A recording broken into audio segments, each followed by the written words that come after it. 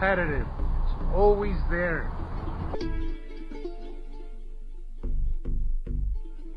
It's always there. The Saturn's yellow moon. It's so obvious. And repetitive. Get with the program, everybody. Get on board because this is real. This is really happening. Look at that. Look at that. Oh my God. This is a hell of a show, everybody. This is a hell of a show.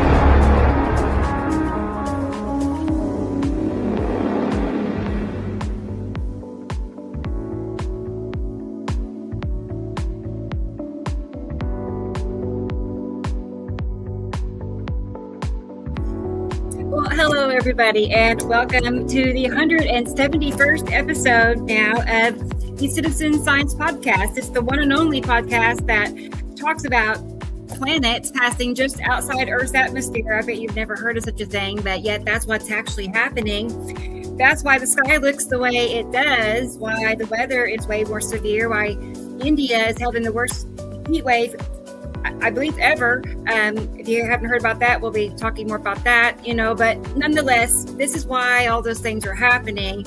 And it's really the biggest story, the biggest secret, and the biggest show, that you could possibly be aware of and be watching. So I'm happy you all are here. I'm happy you found out about this information and you found us. And yeah, we're going to be talking to Sam Hofman. Let's go ahead and get him on here. He's the person that he discovered the binary system and then later disclosed it after a 30-year non-disclosure agreement. Just FYI, in case you don't know, that's what happened.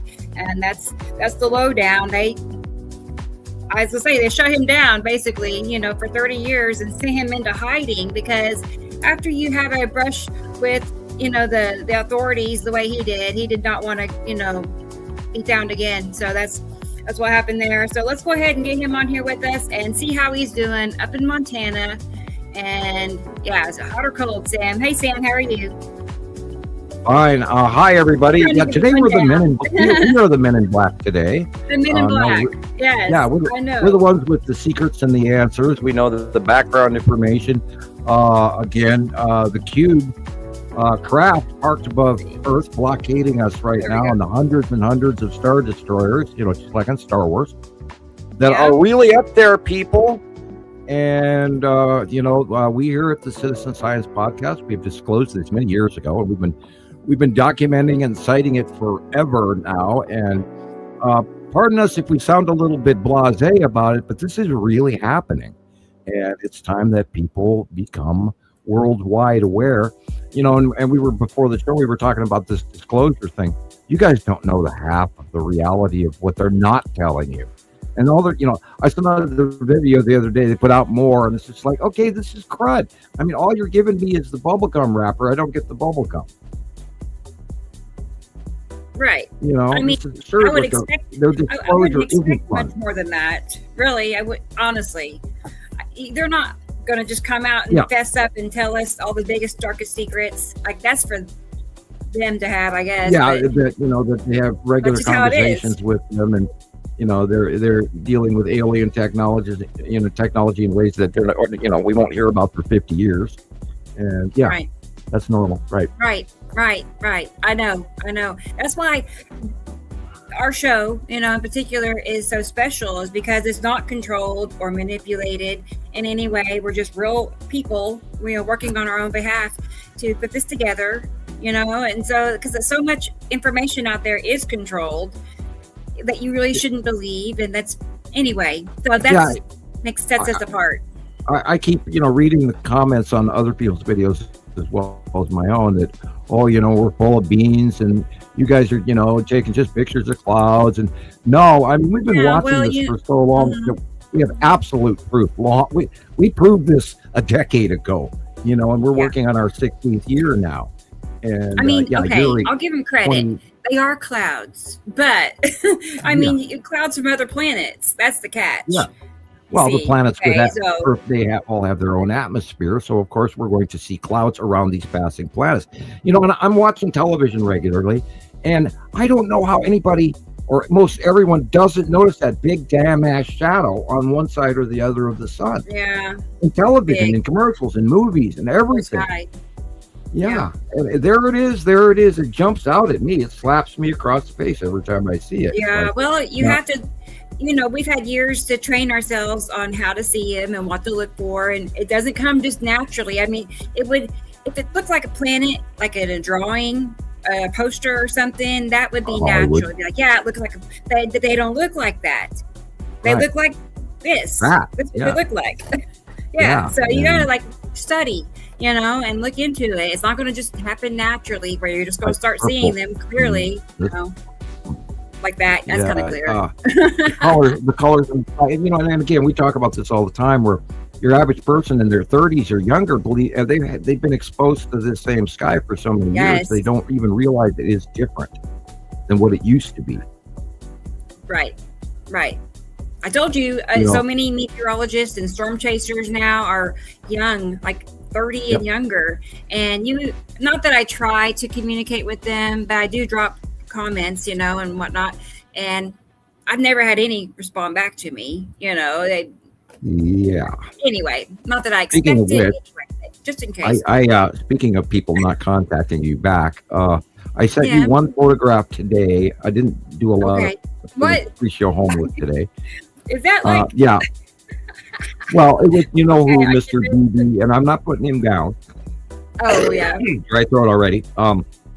But he's asking everybody, what is this photo? So I sent you that photo, and we can show people.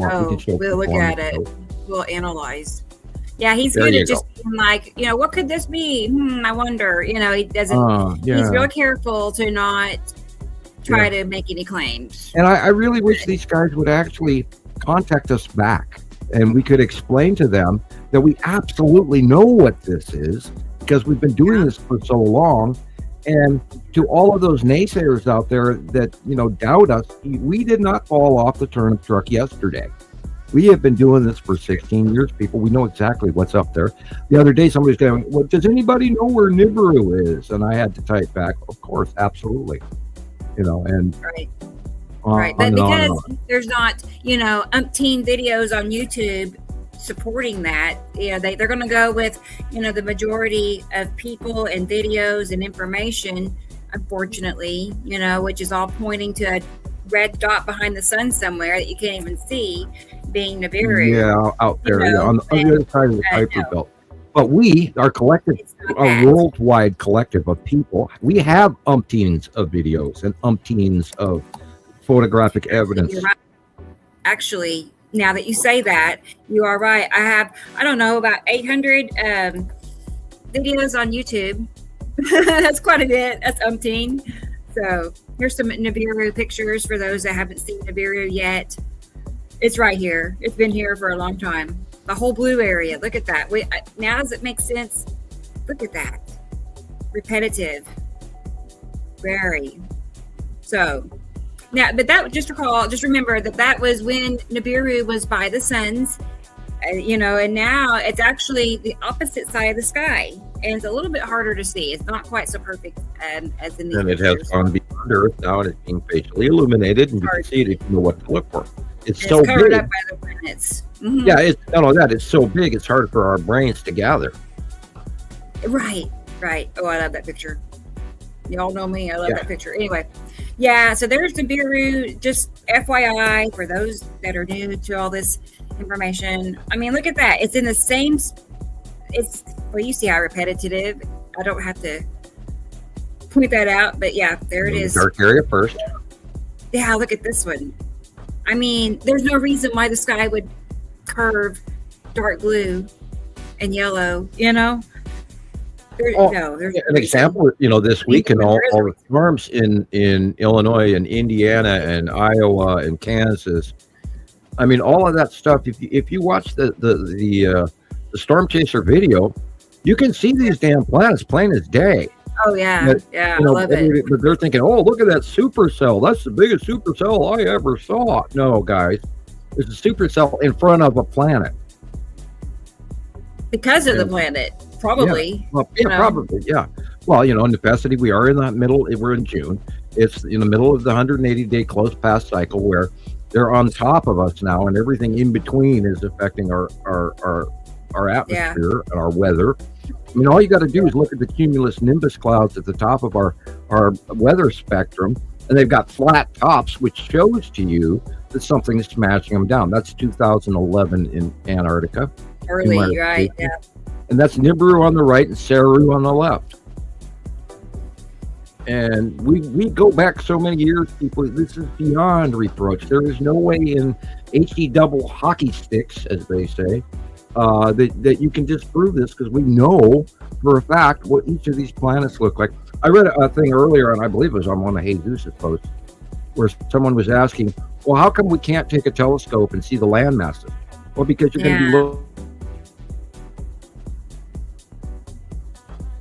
looking at it, you're going to be looking at why now as they're passing us.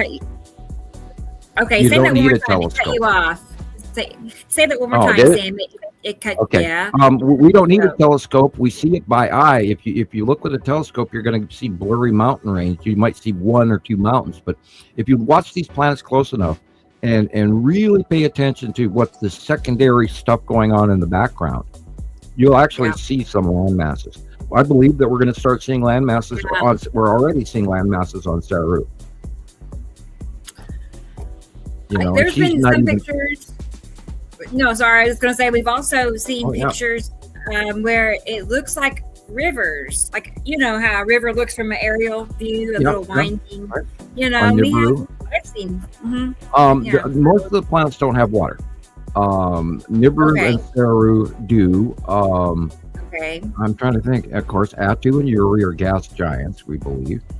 Nepesity does not have any water at all. Neither does Saturn. So now we got a week ago or so. We got probably 2 weeks. We got pictures of the bubbles in the upper atmosphere of Nepesity again. So Nepesity is at a distance where we're starting to see more overall atmospheric conditions, because before it was so close it was cutting off half the sun. So it was so close we couldn't see how big everything was. And now that it's starting to lift up higher, we're seeing old things that we saw in 2018 and 2019 when the first close pass arrival occurred.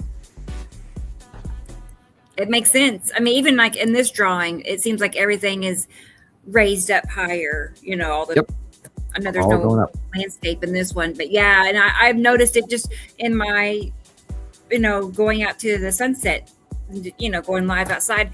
I'm looking up more. Yeah, there's way more things happening just right above my head. Straight up. Yeah, a lot of that's going on, and this is why I put out those, you know, other drawings showing, you know, who's past the Earth, who's above Earth, and who's, you know, in between us and the sun. And it's. I know. I'm getting to the point where I literally want to, you know, just say, if you don't see it, I feel sorry for you, and then leave it at that. Right. No, I know. I mean, we have spelled it out clearly for people to see. You know, I mean, I mean, you know how it is. Like, we put so much information together to make it easy for anybody to catch on, you know, and start following the information themselves. It's, you know, but for many years it wasn't that easy. You know, like it was just us looking at. I felt like I was just kind of like looking at everybody else, like, what in the world? What is that? I have no clue. So, well, but, over time, we learned. We learned what this was. We learned what that was. We learned why this was doing that and why that did that. And it, you know, it took like 4 years to figure out placement and orbit model. And about the 5th year, and so I started understanding more. And then we started gathering more information, like, you know, land masses and all of this. And then the transitions of, you know, going from right to left and in our out view over, you know, cyclic, a year, 2 years, 3 years thing. That took a long time to fathom. Because they're not static, they move. They've gotten bigger, they've gotten smaller. Nibiru went away, then came back. I mean, you know, all kinds of crazy shit has happened. And I've even had to reformulate my opinion of where Nibiru is, because I thought, okay, Nibiru's gone beyond Earth, it's just going to keep going. And that's not happening. It's still rotating and changing positions like it's going around us, and yet it is going beyond us. So it's a combination of both effects, and we're having to take all of that into account. The second star, huge issue. Again, this is why we are going to fry this summer, people. And I really hope you make the wake up call. I've been watching all. About it till, you know, a few days ago, I heard somebody mention it, and then I checked out some videos, and just in one state in India, not the whole country, but one state, they were averaging 8,000 deaths a day. Yeah. You know, so it's really bad. Like it's huge. Degrees, and these people do not have access to air conditioning, most of them. Right. You know, and bad water. Really bad. No, their water is horrendous. Oh, boy. feel they're terrible getting, for they're doubling the dehydration and the bacterial infection scenario. And of course, a lot of deaths are unfortunately because most folks in India burn actual firewood inside their homes, and then they're breathing the carbon at the nighttime, and that creates high pneumonia rates in their children. So yeah, there's a lot of unalives going on. Tragic. We have to say it that way. And that's a small, one of the endless, events that are happening all the time. Oh yeah, like we had a big, the big earthquake in Philippines, Indonesia. Well, let's talk about how many people lost their homes this week in Indiana, Illinois, Kansas. Oh man, your area is going to be volatile again today. Storms. I'm in a hot zone. Tulsa, Oklahoma is, for today. I don't know when. It's looking kind of green outside. We'll see. Yeah, and I'm sitting here coughing and sneezing from all the pollen up here in Montana because it's directly out of California, and our weather is weird. And we have a rotational low doing something over. There's another Canadian Arctic bubble coming over the top of me right now. And so it's mixing in, and that's creating the volatile weather the moment it goes over to the Rockies into Wyoming and eastern Montana and Utah and you guys' direction. And that cold air is bumping into all of this unbelievable moisture coming up from the Gulf of Mexico and off the Pacific, which is going over the Rockies, the Mexican Rockies, which it never used to do. In 2018, the whole weather thing changed for the Gulf of Mexico, and that whole area is turning into a dead zone. And it's going to be, I promise you, the water in the Gulf of Mexico near Florida is going to be 100 degrees this year. Right. It's going to be horrible. I don't know what to say. I know. Well, not only that, with the El Nino, everything like in San Diego. Oh, yeah. In San Diego, they're going to have so much rain from this. It's going to be unbelievable. There's going to be mass flooding in California on all of that burned out area. So they're going to have, landslides and flooding. And they're currently in a big drought, but I guarantee you there's going to be flooding galore all over the United States this year, including a snow event from hell for areas that aren't ready for it, and dry areas. It was good. Sorry, go ahead. No, sorry. I was just wondering, when does it start? I mean, or has it already started? It's already started. Yeah. In winter, but we've already seen the Gulf of Mexico moisture rising up in a manner this year that we've never seen it before.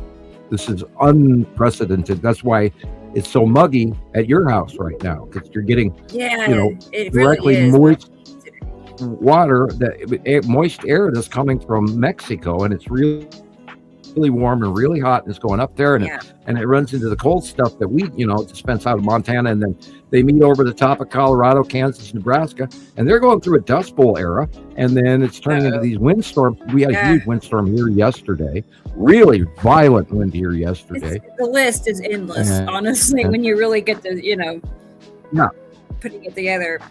I'm just checking because it's 90 degrees right now, and it's going to drop to 75 tomorrow. So we're getting only a nice crispy 71 here, but a little light. It's a light breeze, like 20 mile an hour. That's actually not a light breeze. That used to be a strong breeze. But our weather is dynamically gotten worse, irregardless, and everybody's got a plan for that, because you can know. I mean, again, don't buy lawn furniture. Don't buy those umbrellas. Don't buy that glass top table. Because it won't make it a year with the hail and the wind and the storm, and we just call it flying trampoline season. A lot of folks in Kansas and Nebraska and Missouri and Indiana and Illinois and Ohio and everything, they all lost their lawn furniture. They lost a lot of roofs. A lot of trees came down all over the country a couple of days in a row. That is hitting the East Coast today. As well, they had violent weather on the East Coast. They're flooding in I think it was Indiana, and this is of course from all that storm stuff coming in. So do not expect normal weather this year at all. I mean, warning. Right. I'm checking the weather now. I don't see anything crazy happening near me, but tonight you're gonna increase in lightning. Missouri, yes, kind of. We'll keep an eye on it. I'll keep you all posted. these bow waves Otherwise, of the sunny, sunny and hot. Yeah. And the thing with it is the actual low that is creating this spinning octopus with the arms rotating up out of the Gulf of Mexico. The low is in Canada right now, and it is just wiping out central Canada. And they're having horrendous storms, horrendous flooding, lightning, tornadoes, and the new tornado alley, etc. And now, of course, we're including Alabama and Georgia and all that. That's brand new. So we have 2 new zones. And now Minnesota and Iowa and all of that, they had tornadoes. But now what's coming on, this is supercharged. This is mega. So be prepared, people. Batten down the hatches. Come up with a pad for your windshield on your car if you have to park it in the driveway. Like 2 camping mats or something, with clips on it or ropes or whatever it takes if you want to save your windows. Because we are going to this summer. Going to be bad. No, it's going to be extreme. Yeah, I know. I that'd be a better plan than, I don't know, 3 years ago maybe I was out at midnight sitting in the car under the underpass, which I know is actually a terrible location to be. But because it was a bad storm. If a tornado comes or big gusts come, it funnels and focuses underneath that bridge. It's the worst place you could go. That's where I was. Because then you're getting bullets. You're getting sideways. I wish I could find the video because the sky, it was like about midnight and the sky was just, colorful flashing. It was really intense. People don't think about their sunroof. If you have a sunroof, don't forget that. Yeah. I used to take old quilts and just throw them across, big, thick, old grandma quilt and throw it over the front windshield and over the back windshield. But now I've got a minivan, so there's no way. And I have a sunroof. So it's like, don't forget your sunroof. I was trying to, I don't know. But there is a hospital the other direction. I could have just went to the, underground parking. There you go. I don't know what I was thinking, but yeah, it's all right. Garage. That's the best place. Right. That'd be the best. And not on the lower floors. Always go up to higher, but don't go on the top one. Go on the right. That way, if there's an earthquake, the building won't pancake, and if it does, you're on the top. Yeah. And speaking of earthquakes, the world. Oh God, we had a whole bunch of earthquakes, some biggies, and that's directly related to the sun and the suns, plural. Can't forget that there's 2 suns, people. You can call me crazy, but we've got enough evidence. Proof to that. Yeah. We've been watching this for years. Theory. Right. There's photographic proof for years and years, many pictures of 2 orbs of light side by side, undeniable. You can't just say it's this and that because it's right there. I was, talking to my youngest daughter the other day, and I'm looking out the window and I'm seeing the shadow coming off the pine tree, and it is pointing to the northeast. And here we are, summer. We're meteorologic summer already, although real summer doesn't happen for another week, another 8 days or 7 days. Right. 8 days, 9 days. Anyway, the 21st there it said it. But literally, we should have the sun at high noon. It should be directly over our heads, and it is not. And the angle of the sun, where the sun is wrong, people. And start there. If you don't believe what we're telling you, start there. You tell me why the sun comes up in the wrong place and why it sets in the wrong place right now. I dare you to look that up. There you go. I know that's a common issue, where the sun is moving around and the moon is moving around and things are not where they're supposed to be. And Earth is wobbling. That's sweet. Yeah, Shiloh said to me, I know that Earth is tipped, Dad. She says, I can see it. It's like, I didn't even have to, she knows that already. And they try to avoid this information, and yet, they're aware that the sun comes up in the wrong place and it goes down in the wrong place. And that should be worldwide known. And I don't even know why nobody talks about any of these things that, we spent years digging through scientific evidence. Sharon the other day mentioned the year that, it was probably several years actually, where the Antarctic didn't go dark. And that blew over everybody's head. And it's like, how could you miss that? Same thing. How can you miss the dark shadow in TV commercials to the right or to the left of the sun? I mean, you can blatantly see it in shampoo commercials, in clothing commercials. You can see it all the time on television now for over a decade. And if you're not noticing this, it's really, really, really happening. So you're talking about like hidden symbolism. I didn't catch. No, they're filming normal. You know, they've got their actors. Oh yeah, on the right. And they're filming, and you know, they've got the guy standing next to the boat, and there's the sky in the background. And there's a big freaking dark shadow to the right of the sun. Yeah. No. How can you miss Usually, I see it. You know, like cops wear hidden cams. You know, on their uniform, a hidden camera. Anyway, I catch those videos. Yeah. Every so often, and I'm sitting there looking at the sky and the planet versus the action happening with whatever, you know. Right, me too. So, I do a lot of sky watching and TV commercials. Yeah. Well, you know, we spent 16 years doing this, so we're brain trained to look at the sky first, and then the actor and the toothpaste second. You know. I know. Or the guy getting arrested. We should get others on here with us. It's been a good visit. There are other people in the planet besides there are other people that have things to say too, and we have a surprise guest. It's kind of a surprise to me. It was the last minute, and I asked, and he said yes, and I'm like, cool. That worked out well. So I'll keep it a secret for now. Okay. You know, I like my surprises. Thank you. Right. And to our other experts, I apologize. I apologize for leaving everybody in the green room. I was going off. Apparently, I had me coffee today. Oh, well, great. It's going to be one of those shows. Okay. Let's go ahead and get Gillian in here with us, our friend all the way in Scotland. I would love to go there and just see her and see Scotland. I would love that. I would love it. Maybe, you know, we got to do a show there. We'll do a Comic-Con. If we could ever all get together. Yeah, if we can afford it. Room, and we would definitely have a show together. Wouldn't that be fun, y'all? Of course, then we'd also have to worry about passports and immigration and all of that. I mean, right? It'd be her coming to us, you know. Yeah, it would almost be easier to get her here than us there. Right. Yeah. Yep. But we want to go to Scotland. Gillian. I know. We need an excuse to go to Scotland. All right, here she is, Gillian Watson. Hey, girl. There she is. How are you? Snack time. What's going on in Scotland? Tell me if it's hot or cold. I haven't talked to you all week. I know. I've been trying to get hold of you. But I only tried to get hold of you tonight because, Scotland has been like very variable. Sometimes you get actual moments when you can see the things going down at sunset.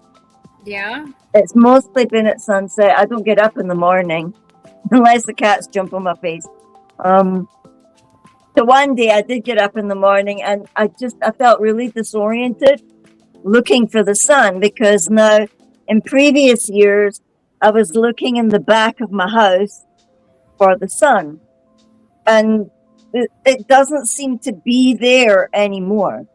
You can't see it at all when it comes up, and I was a bit disoriented. So I think that something moved again. I mean, this whole week has felt really off. It felt really off, like and the rain as well. It'll just go mad and it'll dump a bunch of rain on you, and then it stops, and then it goes like it flips back to, we're meant to be warm. It's meant to be like summery, you know.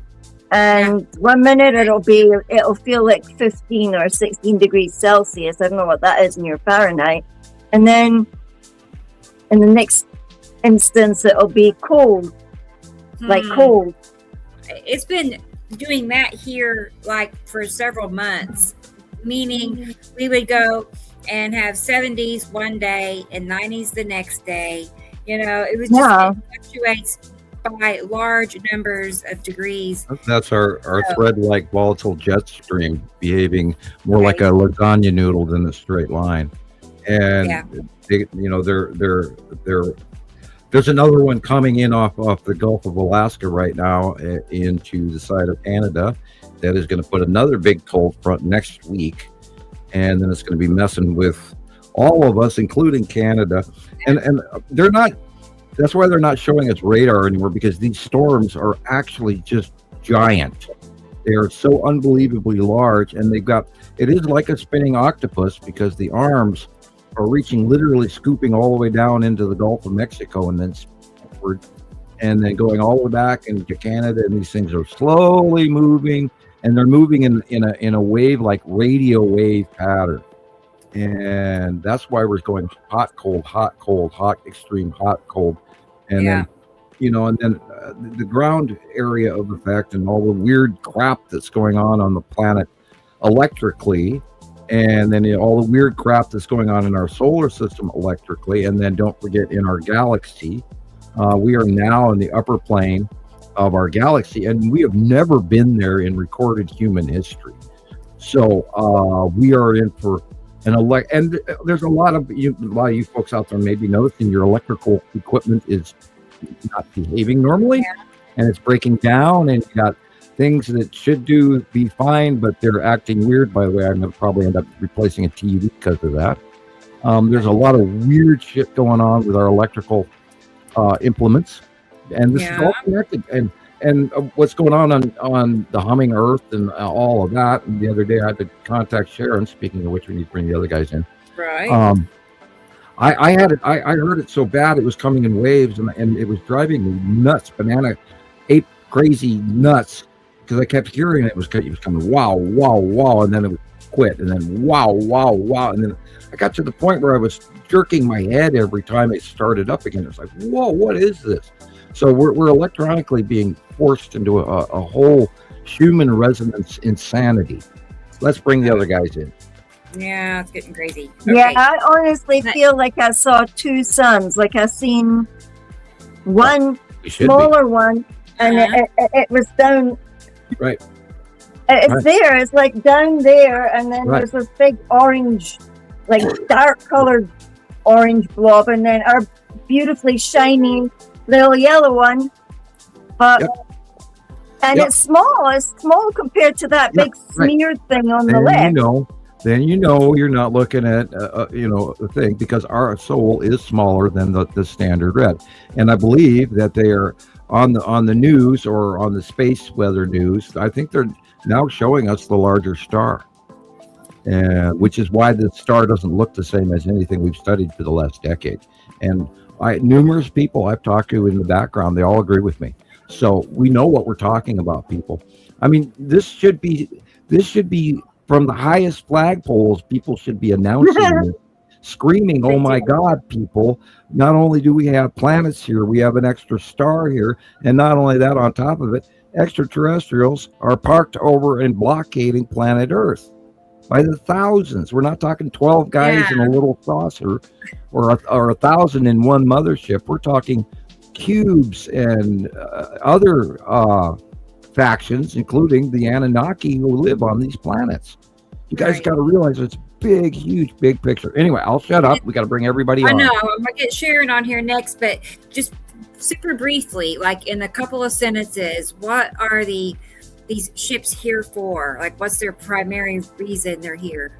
Well, they collect the commodities, and I'm sure that the Federation wants to slice their taxes or their pie or whatever, because we are a factory planet, and we produce soft metals that no other planet in any nearby area of space within their influence, and depending on one faction and the other. And that's why we were placed here in the first place, is we service commodities to the larger solar system. We're the factory mining planet that feeds the other older civilization people. And the cubes and the intergalactic other factions are also here to get a slice of that, that market. It's way bigger than you can imagine. And this information comes from off world, so maybe you should listen. Wow. Okay. Let's get Sharon Samuel, can I ask quickly? I know Sharon's coming now. That'll be good. Do we have we been able to see the skull? Yeah, because it's like it was like I've seen it on the site. Like I've seen it on the site. We're seeing a bunch of the skull's been seen a lot for the last couple of months, but it's getting smaller. So it's a little harder to Yeah. locate. And you got to catch it seem at the right small. time before Attu locks in and starts heading to the north from the west. When Attu heads in from the north, it kind of blocks the view. But remember, the skull is between Uri and Attu. So if you have a view between Uri and Attu, you can see the skull.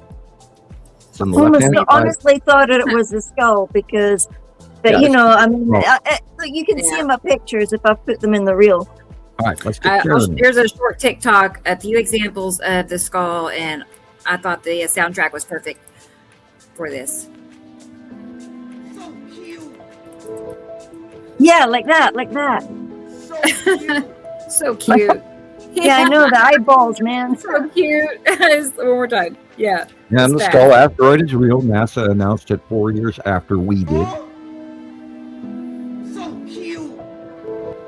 So cute. Yeah. I know. Oh my god. Ugly, Yeah. He's so cute. ugly dude, man. I know. Oh boy. So cute.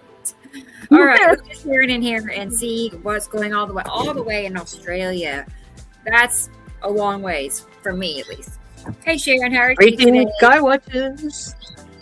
Good to see Hello, you. good morning. I've got Good my plasma morning. ball with me. Oh, Yeehaw. nice. Yeah, that's nice.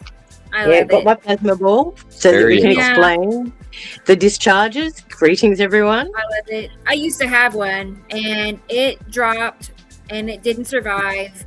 And it's like that was the thinnest glass I had ever cleaned up. You know, You as know, far as Mm-hmm. Yeah. Spencer's used to carry a lot of those, and now they don't carry them. And I was like so disappointed. I actually went to go buy one locally, and they don't carry them anymore. It's like, that's the coolest item you had in the store. Why are you carrying it? yeah. Yeah. We're Well, at- I can't help myself. Right. I've got to collect everything that relates to science because Yeah. I do believe that explaining things verbally is okay, but when you show somebody and get them to feel Right. it, touch it, and Right. manipulate it, they learn Yeah, so much I'm- more from it. That's how I have to be literally shown graphics in order to really hold things in my head. If you tell me verbally, it is not going to be as predominant as actually seeing the basic pattern. I'm a pattern watcher. If you lay out the pattern, you can't forget it. Exactly. And science is like that. You have to match the patterns. Right? Hidden That's what we do. patterns, pretty planet. Because they all fit together. And I've mentioned that before. It's all like a big jigsaw. Once you get one, they all sort of slip together. I shake my head and I shake my head and I'm watching TV and I'm watching people, living in society, driving their cars and going to the stores. And I'm sitting here staring at, Attu and Attu's moon or the red asteroid or whatever. I'm going, don't you see that?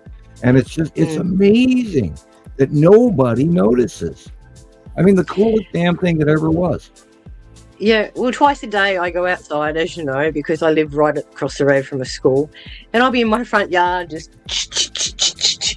People will look at me as if to go, what on earth is that woman doing? Not one person approaches me and asks me, what are you seeing up there? Why are you out here every day? Well, at least the cops haven't been called on you lately. The White Brigade, Yeah. It's been a busy week, guys, with everything going on. It's supposed to be winter here, and we're getting temperatures in the 20s, so we're up in the 60s, like you, Rebecca. So it's really evident that things are heating up. Even though we had the first dump of the snow last week, nothing. It is so warm up here now. I don't think we have any clue what's coming. I think it's only going to just get scary. July, August. I think we're going to just freak out. What do you mean? You think we're going to fry? Yeah. Sorry, Yeah. Sharon. That was my prediction from December last year. I said this year we are going to, I am pretty accurate and I kind of know what's going on out there. I do study and I'm not doubting your opinion, but yeah, we are. We only have to look at the water levels of some of these reservoirs too, how low they are right now. Yep. We're going to see flat zone in Hoover Dam this year, and the Colorado River is going to go way faster. And of course, all you have to do is look at the past. What, in 1936, 37, 38, 39, in the Dust Bowl era, the Mississippi River dried up to record lows, and now we are past that. What the record lows were in 1937 and 38, and literally the Dust Bowl era kicked up right then and there. And this happened, people, 2 years ago around the world, and now currently the Amazon is in drought. Colorado River gone. Yeah, the Amazon alone is a planetary emergency, and it is the lungs of the being earth. talked about. And we, last week we were looking at the smoke coming from South America, and I should look at it and check it again now that I'm thinking about it. But I guarantee you they're having huge forest fires in South America as well as earthquakes again. And we'll talk about earthquakes in a little bit. But go ahead, you guys. Do we have anybody else coming in, Rebecca? We do. Let's go ahead and get Jesus in here with us. And look this up Chris will be real quick. joining us in a little bit later. Just not too long, but in a little bit. So let's go ahead and get him in here. Hey, Jesus, Marquez, and Utah, how are you today? I'm good. Also, Good. a little confused with the weather. It's just been, it's been so odd. Yeah. I don't understand Welcome to the how crazy it's club. how it's not a topic of conversation yet. Among everybody in general, like when I get 20 people in my car a day, 15, 20 people, and I have not heard anybody say, I think the closest thing is, oh yeah, our weather's bipolar. Really, dude? What? Seriously? Like I've been, Yeah. I Well, don't you even, know- I can't even, I don't even know what to say to something. I don't know. Wouldn't But- you say, sorry, I was going to say, I'm just going to say real quick, they're not alarmed because the media is blowing it off. Yeah. The weather guy is cracking jokes about it and whatnot. So they're Yeah. like, And they're giving it a name, also, Rebecca. They're giving it a name. I heard somebody say once, well, I'd be a lot less afraid of it if I knew what it was called. That's basically society. Give it a name, and they just kind of become safe, and they just become, in their mind, it becomes safe because it has a name. right. Well, But it is alarming what is happening. I have Desensitized. Yep. never in my Desensitized. life have seen such erratic behavior in the weather patterns. The sun is basically. Yesterday, I called my dad, and I gave him a piece of my mind. Like, dude, how? You've always taught me about this stuff. How are you not noticing what's happening? How are you not noticing that the sun is freaking in the north, basically, yesterday and today? And it's been like that, like, where even if we were still in our winter orbit, which we're not. Well, I mean, technically to the 21st, but I mean, it would be. It is so off. It's not even funny, and I don't understand how nobody is saying anything. Nobody's noticing anything. It's so frustrating to me. It will always drive me nuts. I know it's part of being awake to this. Realizing that not everybody's really interested in this topic, but it still drives me nuts. I just don't get Welcome to Reality 101. it. Jesus, next week I'll be sending you your business cards, so you'll be able to give them out. I was looking for my QR the other day, and I couldn't find it in time to give it to my I'll send it. passenger. I've got it saved on my computer. I'll send it to you. Oh, That way you can just screen it. because what happens is I start making videos, and then it takes me like 5 attempts, right? And during those like 5 attempts, I have like 10 videos that were made just to make that one. So before I know it, just gets buried in my photos, So I should have saved it. I should have saved it in a folder, but I didn't. It's all I right. I'll know resend some of us Mm. I'm just such a chaotic thinker as well. I take about 92 pictures of the one area and think, how can people not see that? How can you not see the head of that planet? To me, it looks like the head of the planet going dum, dum, dum, dum, dum. Yeah. Like the sun's out, and it's just going it's almost- past like hello. Jimmy, it's almost like the planets are saying, hello, everybody, I'm here. Like, are you ever going to acknowledge me? I had somebody recently tell me one of my videos, one of the videos that I They sent must be getting so affronted. They probably feel like geez, didn't I do that right, man? These little humans aren't seeing me. This is ridiculous. I think I'll go past again. Yeah. Then. Yeah, they're basically announcing themselves. They're not hiding from us. We're hiding from them now. Here, I thought I was the silly one. We are a little bit crazy, Sam. We have to be Yep. to even begin to fathom this stuff, but that doesn't make it any less real. Gosh. But that's Right. probably why they brought out disclosure, so that we'll do the Nibiru 101 for the dummies. It's an introduction to them, so that when it does happen, they won't freak out as much. Oh, you really think they won't freak out as much? They'll probably. Yeah. Well, their They're gonna brains will beat just me up. pop anyway, so that's all right. We'll be standing there going, "Hi, pick me, pick me." You're waving like, over Yeah. here. I've got a farmer's field. I I've got already went pictures through that of one. you. Look. I know, Sam. I found out the hard way that that chasing after a UFO going, "Hi, greetings," is not a wise idea. So if you're lucky, you will never ever meet an extraterrestrial face to face. I hope not. Yeah, Why? Yeah. He's like, cool. Well, No. It's anything It like may the not Predator. be. No thanks. Yeah. we think we're ready for it. We think we No. can handle it. Oh, I can handle this. And I can tell you, and I've had many different occasions, face-to-face meetings throughout my life, and I felt so horribly bad for inviting my friends to follow me when we had the abduction with the camping thing. And if you guys don't know the story, you can go back to any of my older videos from Radio Wasteland to any of our 100 and God knows how many 171 shows. And I've talked about it in the past, so I don't want to go on that part. But the point was, for years I felt so guilty for thinking that way, that hey, hi, we see you're landing and all of that, and going forward and walking into that scenario more than I should have. And it's almost, you could probably look at like survivor's guilt or something. But once you meet them and realize that this is a real thing, you go through a brain argument for many, many years afterwards. It really screws with you. I'm glad you didn't end up in the psych ward. Yeah, I had somebody that was asking me questions here in Lolo, and they said, "Are extraterrestrials real?" And I go, "Absolutely." And they don't believe you. They look at you, and that's when they look at your eyes to see if you're lying or not. And I can absolutely tell you that there are so many life forms out there. It is beyond your imagination that there's. We talk about this all the time, but I don't think people even realize that there's billions of galaxies.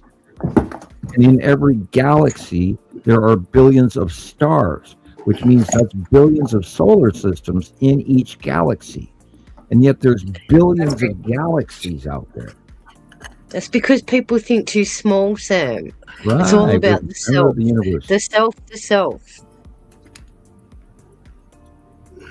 Yeah, that's the one thing about the movie. The girl goes back to the nunnery, because she needs somewhere to hide. And she says she actually phones her and says, "Sister, do you think that God just made us?" And she said, "No, I think that would be foolish to assume that when it's so big out there that he would have made only us to enjoy it is kind of wrong, because you bring up a strong point there. That's a particular word that you used was God.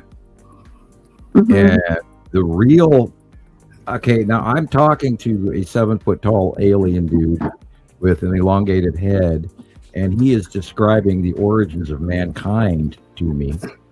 And we were not created by God. And this is why, if you look at any of the public disclosure that is going on in the UFO in the United States government right now, look who they're focusing on. They're not focusing on the Buddhists. They're not focusing on the Muslims. Who are they focusing on? The Christian nationalists, the Christians, Catholics the American specifically. Catholics, and the Methodists, and and all of that. And the reason that they're focusing on that is because they know some of the facts, and they know just how much damage this is going to do by that of the word. I'm sorry. I'm really glad that you brought this up because I've been meaning to ask you if there's something that has to be related, right? Like the you know that part with you know with the Nibiru, the Anunnaki, all that being here. Right. It has to be like it has to be related. There's most of the circus that we're seeing has to be related to that on some level or on one way or another, right? But there has to be one of them too, right? Religiously, I think religion is a big part of it, right? Well, let's go to a sci-fi movie writer's basis point of view. Okay, you're going to write a sci-fi story, and you have this floating rock out here that is full of titanium, and so you are living on this high-tech planet, and you want to send people to go mine that rock floating out there in space, but nobody wants to volunteer. So because the conditions are so harsh that you end up wasting your time and it's not productive. So you create a small robot race or a bio race that is controlled and regulated, and then you send them with your technology to that rock where they mine all the titanium, and then they send it back. That's exactly what we are. Mankind, and this is where it hurts the Christians, mankind was not created by God. We were created by, and I hate to tell you guys, you all throw books at the radio or the TV or whatever, like they used to. That's the 70s joke. Well, here's something for you, Sam. We never had titanium until 1954 with the Roswell crash. Right. It's in the science books. We've never had titanium prior to 1954. Well, we can make it now, but yeah, and we didn't understand it. And all those spaces in the periodic chart that are empty were filled in by Roswell. Yeah, well, not only that, but there's a whole bunch missing yet in between. Well, we had that chat about that scientist who was totally disregarded. Yeah, there was one who found 20 elements in the gas phase, remember? Right, exactly. And there's all of these missing knowledge, like we're just now learning how to stack carbon fibers, which are stronger than anything in the universe, and yet they're micro thin. Mm-hmm. So there's so much that we don't know, and then so much that we do know, but a lot of this technology is not being shared with us because I hate to go here all the time, but we are so unbelievably lied to and controlled and we're paying all of this money out to these governments and these people who are living these lavish lives beyond our wildest imagination. And the money, and this is why I get political and, an activist and start screaming, we've got to stop all of these rich people. And I don't want to say that every rich person is an asshole, but my God, we've given too much power to the rich. We've got to change our way. I think government has to go in general. I'm one of those. I heard it very. I'm one of those. I don't believe in government. I think they all need to go. No. I think very interesting. We would have more cooperation between humans if we got rid of government. We can't also open the avenue for a new world order either, because that's humans have generally been more. Well, then they will treat it like robots. More cooperative until government came by. Well, here's a quote for you that I heard that was really interesting. We grew the fruit trees. Then they took the fruit trees and sell the fruit back to us. Water was free. Now they put it in bottles and sell it back to us. The land used to have no borders, no boundaries. They put the lines around it and told us we had to purchase.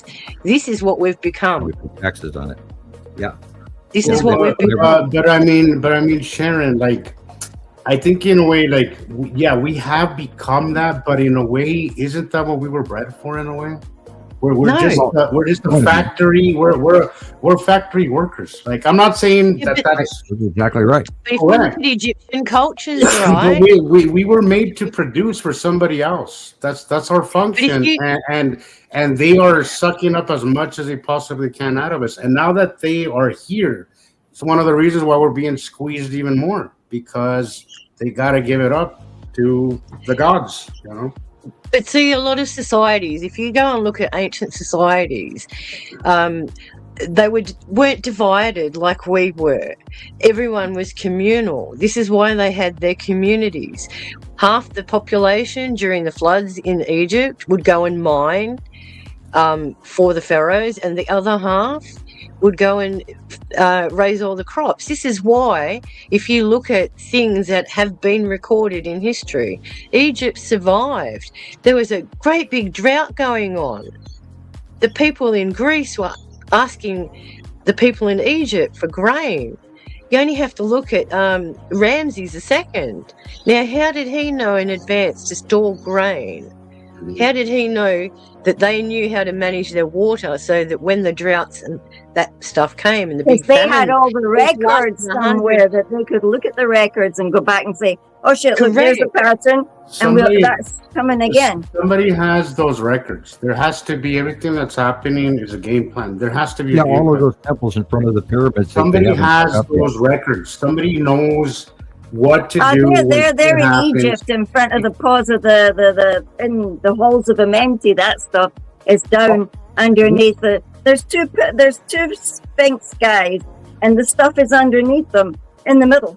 There are brand new LiDAR space from the British government that was just released.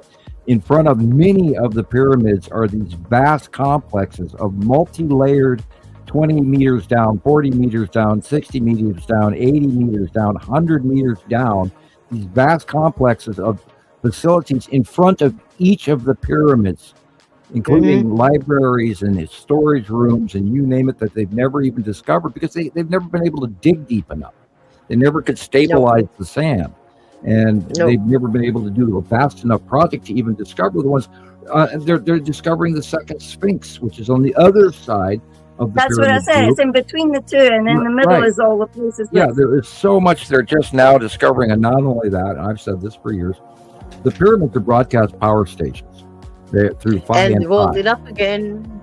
The Schumann resonance. We're getting pulses from Sagittarius A that are igniting all the pyramids in the world. This is why we're getting the pulses with the Schumann resonance right now. Yeah, it's bouncing.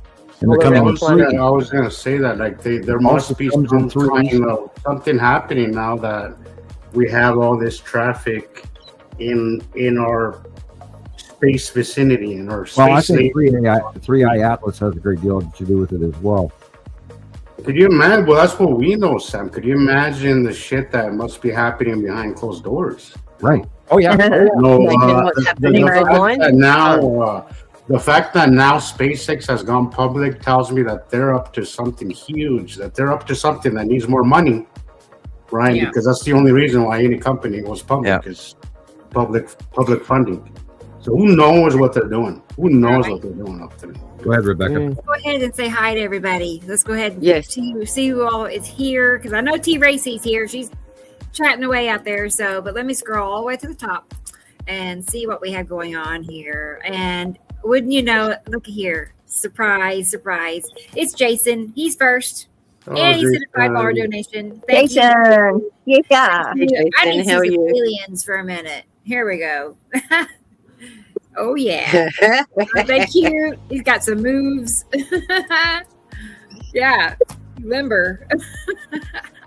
I wonder if that hurt shaking his head like that. Right. Yeah, neck problems. They're all cute. They're all doing great. But thank you, Jason. Congratulations. That's quite the noggin, you know. That's kind of yeah, I mean, in that movie as well, the alien that they've got is a big alien, and it kind of reminded me of the guy that Sam said he talked to. And there's a beating, and the girl goes up to him to see what he's saying, and he says, "Just listen."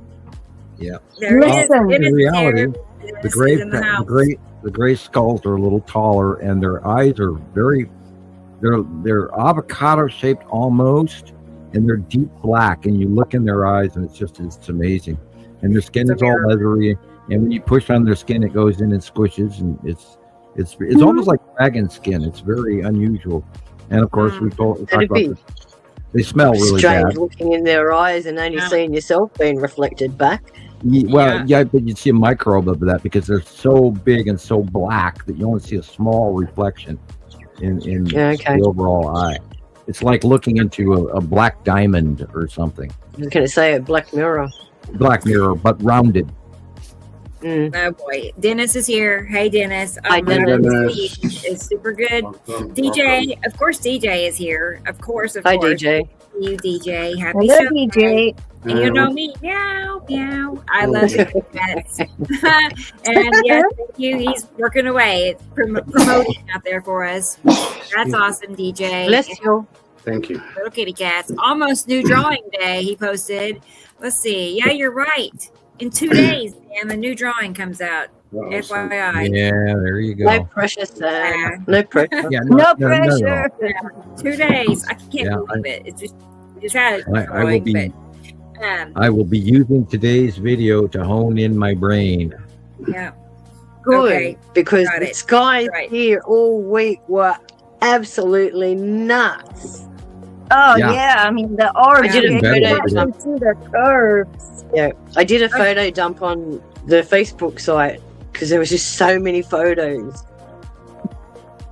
So, Yeah, it's Yeah, you absolutely can't insane. stop, Right, can you? right. Experimental No, wait, is here. Good to see you, experimental. We need one of those auto flashes. Experimental. But I'm gonna wave to her because I'm freezing up. But Sharon McKee is here. Hi, Also, Sharon. Scotland, Sharon. So good to see you. Very Yeah, I know Very she's much also seeing the edge of the football mania because T in a Racy. few hours' time the Tartan army are going to be going to war with Haiti about Oh, the little no. ball in between the Boy, two. no goody. 22 Right, boys right. running up and Hey. down, up and down, up and down. Oh my Yeah, God, I hope listen, we win. T It's Racy. never going to be the same again tomorrow if they don't win. Nah. Somebody has soccer fever. But I'm happy she's here. It's always good to see T Racy. And Hey, T. Racy. there's a lot of names here. David is here. Wonderful. Awesome.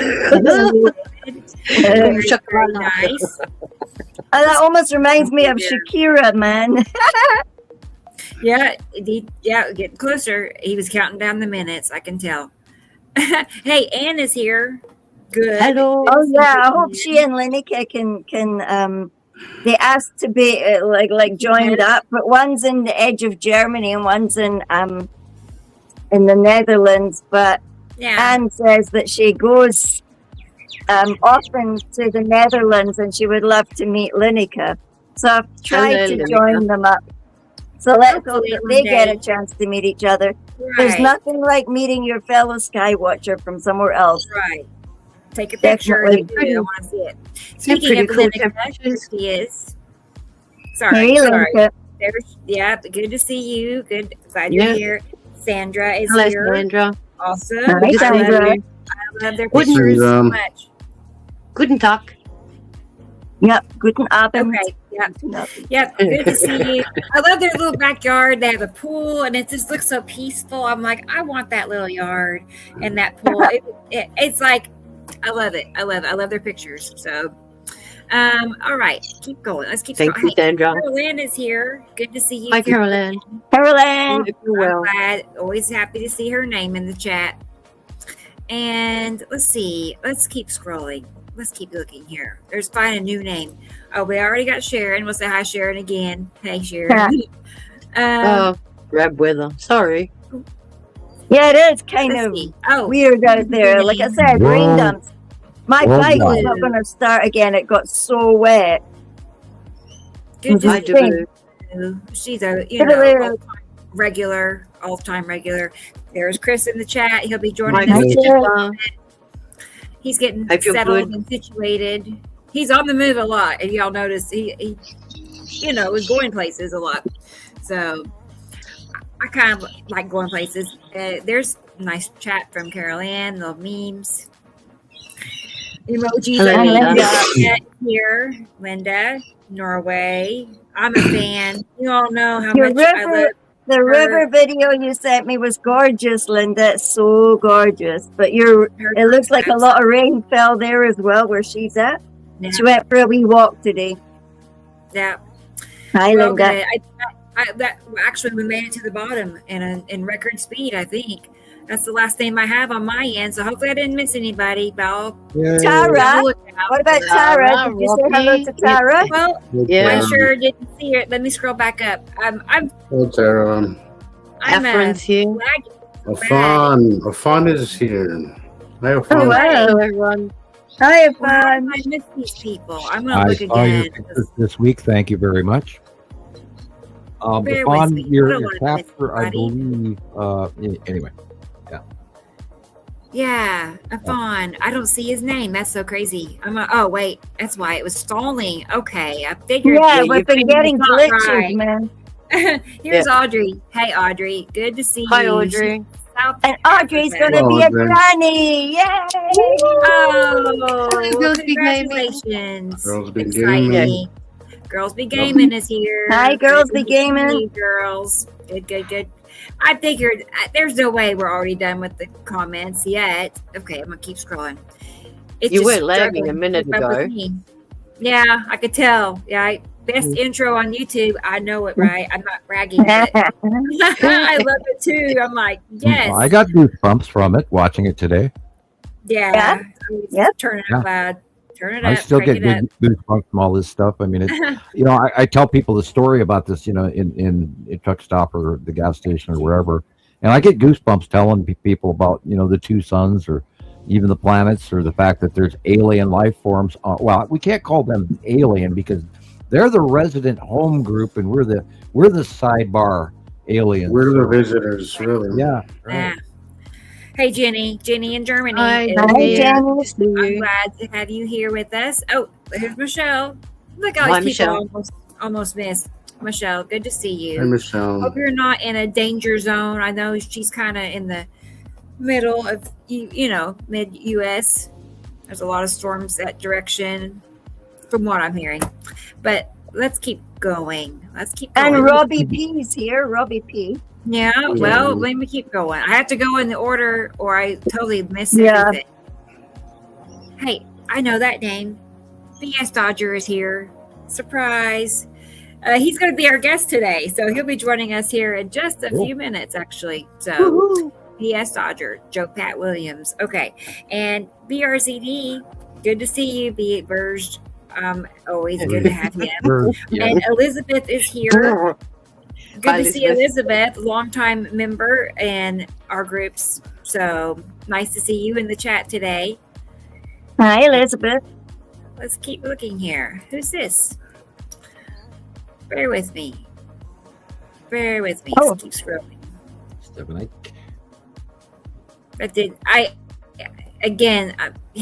doing that again. Oh, okay. And Yeah, I tried reading this. is this I a have real no idea. comment or not? I could not And make I'm like, sense of this I comment. don't know. I couldn't make sense of it. Yeah. Huh. Osiris, you're still begging prior screening to get away from the personal calling, then it or not. Oh boy.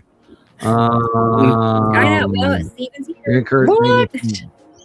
Good grief. Carla's here too. Hey, Carla. That was a mouthful. good to see you, Carla. Whatever, Hello, Carla.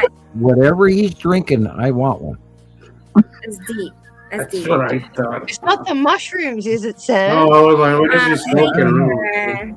I found I mean, her. that was pretty I'm deep. down here. That was pretty deep. I was trying to fathom, She made it. I wondered if it was actually like a double meaning because I wonder when stuff like that happens.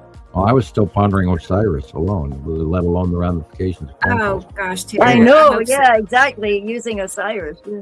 But don't do it if it's too hot, Tara. Don't. Yeah. But You've maybe got- for like a you've got- minute. You've got another person, a new person called John. Yeah, there's Okay. John as well. John Adams, Yeah. is it? Yeah. Oh, Okay. yeah. I'm still scrolling. It's a mile long list here. Oh, here we go. John. thought we were and- done. Brendan. Brendan's No, here. no pressure, Tara, but that would be nice to see. Oh, It would be well, good to see Tara, John. yeah. Yeah, we had fun the Brendan's last here. time. Brendan. Hello, and Brendan. Brendan is here. Hey, Brendan. Hey, Brendan. Awesome to see you. And let's keep looking. Who am I missing? Am I missing anybody?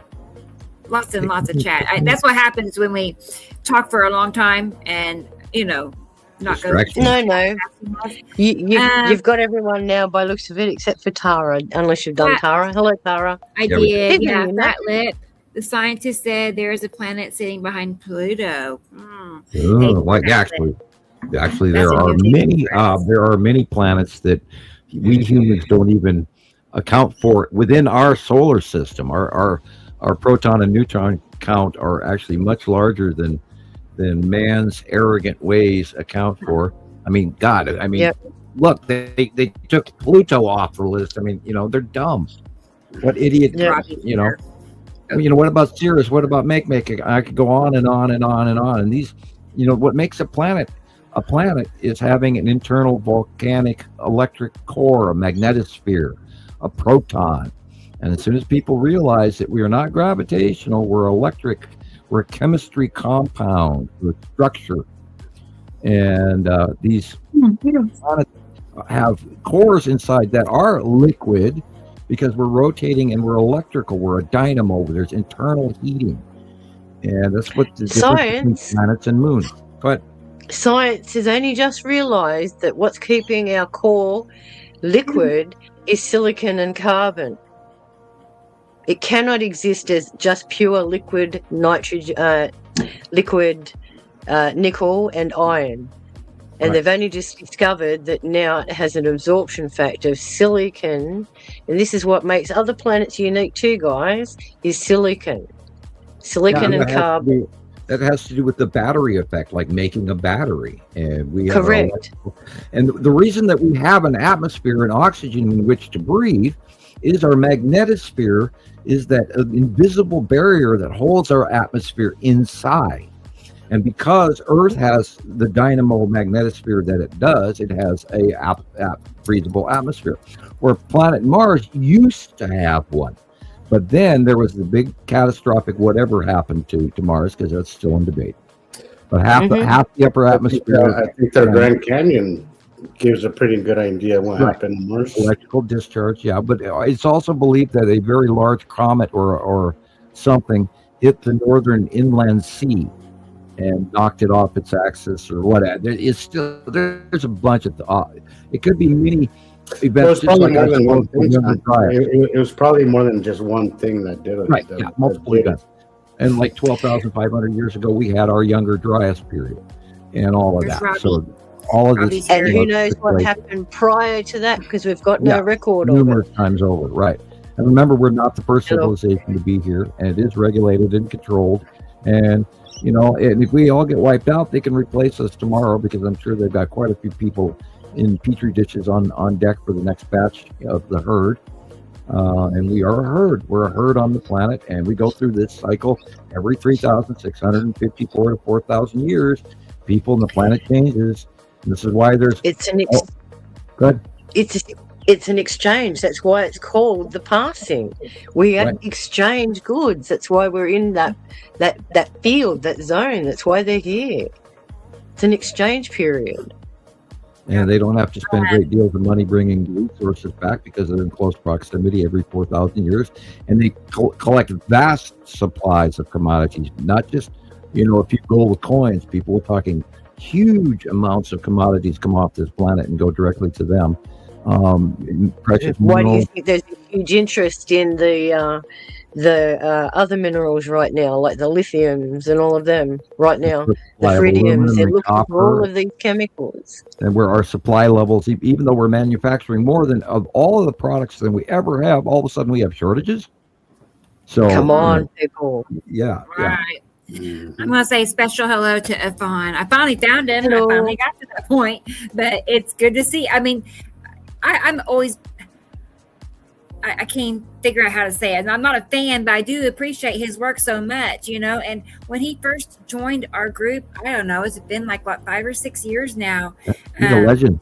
He was, he is. And he reminds me of Christopher. It was like another Christopher, but we found him before Chris. But anyway, he was just immediately like sucked into it and wanting to know all the answers. What's this? What's that?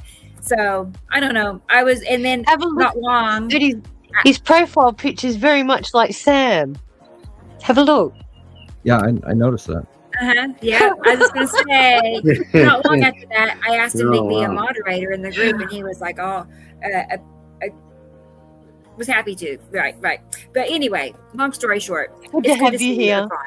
Yeah, I'm happy to Cool see profile your name. picture. Well, Yeah, but you always know, Rebecca. You always know when it's going to be somebody who actually is going to hang out, like actually real, like really into it, or who's just kind of passing through. And with the fawn, I had the same feeling that I had with Chris, and even like with Tara. Even Tara, I just knew that she was hooked from the moment. Right. Also, that she found this stuff. But a fawn, the same, and it's interesting to see that.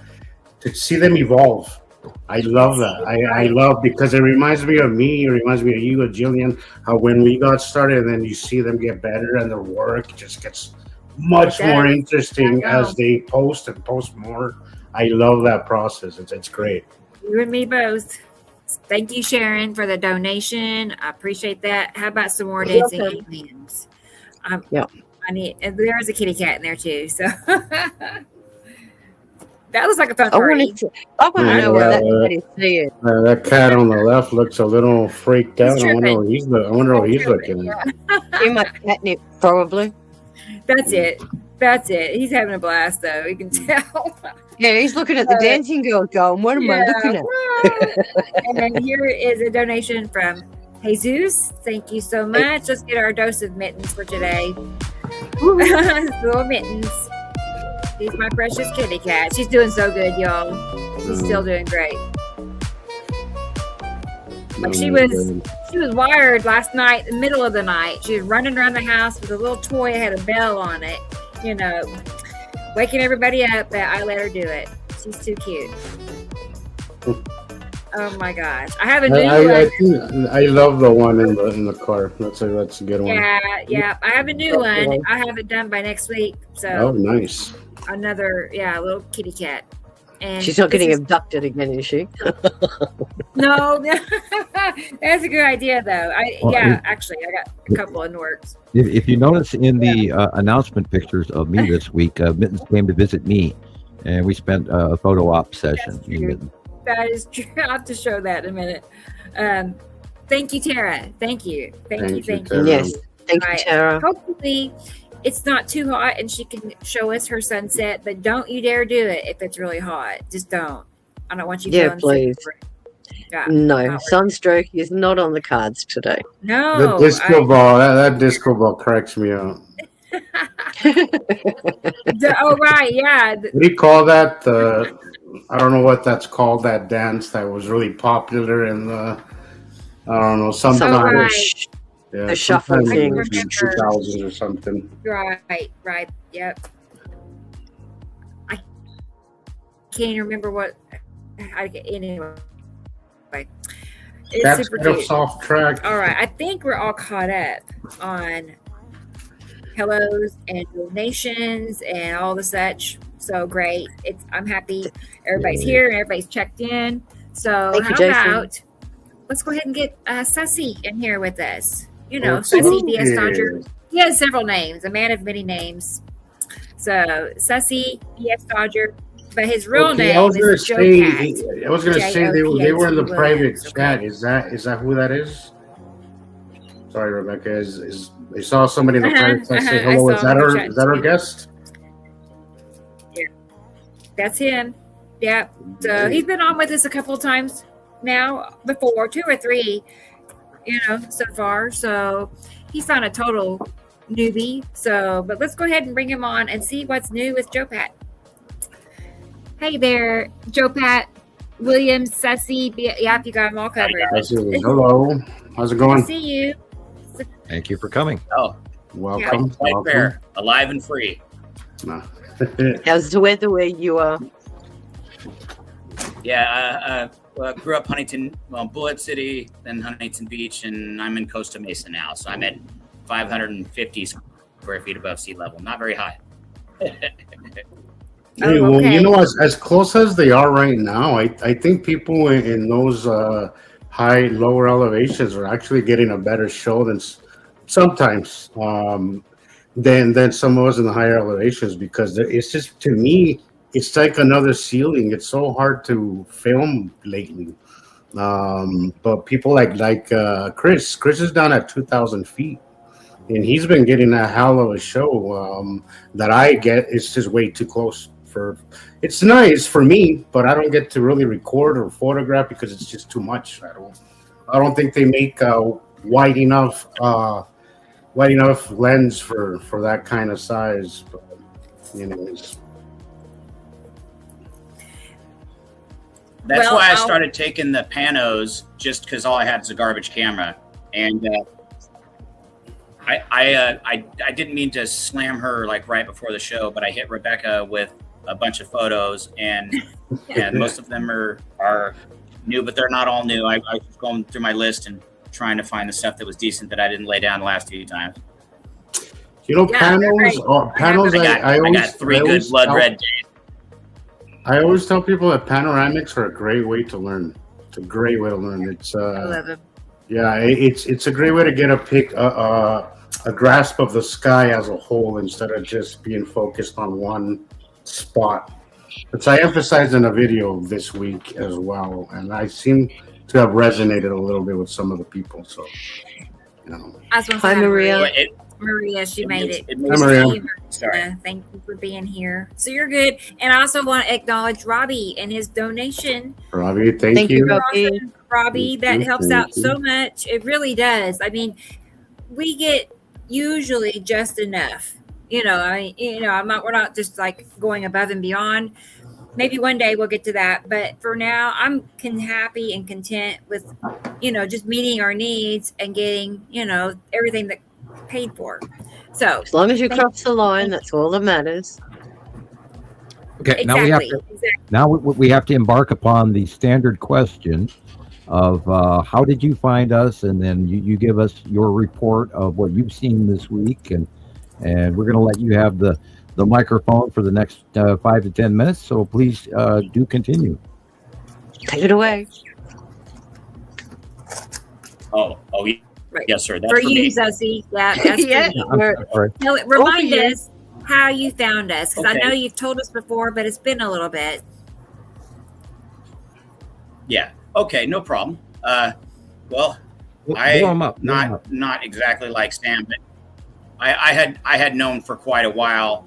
I found you guys in August 2 years ago. I was actually told by my crazy aunt. She saw, those planets or whatever, and then led me to it.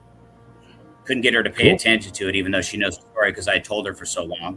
But very, whatever. It's cool, and then it's fascinating, and it's interesting, and I devoted a whole lot of time, hours before sunset and hours before sunrise to go out and see what I was going to catch or whatever, because I could feel it in my gut. And then I had seen the red and the blue Kachina in 2015 after taking what I could pick up off the internet, starting with 1947 Carlos Ferrata, and 1983 the last thing issued in Popular Science is the mysterious heavenly body found, and that's the stuff that got me interested. And then my dad was dying of cancer or whatever, he was getting chemo, and that day I saw the red and the blue Kachina. So from whatever month that was in 2015, I've known for sure it was a fact. And then I got lucky to find your channel because I was already quite interested, and then I've learned so much because you guys, Sam's got some real solid perspective like I have never seen before, and it's the most astonishing subject matter that I've ever investigated myself.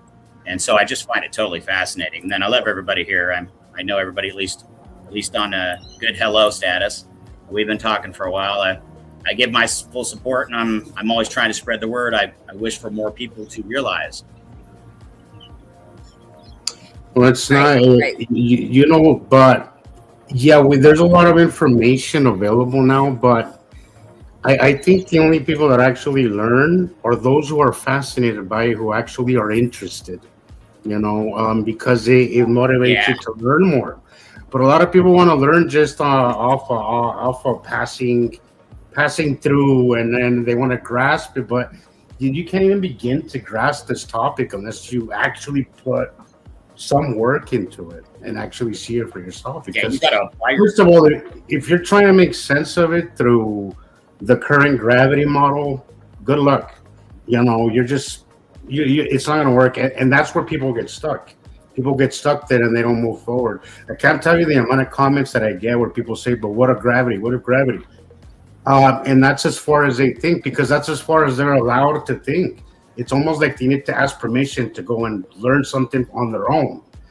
I think it is very commendable to those of us who actually spent the time personally to actually find out if this is real or not. You know, because there is a lot of signs there. Even when I first came across Sam, I was like, I thought about what I was seeing and about what Sam was saying, and I was like, it was similar enough for me to actually move forward and continue to learn it. So I think for anybody who does learn, it's because they actually put the time. And if you're new here, know that it is going to take a little bit of personal homework, a little bit of personal work, because there's only so much that you can learn off, you know, a picture or what we're saying. You want to actually see it, you got to get outside. Like you can't replace being outside. If you're able-bodied, get outside or get close to a window and learn what's going on, because you're not going to learn it on a book. You're not going to learn it. There's nobody talking about this but us. So, yeah. And you're right. Go ahead. You ain't going to learn it. If you're not a seeker of knowledge, you're not going to find knowledge. And if they don't get a taste and then start to invest that bit of energy, because it takes energy, they're not going to take the first step for the journey. And you're right. They don't figure it out. And that's why I've stopped, because I was putting so much energy into spread the word, convince these certain people or whatever. And I did convince people, but it took years. And then whatever, they just happen to both die. But if it ain't somebody close to you and it doesn't, I don't know, I kind of changed my perspective about it. I was really pumping it hard. And I was like, well, shoot, I'm exhausted from it. And people, no one appreciates it. But I think all of us go through that. I think we've all gone through that. When I learned this stuff, I was so excited. I was like, all I got to do, and it's the reason why I got so good at making videos, right? Because I was like, if I just get the right video, the right evidence, right, and just show it to people, that's all it's going to take. I was knocked off cloud nine. I landed hard on my ass back on ground, because I was like, it doesn't work that way. Like, you can show people all the evidence, right? And it's not going to matter if the 7 o'clock news doesn't tell them this is real. It might as well not exist to them. And I do not understand that. I don't get it. Jesus, they've already tested us by separating the sheep from the herd. What about that mass program that came out in 2020? That was the true test to see how we would treat each other. And look what happened. We failed. Everyone else was vindicated. Everyone else was vindicated because they followed the science. Trust the science. And yet those that had the gut feeling and the true instinct, that knew that was nefarious and were unprepared to go along with that narrative, how badly were we treated? And to this day, they still do the same thing. Yeah. Well, they know now what they can get away with, Sharon. They know that we're not, instead of banding together, we all just kind of fought each other. And look what's happening when we continue to do that. It's there's the distraction right there. That's it. One of the number one things that people first ask when they join up is, you mentioned 2015 and the red and blue Kachina. Well, in 2015, the red Kachina was planet Isatum, and the blue Kachina was planet Matim. And, they were so small back then, and they were so bright because of the extra star and everything.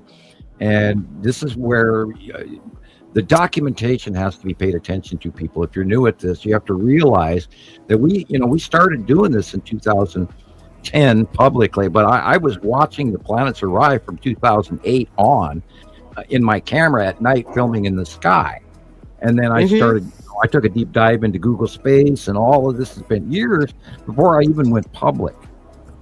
And I ran into a little bit of trouble because I went to the Library of Congress and they don't like me there. So, and then we've spent many, many, many years documenting countless volumes of information that you guys won't even hear on our shows that got us where we are today. I mean, we built a pyramid to be here. Well, it's funny how you talk about cycles, and there's been the confirmation of when Nibiru was here last. We keep saying it's every 3,654 years. Now, if that's the case, and we're in the peak of the cycle, it says here, if we do the calculations, if it's now 2026, then that cycle takes us back to 1628 BC. But if the calculations of these people that do the chrono markers, and they say the peak will be at 2040, that takes it to 1614 BC, which means if that 60-year cycle began according to that 2040 cycle, it began in 1980. And Sam and I both agree that the 60-year cycle started back in 1966. So we started seeing the obvious signs approaching in 1966. We're in the last end of the cycle now, that 60-year period. So that tells us we still have another 12 to 13 years of witnessing these things. Right. Yeah. So, now, according to the Sumerian tablets, it's a cycle. The overall visible passing is 27 years. So, yeah. But that's the 13 and a peak half years. cycle. Right, That's not talking about it coming right through and doing its elliptic according cycle. to the Sumerian tablets. But, we've had effects from this. Now, you mentioned the 1983 information that came up publicly. And that's where what created a great deal of misinformation as well, because they were capturing this big red blob. And that was something other than, that was Nibiru, and the smaller system was in front of Nibiru. Now, how that plays out in our spiral oval in the binary, because we're spiraling way, way behind the main electron cluster holding the two stars. We are so far behind, and how this crossover works in my head completely, I don't know. But we've had all of these years to document all of this information from when the planets were tiny, tiny, tiny, and it's very handy that you mentioned, Joe Pat, that the 2015, the Kuchuris were totally visible in 2015, and you're exactly right. And the people, they still go, well, when are they getting here? And I go, oh, I want to slap you, and not violently, but I mean, wake up, because, we've cataloged and documented all of these occasions for so long now. My God, we've forgotten half of what we've learned. I mean, there's so much going on. I love that one. That's Atu and Yuri when they were on the right. And that's Atu in 2020. And even those that are promoting Nibiru now are still calling it a red dwarf. Oh, I know. I want to slap people. Yeah, and that came from that Mexican Spanish gentleman. I never remember his name, but he did a big public thing going, oh yeah, it's real, and that was back 83, 84, 85, and it muddied up the water so bad it's just unbelievable. And people, again, you cannot learn this crap on the internet. You have to learn from the experts, and you're listening to them now. We are number one in information publicly worldwide. We're not 8-10 people standing here talking at the water water jug in the office. We are the worldwide authority for this information. Exactly, Tara. There is no gravity, because they had to give this mysterious unseen force a name, and that's what it ended up with. Well, gravity, because it was misunderstood. Centrifugal force and electrical thread connection. Because if you go to proton likeness and all of this, in basic physics terms, when two objects are close to each other, they stick together. Period. That's that's in a nutshell. That's why. Again, it comes back down to their electrical activity as well, Sam. Right. How active they are. Right. Just like you pick up a lint ball on your lapel. Static. Yep. Or me, being an electrical being, can be able to control a plasma charge because it is a different polarity to what my electricity field is. That's why it's attracted to me. Right. That's at 2. Okay. We had pink skies here this morning. So that picture's ready. Cool. Sorry. Yep. I was just saying we had pink skies this morning. I sent you a couple of the pictures. No, Tara, we're not going to fly off into space with no gravity. Cool. Are they still promoting that somewhere now? Yeah. I saw that again. I went, what? Another 7 seconds of free fall? Okay. Yeah, we're all going to float away. Yeah, I mean, we might as well talk. Yeah. August 26th or 27th. Is that what they said? Yeah. Yeah, we're 7 seconds of weightlessness is what they mean. Yeah. Cool. And it coincides with some of my learning. Like, the only way that could happen is if we had a body that was bigger than us that would pass us and yank us inertially with some sort of a quick drop of like pull us into the shadow. Well, it's like a larger airplane. We'd have to move between two bodies. Dead airspace. Go ahead, Sharon. We'd have to move between two bodies for that to happen. Say, for example, you had Nibiru on one side and Saru. I don't know, something on the other side. Saru on the other side. That's the only way that could happen. Yeah, we'd have to be in a wake eddy and drop. Yeah, we'd have to have that perturbation for that to happen. And change in our electrical and all of that because everything is connected. You can't. We'd be connected directly from our sun at the same time. So the influence of those two planets will override the electrical interference from the sun. That's right. Right. That's the only way that could happen. Right. But, back again, we might have that 3 days of darkness because, we believe the only possible way that that's going to happen biblically is if planet Saru, now Saru is on the way towards us. And we don't even know what she's never close past before. So, but if you study the Bible too, it actually says that in one of the writings in Jasher, it said the sun went dark for a day. So if it said the sun went dark when Jesus was on the cross too. No, none of that's true. None of that's true. No, but I thought that kind of stuff was maybe symbolic. And things.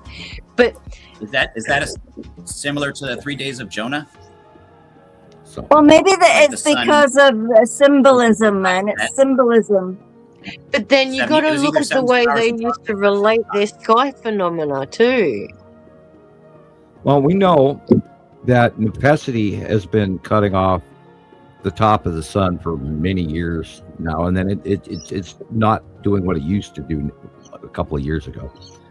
But then now we know that currently Saru is cutting off the top of the sun. We know that Saru is coming towards us. We know that Matim is now rising up above the sun, which will be represented in this month's drawing. Matim placement is changing. We know that Saturn is still cutting in on the right, and Matim is cutting in on the left of the sun.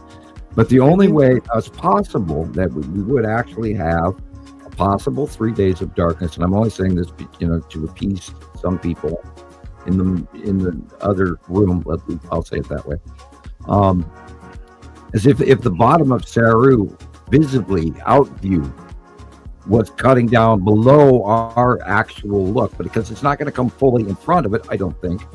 But if the actual sun was blocked by this much larger, Saru is a pretty damn big. Massive. It's a little bit smaller than Nibiru. It's a watertight. It's green blue because the oceans are less deep, and it has patchy islands instead of continents.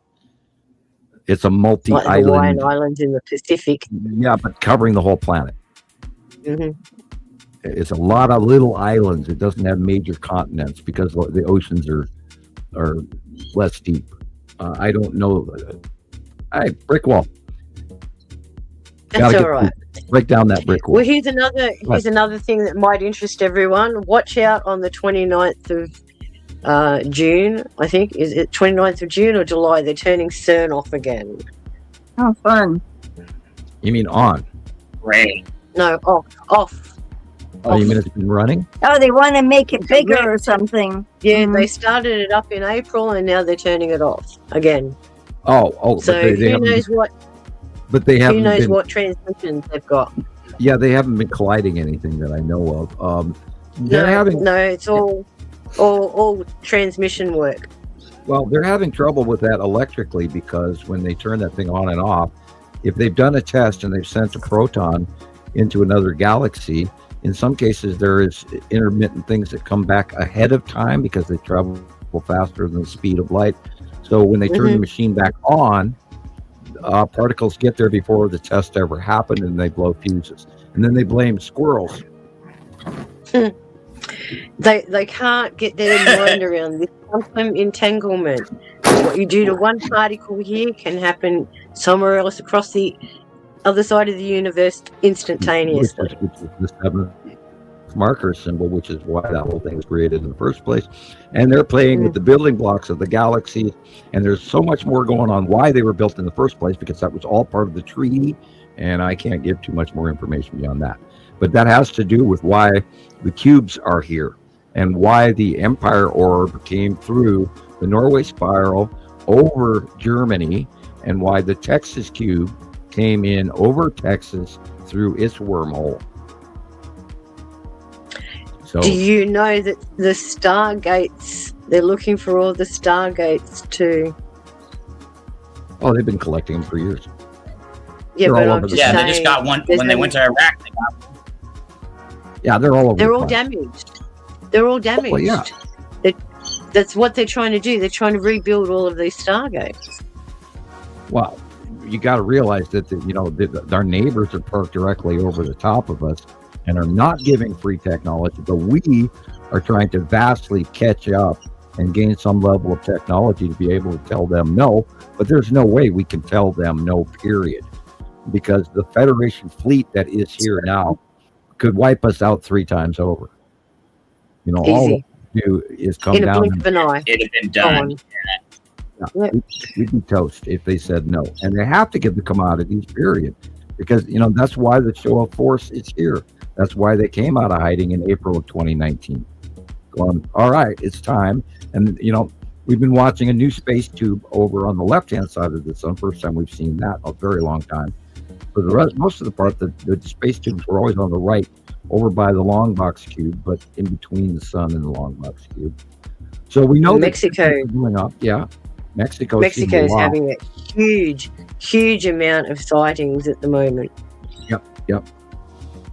And Mexico they're is now hot. collecting all kinds of commodities, even free range. I'm sure they're probably doing some sort of space mining as well.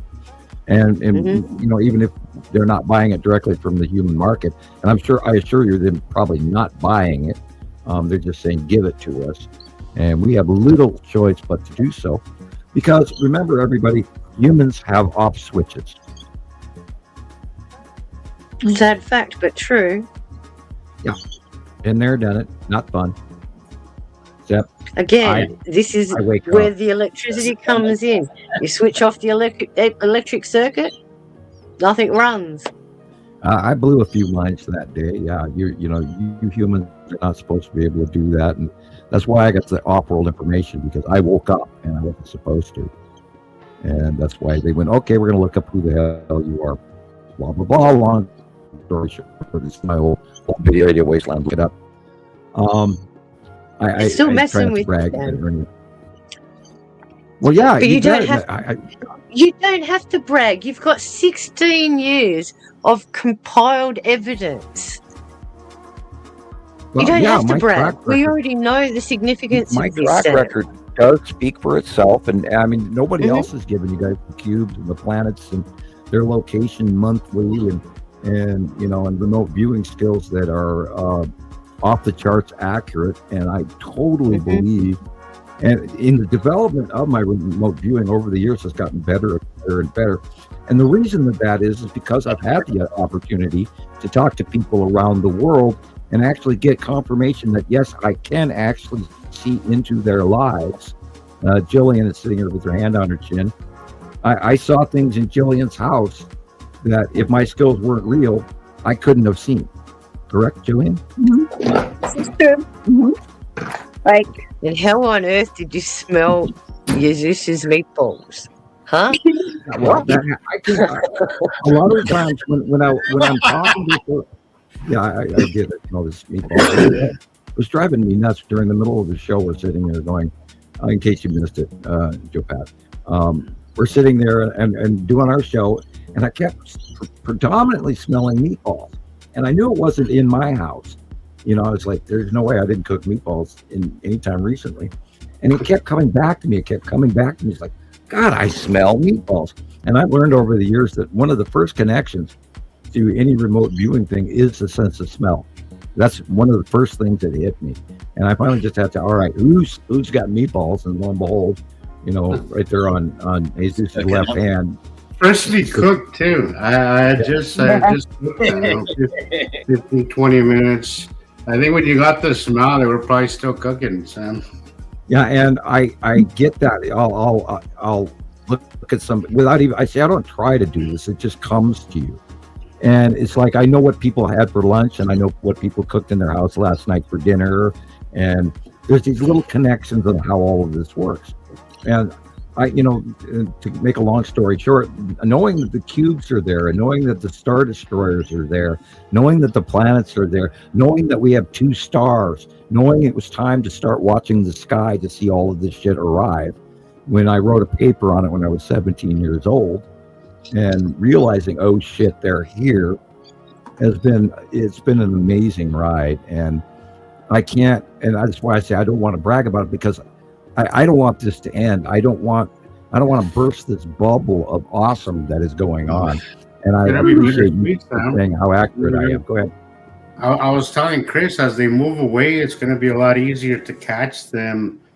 The way I've caught them, where you could actually see the ball, the actual circle, right, going through the whole planet rather than only a portion. You're going to be able to do it again. And I can't wait to see everybody who's seasoned now, who actually has gotten better at recording. And I can't wait to see what Chris comes up with now that they're moving away. But it's going to suck, because I know that they're not going to come back now this time. Yeah. Now, so it's going to be bittersweet, but it's going to go out with a bang. That much I know, because I'm going to be so ready for this. How many cameras have you got ready, Jesus? I will be working on that very soon. GoPro on top of the car, man. Yeah. I was surprised to see that you put out a video about the ion tail. I was smiling the whole time. I went, God, he got it. And I do encourage you to watch Jesus. Maybe we can get Rebecca to show that video today. If we could see Rebecca again, she seems to have vanished. It's so cool watching the Nibiru and its Saturn and the ion tail around its Saturn come forward to us since 2019 on, and how big and how unbelievable it's there you are. And how accurate. Do you have Jesus? What a ride! Ion tail? What a ride! Oh God, what a ride! You couldn't have put that better. I can't tell you how grateful I am to be able to understand this stuff, because God, what a ride it's been. Here's what I keep telling those skeptics. I said, you know what? How about you just shut it and just listen to us? You could be missing something incredible and amazing because you're being stubborn and think you know it all. Why don't you just shut your mouth? Just listen. For once, just shut up and listen, all right? Absorb the information before you write us off, and see where that takes you. But stop, you don't need permission to have your own ideas or make up your own mind. Just because mainstream science says this is impossible doesn't make it so. It doesn't mean it's not written in stone. It's human nature to be reactive and resistive. That's human nature. Unfortunately, that's right. There was that video that I shared a few months ago, that humans aren't. We're not truth seekers. We're to live in society, and we all know this. You have to do things to get along that you wouldn't normally do. We do shit on a daily basis just in the name of society, right? Well, they We used to compromise. we compromise and compromise and compromise, and they tell us don't question the science. I hate that. I really hate when people say don't question the science. Why the hell not? You know, if people didn't question science, we'd still be living in freaking caves without electricity, you know? But people question science, so things get done. You know, my problem is this. I have a problem with authority. I do too. Who made and nominated you the authoritative authority and hierarchy? I don't do hierarchy. I don't do authority. I just don't understand it. It doesn't make sense in my head. I think people's value comes from the way you treat others, not by how much money you make. I think, what are you contributing to society? We really need to. This is the one that's going to sort the wheat from the chaff. When the shit hits the fan, those that have lived a modest life, an honest life, a compassionate life, an empathetic life, are the ones that are going to be more or less looked over. All the others are going to be, you know, subjected to whatever they're subjected to because of their morals and their ethics and the way that they've lived their life. If they've got any karmic stuff that's still attached to them that they haven't been able to resolve, and we're talking about grudges, we're talking about beef with people, anything that you have not learnt to let go of is going to be your own demise, because you won't be on the same frequency that you're expected to be. You are meant to be an evolved human, not devolved. And this is where we're going to see the dramatics happen. Unfortunately, over the decade that I've done this, it's been awesome, it's been amazing, but it's been very disappointing at the same time. Like people's reaction to this, again, as I was telling Joe Pat, I was so excited at first, thinking, wow, I just learned something and I can't wait to share this with people, because I'm a sharer. Like I feel every day that I walk around with this huge secret that I hate that I have to carry with me. Because I'm not by nature somebody who likes to keep shit to myself. I like to share things, share the love, share the knowledge. It sucks that I can't go around talking about this one. It is one of the hardest things for me to do, to sit there in my car and hear people either mention the weather or mention anything without me interjecting, excitingly interjecting, and saying, but did you know that they're planets? It takes a lot out of me every day, a lot of energy for me to not do that. But you have to, or I'll end up in a freaking insane asylum. We need to start questioning things. We have to learn. They do look at you like you're crazy. Absolutely. But see, that's the other course of human nature, is that we need the contact. We can't survive isolated. Yeah. We probably could, but it would take a lot of tenacity of a person that understands themselves and their environment to cope with a situation like that. Yeah. We are too dependent on others, not just for the way that we think, but the way we operate in this reality. Well, we're just waiting for somebody else to take care of it, Sharon. Like somebody else will take care of it. Someone else's problem. Like that. Exactly. I know this might sound unrelated, but it's not. My flat tire a few months ago, I had 5 22 to 25-year-old men, big men, and none of them had a clue how to change a tire. I'm like, I had the same situation a few weeks ago. The driver that takes my son to school, same thing, flat tire. An hour and 40 minutes later. They told me, call AAA and call your insurance. I'm like, why? By the time they get here, I could change all these tires. It took him an hour just to locate the spare tire. Oh Lord! Oh jeez. This is what I mean. Also, there's another thing that I deal with my car. So my car in the back door has the door handle isn't where it normally is. It's kind of on the side, one of those higher door handles. I gotta tell you how often I gotta point it out to people. Like it's not rocket science. I know that's Tesla and all those going up with the weird door handles, but this is actually it's right. Unless you're 6 feet, It's right at eye length. It's right in your field of vision. The only time that I don't have to point it out or open the door from the inside is because it is when somebody has the same car. Other than that, everybody's attention to detail is so bad. And I'm like, you guys can't find the door handle. You guys ain't gonna find a freaking planet. Like how I can't even have you guys. You guys can't even find a door handle without me holding your hand. Blinkers. Are you gonna see a planet that's in the dark and only illuminates every other whatever? It's Where are they? I don't know what's going on. People's motor skills are completely done. Completely done. Their functioning skill, their problem solving skills, their pattern watching, done. Completely done. Thinking. I wonder if the jab's got those. There's a question for Sharon. Where are they rebuilding the Stargates? Well, there is rumors going around that portals have been opening up. And there's some in America, one in the desert in Arizona, another one in Utah. People are just reporting the opening of portals. I've been hearing some of those rumors here in Utah, Sharon. I do not know where the Stargates are directly. That would be something that only the government organizations running these facilities would have. But I do know that they are opening portals because they are being reported all over the place.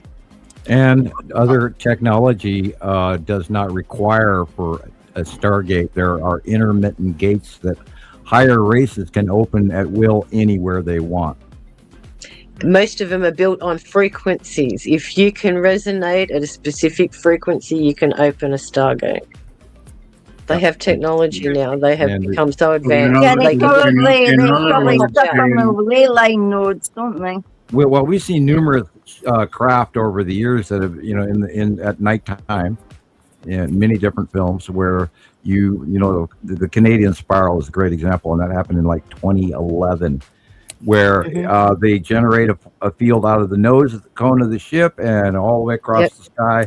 The big opening portal opens up and they fly through it, and then the portal closes behind it. And we've also seen portals open up and things fly out of it, which is what happened. An example with the Texas Cube in 2015, which was publicly cited, and it was, it went through Montana Skywatcher for weeks. We were talking about it, and then we went, okay, but we can't prove this is real. We're going to have to, we can talk about it, but we're going to have to keep this on the whatever as the possible hoax.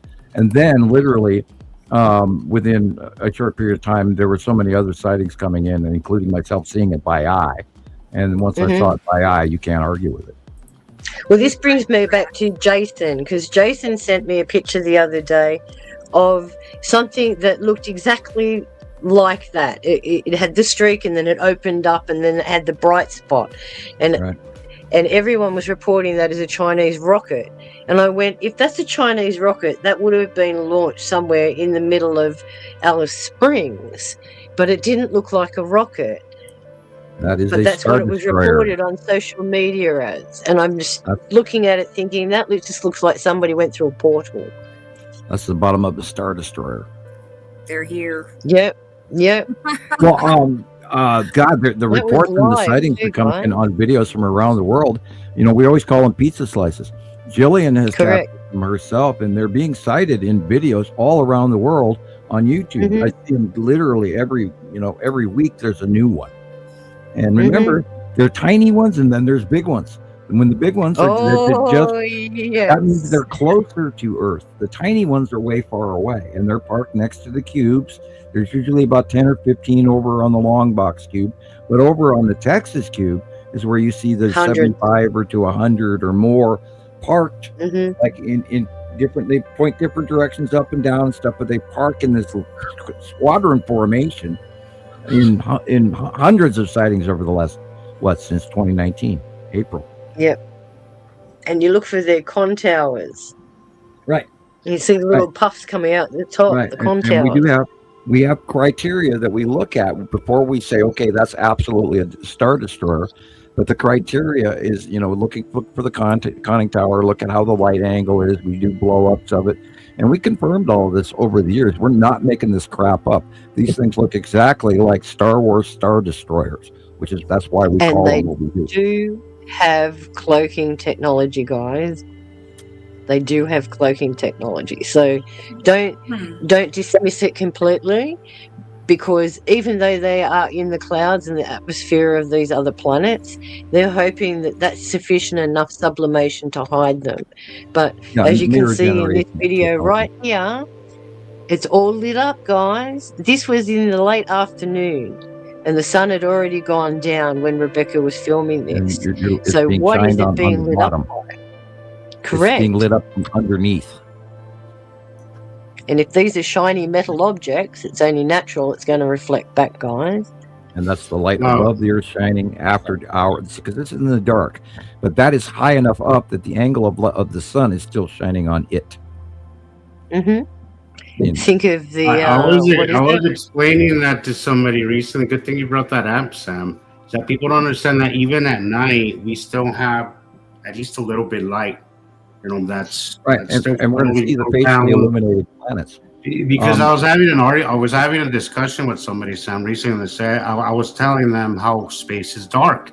Well, how can we see all the stars, and how can the night skies don't seem pitch black? I'm like, dude, you're seeing them because there's still some light up there, because the sun is behind us. And you think of a flashlight. I said, think of a flashlight. You're still going to have some of that light that funnels, around the planet. I could not get that through the guy's head. When it's dark, I keep trying to do, Sam, is have these people visualize things smaller, right? Try to shrink things and think of it. I think of us in small. I think of us as a tennis ball, the sun as a beach ball, them a little, et cetera, and it's a lot easier for me to visualize that in my head and to get a grasp of what I'm looking at, right? I cannot make that connection with somebody.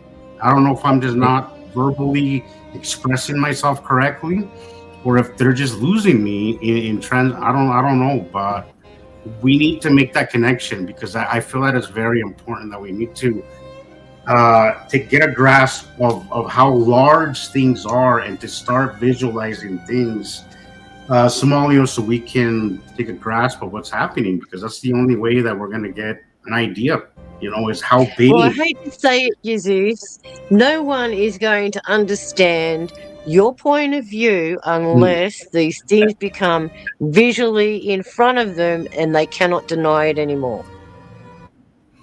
Yeah, that's the only way people are going to know. Well, that's what I was. Well, I and then I always say that too, Sharon.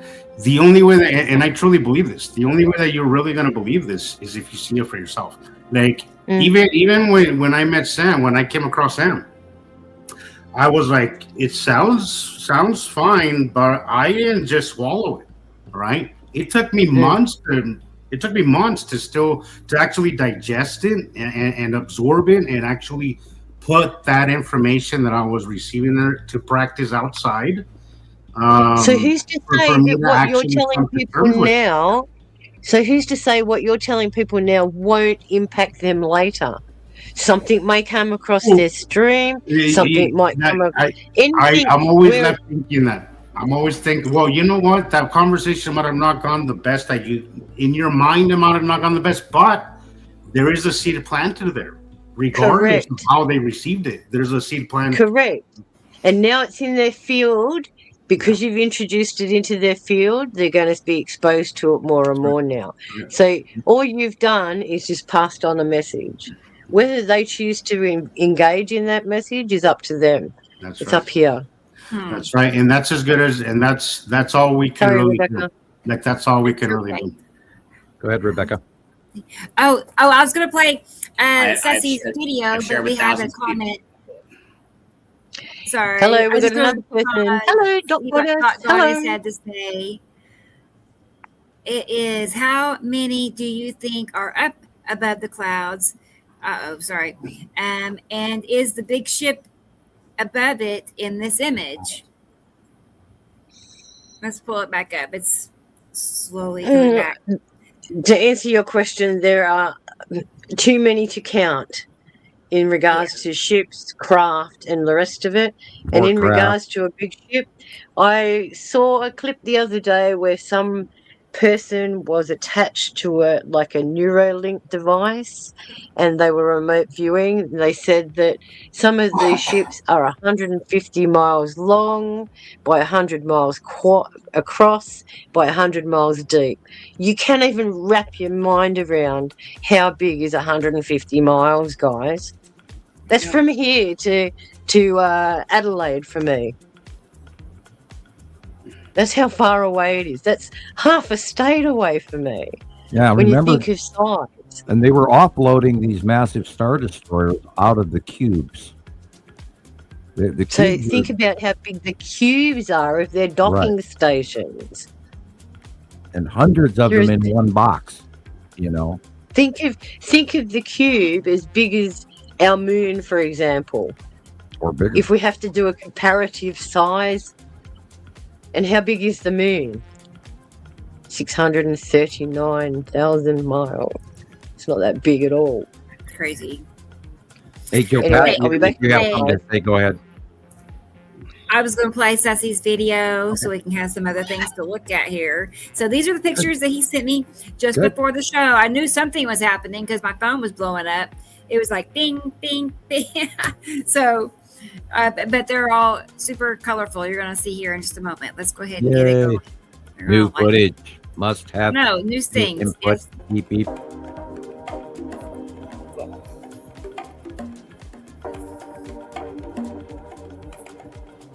Hey, good choice of Ray-Ban. It's not all new, but some is new. Sure. Okay. Edge of Uri. New to us.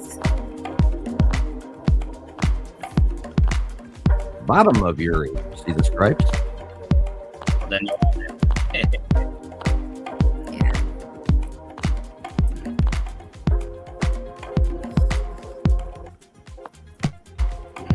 yeah, look at them palm trees. I'm jealous. Although I'm very happy at about 78 degrees, and above that I'm not comfortable.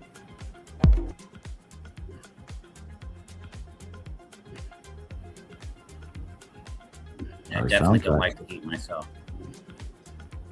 And yet you move to tropical surroundings. As long as it's a dry heat, it's way better than a moist heat. Yeah, there's a pano, Jesus. I could get more sky, and then I see all these curves and stuff. They're so heavily chemtrailing to like hide it, but then you can make it out. Yeah. Yeah. There's. I see two sea trails here.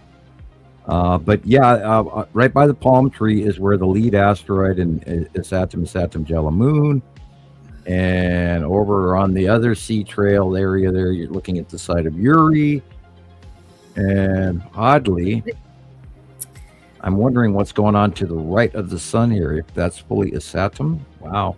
Yeah, that's a Saturn. I was going to say, let's clarify, because you say two sea trails, and a lot of people would, beg to differ. But in reality, most of this is marks and effects from there's a vertical one on the left side of the sun, and then there's a rounded horizontal one going through and in front of the sun to above the middle tree on the right. So most of this is from close passing planets, not two sea trails. And over, there's two that I would recognize as trails one. But there's also two that aren't. They were bombing the sky. There's planes going both directions. Yeah. And there is the long box cube above the right house. I follow that stuff too. The long box cube is above on the right, above the right house eve. Straight up, there's a purple square. Sick. It is too. Yep. And let's see what else is here. I see. Yeah, I knew it was a good one. I see the Tan asteroid, and I see Lorraine. Don't know where Pappy is, but there's a halo or a rounded object, which is just to the right of the sun, that's got my attention. Now, when was this taken? That is. Do you know the date? Well, I can guess it. It was months. I do if I get my phone. I'll tell you the date. Well, it doesn't. It just generically. 2 weeks ago, a week ago. Yeah, well, actually, I think that's a little over a month I ago. wonder. Okay. Now, and you're in what hemisphere? I'm on the West Coast. I'm in Costa Mesa, Orange County. Okay, Huntington so you're in Beach. the northern hemisphere, near the equator. Okay. Wow. I'm wondering if Matim and Mary Moon have really moved farther than I can imagine. Because there's a dark round just to the right of the sun here that's got my attention that doesn't fit. Yeah. I'm wondering if that's maybe a halo from a cut-in flare. Or let's move on. Okay. Yeah. But I knew it was 6, so I got at least a couple of that.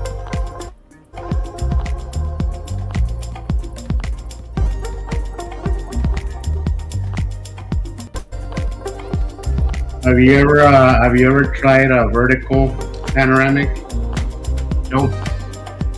I have, but Try that. I love doing the vertical because I could do one on one side of the sun, right? And then I could do another one on the left side of the sun. And then it's a good way to get a visual, and straight. yeah, you got a lot more sky. I that's in the beginning. That's all I did was with panoramics, and I love them.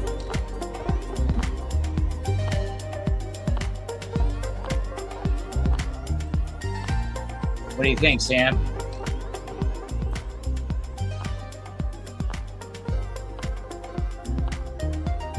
I'm cutting pizza. Yeah, you got quiet. Joey, just start the oven. Oh, I'm sorry. I was on mute and I didn't Dude, know it. He's talking. 400. Right here. Not gonna I can see it. Duh. And you guys really close on that as well. Yeah, that was all. If you want to go back, I can restart. Yes, I can do that. Let's go back a little bit because I was lagging and missing a bunch No, of stuff. Let me go back to where that before is I that's the OCG. That's one of the asteroids, literally, probably Lorraine, off the face of Uri. Now this is a cut-in of Matim cutting into the sun, which is creating that halo. And there's quite a few sea trails. This is the edge of its Saturn's yellow moon and the long box tube, which is that big blue thing on the right there. Sorry, everybody. Yeah. Cut off halo. I'm having trouble. Edge of Uri. Right above the sun is an asteroid. Hopefully, we'll see it again. It was really good too. Oh, yeah, I see it. That illumination is good. Yeah, that right there. Oh, wow. Look at that big circle. Yeah. Yeah. Okay, that's the lead asteroid. Got it now. Sick. The lead asteroid has gotten predominantly smaller in the last few weeks. I'm going to have to change that in my brain. Yeah, that's more. See the black stripe? See the black stripe on the right-hand side? That's the lead asteroid. That answers the question on the next one I was talking about going, that doesn't fit. That is the lead asteroid to the right of the sun. Cool. That's going to go in the drawing. Mm-hmm. Sick. See, it's headed to the left. It's already gone out to the right as far as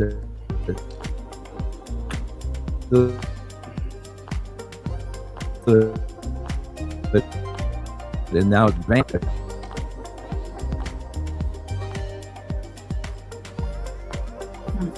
That again, that's asteroids under Uri. That's that area that we call the angel or the dragon and all of that. Joey, I'm come gonna see say my hi to yellow Cat. Dwarf And star. you're asking- Okay. How many millions? All right. There is no yellow dwarf star. Our yellow dwarf is Sol. The other star is a standard red, very much larger than our sun.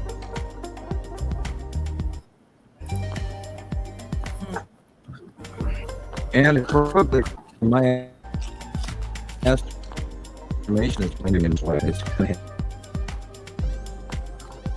Did I clip out? Nobody's talking. Not too bad. I'm here. I'm wondering Frozen. if it's lagging on your end. Like it's lagging to me, but I just wonder if it looks normal for you guys. Yeah, I saw the spirals on the faces there for a second. So I know, it Cat. might have been me. I was the other star. Cat made it. I'm cutting out. Or somebody is. Okay. All right, maybe our entire feed went. I rebooted. Well, I was talking about the two suns. The standard red is the larger star. The dwarf yellow is Sol, our star. That's 93 million miles away, the smaller one. And we believe the larger star is headed towards us, which is why it's Those so are panos. hot.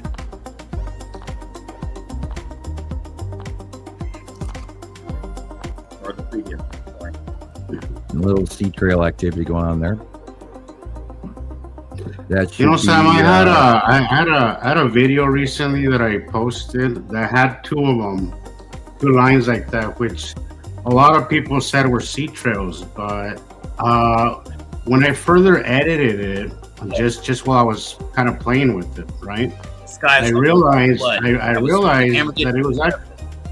it actually looked that it was more, and I'm still on the fence on this, but till now, what I think is that it was actually mountain ranges, actually on closer inspection. You in one of your videos, you had Atu's ring.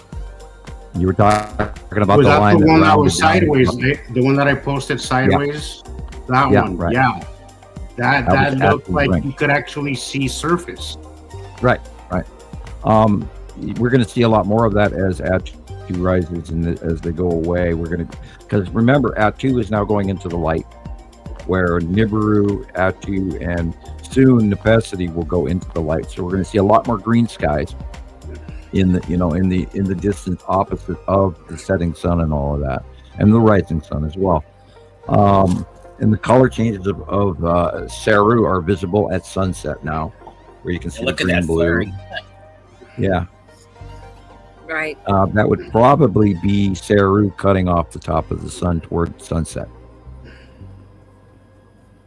See, Yeah, I could see a massive body illuminated, and when I keep seeing that stuff, I can't necessarily name it, but I'm like, wow.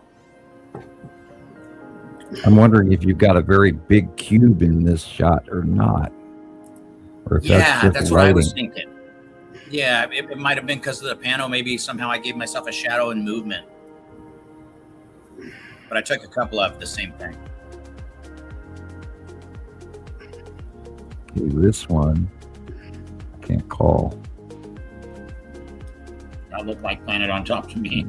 Yeah, everything from the middle of the palm tree down is real sky. Everything above is planet. This is the bottom of Uri. That straight line there is the spiral asteroid.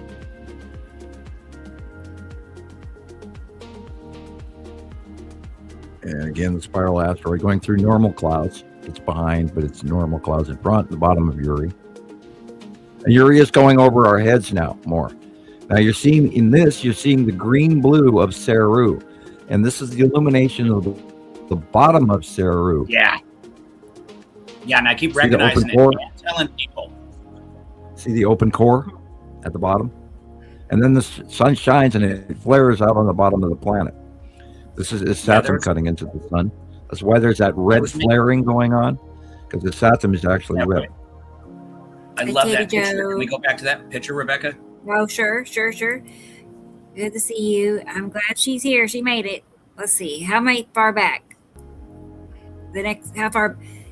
It was the one with the satin with the green stripe. I think it was 3 back. Okay. Those are all great pictures. You're coming in with some really good stuff. I agree. Maybe I'm going too far back. We'll start here. It was the one Sam mentioned, and it's got satin on top. But there's definitely 3 different objects. Okay, I like this one. I have trouble naming them all, but I've been paying attention to the side drawings more. And that's Uri Atu, and then the spiral asteroid in front of. But look at all those trails from asteroids. That's what I can't help but seeing. Yeah. Well, the bottom one that goes through the back of the pine or the palm tree is the spiral asteroid. I figured. Cool. It's also in the monthly site drawing. Oh, well, let's look at it. Hang on a second.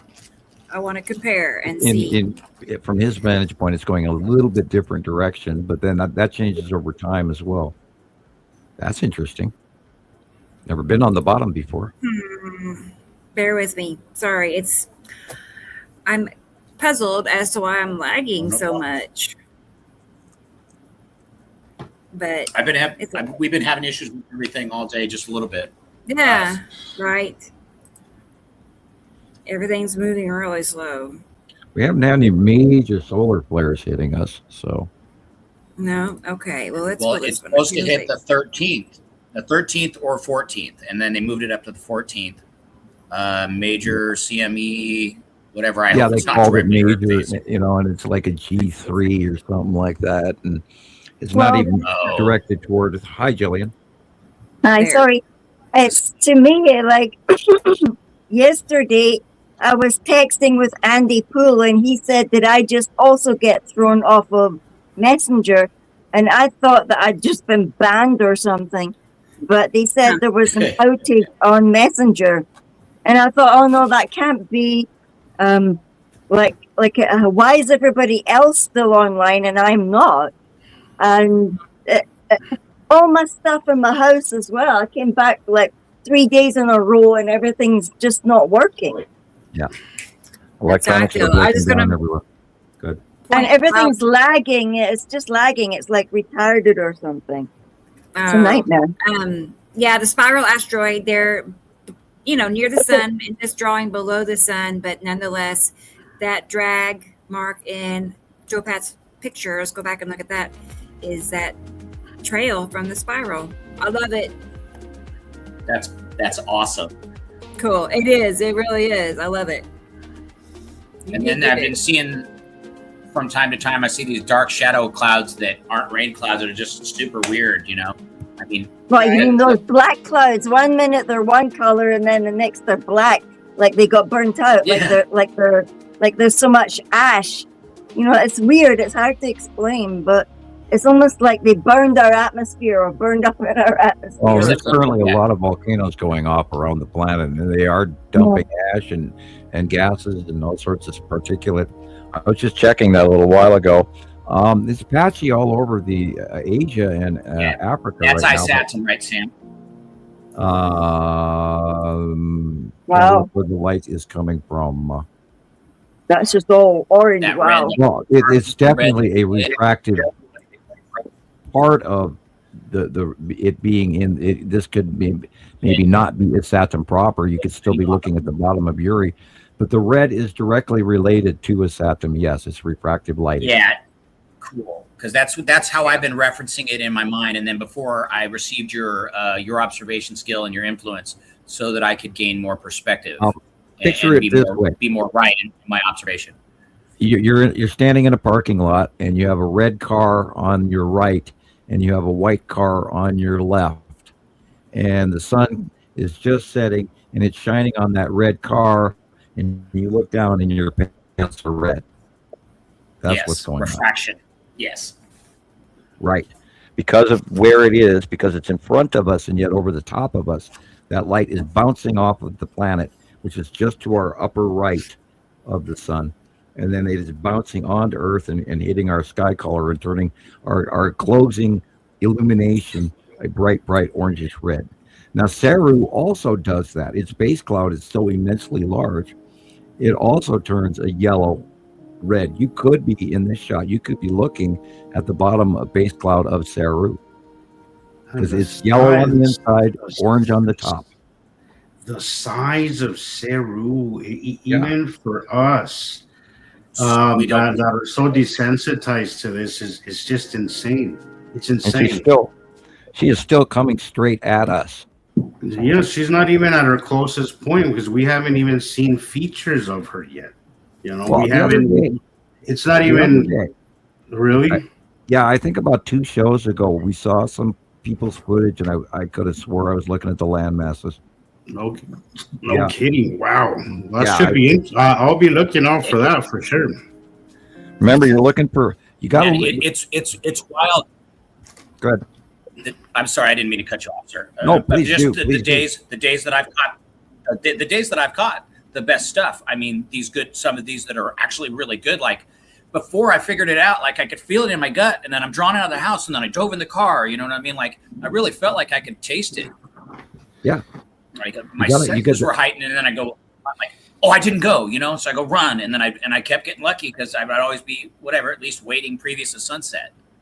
And then I got, and that's the power of sorts and the calling that, we're supposed to do this.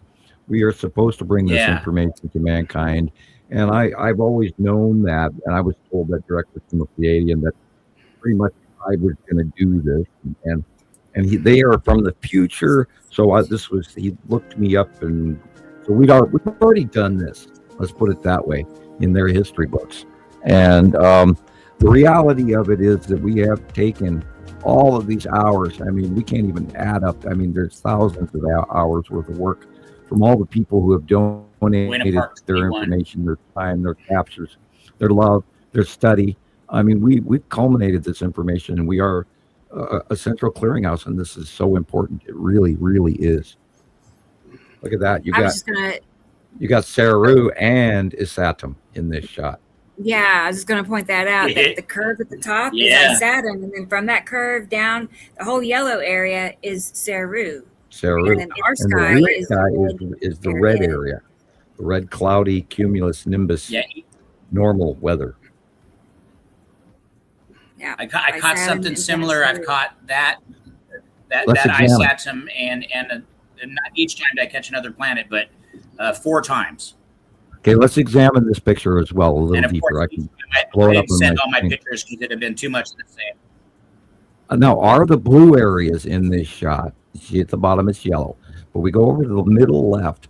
Yeah. Now, look at the variations of this picture. Are the bluer purpley areas land masses? Well, if you want to see land masses, you got to look for them. Got to look into the colors way in the back. Are we seeing land masses on the side of Saru?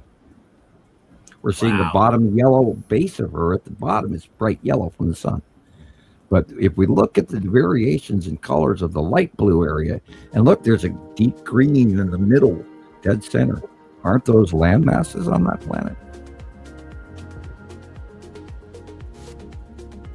So all those darknesses up there could be. Yeah, you have to learn to ignore the clouds and then look deeper. Well, and know that they're not always our clouds. Oh, good. I did take a little video that time. Yeah.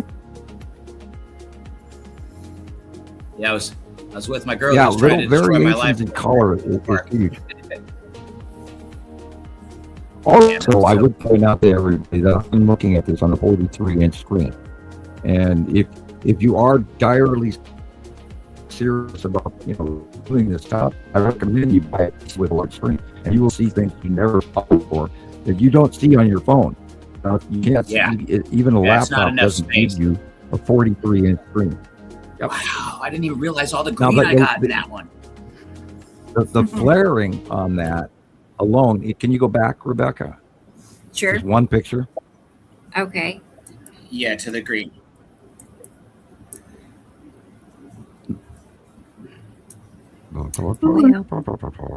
Bear with me. Yeah, I'm finally going to feel the satisfaction or whatever from delivering to whatever, helping. The collective. Yeah, of course it goes way back.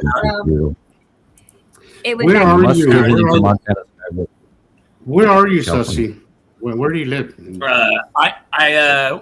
Huntington Beach, Orange, Tustin, Westminster, Huntington Beach. Now I'm in Costa Mesa, so Orange County. Orange County, gotcha. Beautiful area, man. Know it well. Not well. The weather's nice. Been there. I lived in Sacramento. I lived in Sacramento up until I was like 11 years old. California is like another world. Look how much green is there. Look how much green I caught. That is so fascinating. What is the green, Sam? Can you tell me? I'll have to look at it. I was lost on the flaring alone. Is this the one you wanted, Sussy? Is this one? No, go back to the flare. Yeah. I mean it looked right there. This one? Yeah, it looked like a space cloud of illumination. Well, okay. First of all, I'll point out the light flaring. Okay, it's shaped like that, and it's got the directional bottom one that goes to the left. because something is cutting into it from the right. And if you look, there's a big circle there, and that is the lead asteroid right to just the upper right-hand side of the sun, which is what's causing the light flaring. And you can also, now, above, you've got Tan asteroid, you've got Apple Rain, and you've got the bottom of Uri. Sick. Yeah, that green is just it's so fire. Like, look at all that green that got captured in that. It's so Nepacity is above you at this shot and on your right shoulder, directly above you, which is probably where the green's coming from. Yeah. Yeah. But you have to pay attention that the light flaring would not do this unless there is a shadowing effect coming from in space and pinching. It doesn't do this through normal clouds. It's either completely obscured. I have so many of those. When you do the flaring like this, you always look at the empty areas, because that's where what's cutting in is cutting into the light, which is making the flare. We call this a cutoff flare. And the lead asteroid is just to the right of it, cutting into the light, which is why it's shadowing. And I see it in, again, in TV commercials and movies and television everywhere, where the lighting is so wrong, and it's been that way for like 3 or 4 years now, majorly. We talked about this, the possibility that Matim was going to do something. Tim is still going to do something very interesting, God knows, but I believe really cool, because Matim is getting bigger quickly, and it's going to be in our face and above the sun. So, again, you got a sea trail covering up the effects, but that is Matim cutting into the light on the left. Planets disappear. I'll be watching and I see the circle, and then when the chemtrail gets to it, then I feel like the visual goes away, like it's reflecting the light. Yeah, they're trying to muddy the water so you can't see it. It's still there, but the illumination goes away. It's really what it is. Yeah. I always try to explain that to people, and I always lose them in the middle of a conversation. I agree. Again, the only way that you're going to get this is if you're out there and you watch it. Those were that picture it's not on the computer, it's on the TV or whatever. That red one, I was just screaming yes. I finally got what because I was hunting for it. Just like this day.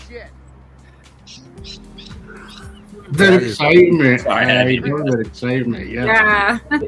Holy. I love that. That's how I get. It's almost like the world comes to a standstill when I have a view like that, and I'm nothing. I'm so unbothered by everything around me. Okay, now you should have filmed up. Film up above this.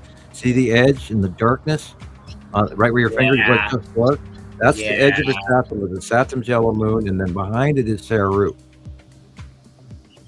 Yeah, always pan out. 360 though. I do 360 here. Great. On that video, it continues in I-360.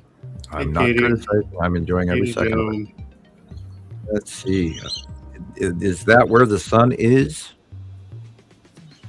That's 2017 New Year's Eve, and it's not the sun. That's not the sun. That's Isata. Okay. The sun's in the sky to the left. Okay. And that was at Sunset Beach, California. In my motorhome. I definitely thought I saw an illuminated planet in the sky there. That's Thanks for keeping an eye out, Chris. Sick. That's great. I know. I appreciate everybody being here. We love you for it. That's the bottom of Atu's moon, if this was some time ago. Mm-hmm. Yeah, Buena Park 21. And this is Can't name the month and day, but this is the red asteroid under Atu's moon. yeah, that was a freaking crazy one. Yeah, well, Atu and I just kept changing color.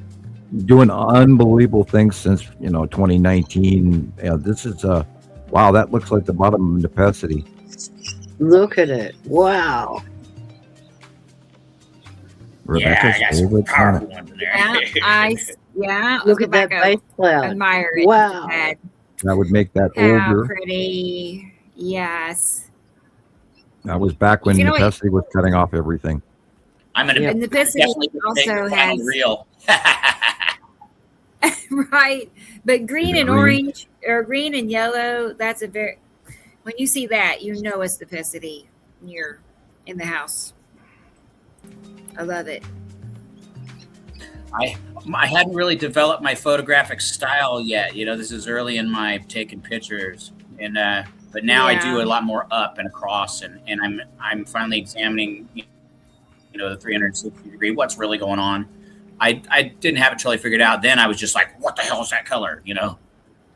Again, we've been talking about this even before the show. From Awesome, Chris. I'm gonna play Records are another records. video. Some of other. Green Some. room. I'm gonna play some more of your pictures, take- Sussy, since we have you here with us. So I'm gonna play a video that we played the last time he was on with us, just to admire his captures some more. So let's check it out. I okay, haven't seen this one in a while. Yeah, come on now. It's not doing it. Okay. Anyone Well, experiencing back it's- pain at the moment? Oh my gosh. Oh my gosh, all the time. yeah, Yeah, I'm not trying Oh, to say it's that. shocking. I'm just checking them out, and they've been so fire. Is it playing? You 'Cause look it's like not- Crocodile Dundee. You know what? come on, Indiana Jones. That too. Yeah. Oh, that's my dumbass. I apologize. I'm gonna start over because it wasn't playing on my end. Let's try it again. You know, I was talking about that earlier, Sussy, too. How people's creative process, people, as they learn, they get better with the photographing and the videoing and the time lapsing. It's an entire, it's a creative process.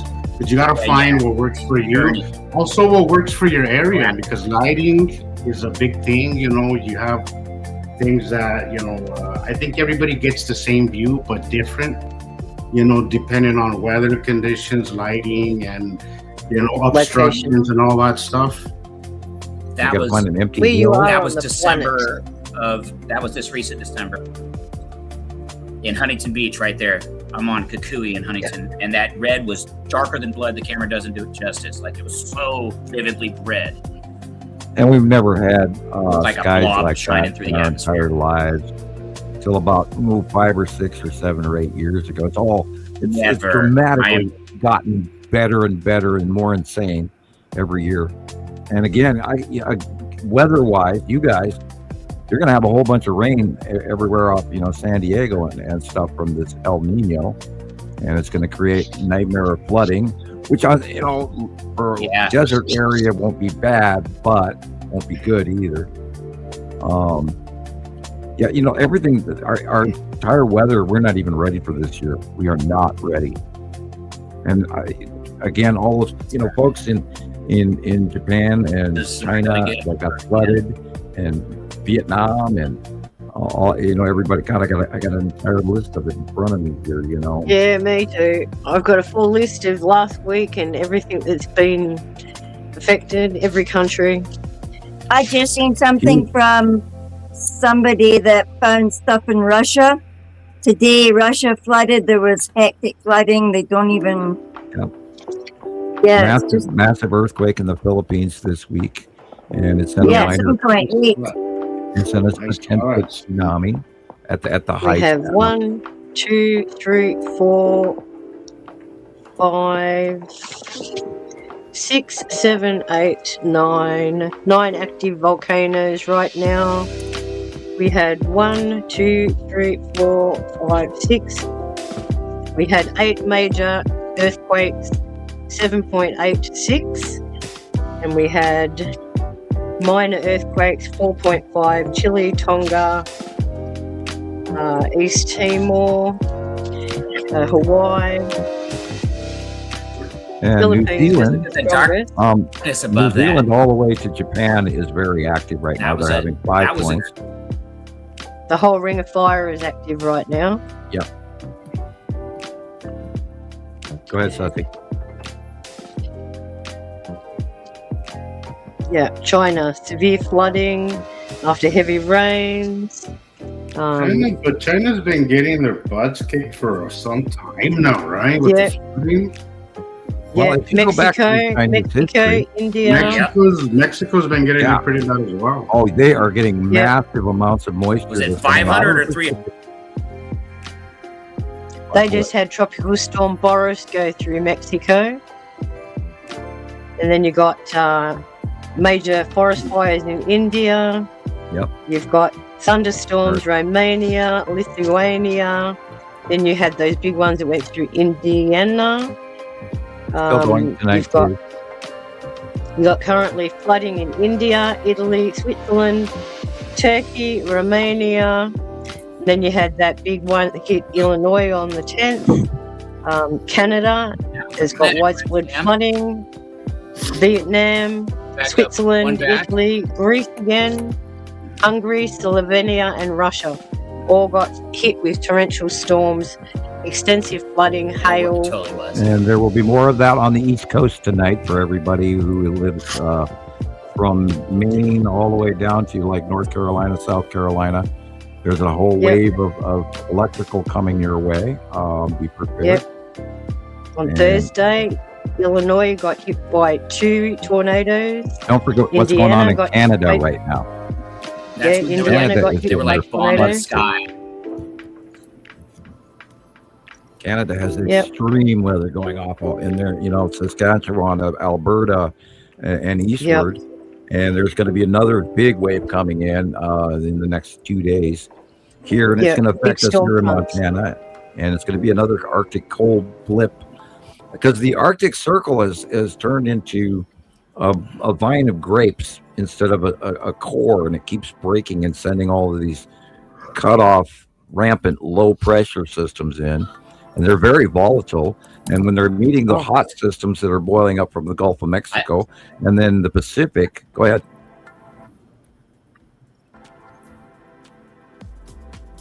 I'm sorry, that was 3 years ago. And it just so beautiful or whatever. I slid off the road and that's the jumped bottom out of the car. again. And I may have only sent her that one of that. Again, the bottom of Yuri. Gosh, it's so pretty. But if we have a look at the world map and where all another of these hue storms that I are had, happening, I felt like I never. Yeah, look at the color. So if you have a look at Sam's the right, map, if I'd have just looked up, because I all totally South blew it right here. I America, should have been looking up. all the coastline of South America is affected, and all of Europe is being swiped at the moment. So the jet streams there I are go, moving 360. across like this, I'm listening. and they're going around the top like this, circling around you, and they're being devastating because of as Sam was saying, one, the amount of moisture that's in the air, two, and the clash of the two fronts eclipsing each other. So if you get a really, really high intensity heat coming across a cold front, that's where these storms are just generating into these supercells. They keep calling them supercells. They're more than supercells, guys. Yeah, they're bigger than that. These are gigantic. I can't even say it. On land hurricanes, and they had a typhoon that just went through Japan, and it had the widest 130 kilometer open core that they'd ever seen, and it was only category 1, 2, 3, and then went off to sea. And I haven't seen what it's been. I lost track of it. I should be paying attention. It turned into a jet stream. Let's see. No, it's still hovering. Yeah, it went up into Kamchatka. Yeah. And then it broke into 3 lows. Okay. That jet stream is coming across now through the middle Pacific, north of Hawaii, hooking up into the base of Alaska, feeding an Arctic low up in Canada. And yet there's a dead zone off the Pacific Northwest. And all of that's going to be heat rich for a while. But that downward running low, it's going to run into northern central America. And then it's going to turn into the meeting of the rotate. Oh, there's a hurricane forming, by the way. in the Gulf of Mexico. So that's creating a directional low that's going to slam all the weather together in the Midwest and Great Lakes areas all the way to the East Coast. So expect hail, guys. Extreme weather. There's 3 different jet streams rolling into one. Go ahead. Come here. So make sure you got your tarps over your cars with your blankets if you want to keep all your windscreens. Weather's going nuts. There's going to be more swimming camels in Saudi. Yeah, in the Saudi area. It's coming off of Africa. It's going right over the edge of the Mediterranean. Let me recheck that. Yeah, it's all the way. There's a front coming off Africa going into Israel and Iran and all of that. And then there's the Arctic one. The Arctic jet is diving over England and over France and Germany and all the way down into Italy and Greece, and then slamming into that one, meeting the African one over the top of Iran and all of that, and the Caspian Sea and the Black Sea and all of that. So and then the heat zone in India and China is also rubbing against that, creating even more torrential storms. Right now, in the Himalayas, they have wind activity, but in the lower southern region of India, they're in a dead zone. They're in a dead pool. They've got the central troposphere just laying low winds like the middle of Africa is doing. There's some really weird stuff going on. Wow, wait a minute. I got to look at this. Yeah, that was oh my God. India come out with a yellow zone alert because of the heat? You should see what's going on in the southern hemisphere right now. Oh, it's crazy. My God. Well, while we visit, I'm going to play a series of videos from the recent earthquake. Is it windy where you're at, Sharon? No, it's raining currently. When it's going to keep doing that, because, wow, you're getting a Malaysian feed that's going into the Antarctic jet. New Zealand's getting smashed right now with weather.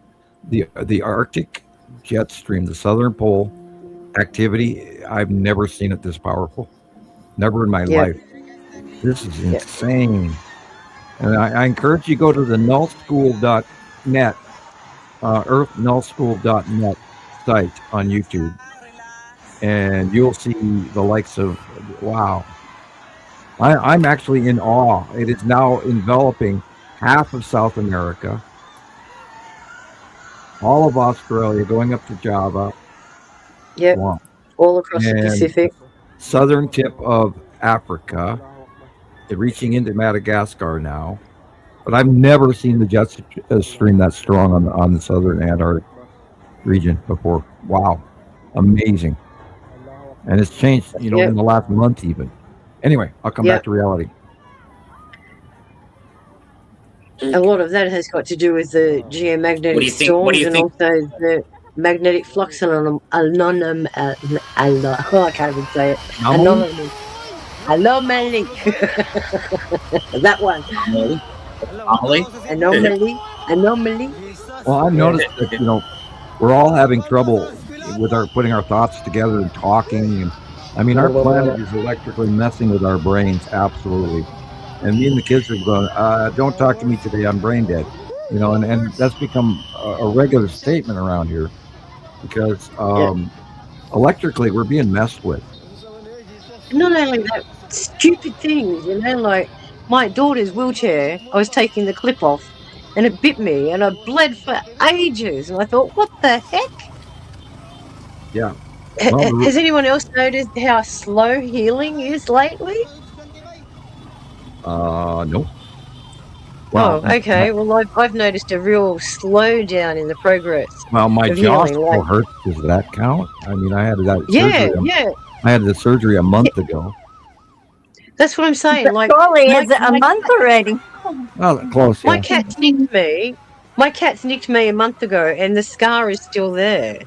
This is what I'm saying with slow healing right now. So genetically, they're bombarding us, but at the same time, our healing processes are taking so much longer. I don't know what's going on, but I know it's damn different than it was even 5 years ago. Even a year ago, something changed. Well, we have. Oh, look at that. We have moved in, of course, in the universe, and we're up in that little big Correct. electrical. We're in some sort of a weird electrical nebula that we've never been in our entire recorded 300,000 year history. So, How would you feel if the Earth opened up in front of you like that? My God. I would feel it'd be time to move.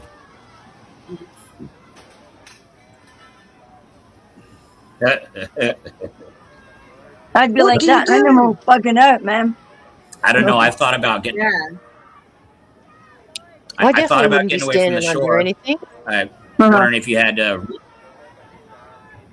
you got a well and room in Lolo. Well, and Joe Pat, your area right now is highly volatile. There's, it's actually hitting the bedding Yeah. rod, and the southern half of California is in well over 300 years overdue. Oh, Now for sure. I'm watching every day. I watch the earthquake reports and stuff, so I'm paying attention. And granted, you're at a lull right now for what's been going on. The current active area is what's going on in Nevada and Utah. And Correct. I was gonna say I'm right there with you too. So see, we're way overdue ourselves too for the big one. So my I don't have the means to do a whole lot, at least at this point in my life. But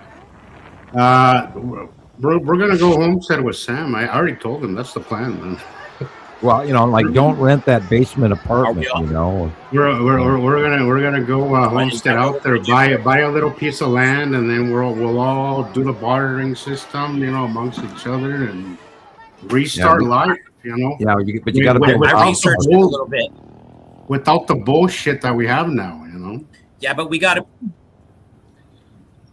Well, a lot of that's going to get knocked down, and a lot of it's going to come back out of the ground, and they're going to try and be kings of the earth after the event and the shortening of the quantity. Yeah, correct. That's why our they're power will be affected. Well, that's why they hide it. And then they'll come out all strong and hate everybody.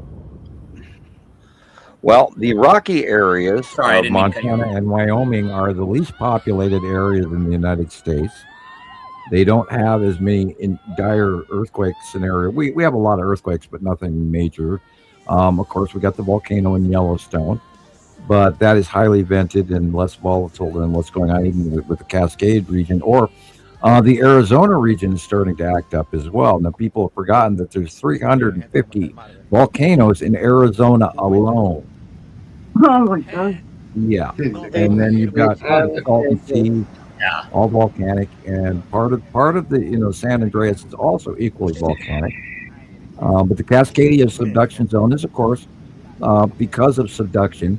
When the plate pushes under and pushes down, and the stuff melts and it comes up about 150 miles away from the fault line and bubbles up and turns into a volcano. That's how it works.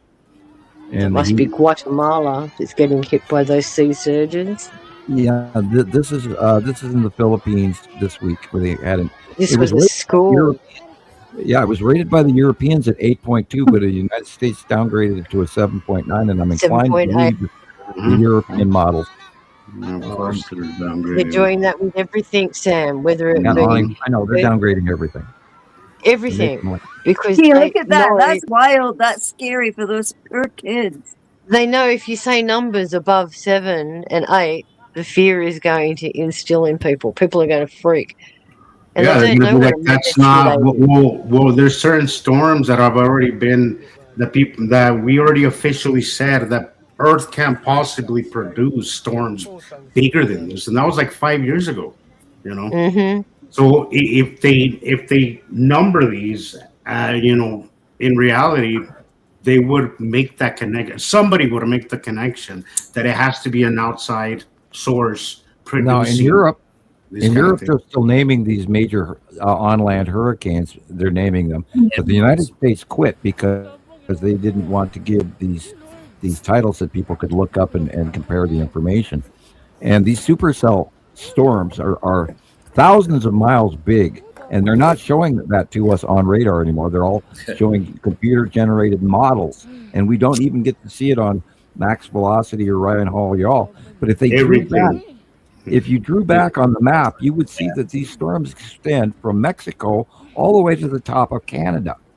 Yeah. But And not there's- just the weather models. How can you have a perfectly blue one day it rained. and then half an hour later you're getting smashed by a storm that was not predicted on any of their Right, models? right. And the temperature gradients are insane. Like that is a part. That's another one that I'm like, how is this not a topic of conversation? And that's Like, the I 180-day always know cycle. when the piston is coming. But By this the year wind. has been Well, by far, Sam. This year has been one of the worst I've ever seen by far. Like it doubled, tripled everything from last year.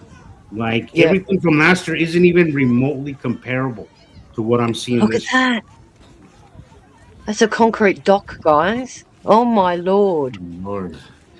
It's like it used to be. It used to be a gradual, but I feel like we skipped a lot of steps from last year to this year. Like it's just we skipped so much and it just went completely bonkers. And next year, and each new cycle is just gonna compound more and more, and it's gonna get scary because this year has already been scary. Again, I don't understand how it is not alarming. People aren't sounding the alarm. I just don't get it. But again, the circus is in town, so nobody's paying attention. Everybody's got their focus on that. I'd like to interview some of these people and ask them, Right. what did you experience at the peak of that quake? How did you feel? What did you acknowledge? What did you witness? Was there any anomalies in the sky at the time when it happened? Was there any indicators that I it was would have going loved to to. hit? Yeah, I would have loved. I would These are love all the to do things that, that we're not being told. Did the sky They were darken? probably Was too busy running. Like, away from Well, their ship? well, Yeah.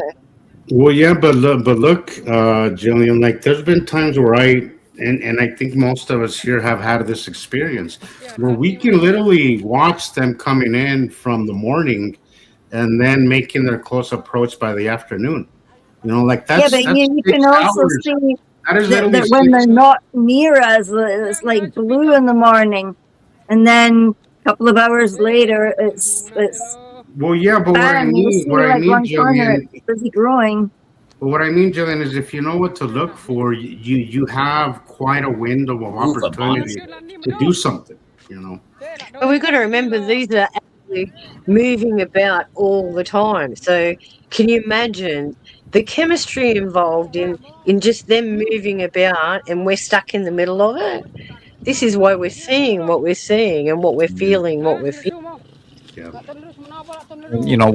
Back when Atu's moon was doing the really close Earth passes in the middle of the 180-day cycle in June, July, August. In 2018, that's when the Alaska quakes and all of that were happening because it was directly over our heads doing a close pass. And, all these volcanoes going off and everything around the world, which are awesome. I love watching them. Have you noticed that a lot of people are blaming the moon for the increased volcanic activity? The moon, it's a full moon this week. Oh, yeah, that is directly related, that there is a tidal tug and a transition. Yeah. But have you noticed it's even more significant now that we're in between these planets? Yeah. Well, all you have to do is look at the magnetosphere graphics. You can see that the transitions of the planets moving in the magnetosphere graphics computer generated, and everybody just ignores from the side anomalies. And no, you could tell. Go ahead, Joe Pat. What were you going to say, Joe? Well, I was in regards to another thought. Goddess is asking about a smooth, white, Vimana-shaped craft appearing and disappearing. Anyone know who they are? Who would be flying a Vimana? Well, that's Indian. Vimanas are Indian. They're written in the Sanskrit, and we can't deny that they didn't have those kind of vehicles and that technology back there, because this is why they built their temples, in reverence of these craft that came to seed the earth and give education and bring technology and new things like food staples and stuff. That's how we were seeded on this planet in the first place. This is what people don't realize. It wasn't bound to evolution. We didn't just crawl out of the primordial soup and became human. We were created, and we were created for a reason. The timeline. This is why they say.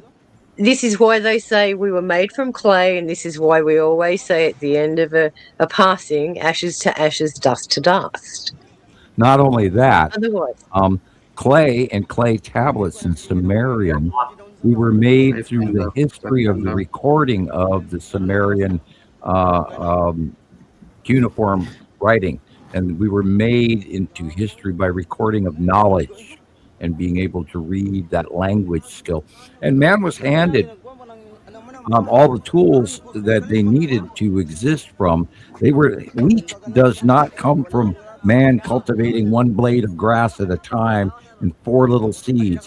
Wheat is genetically discovered absolutely not to come from planet Earth, period. Mm-hmm. And they've got original grains that they've dug out of tombs in Egypt. Yes, I heard that.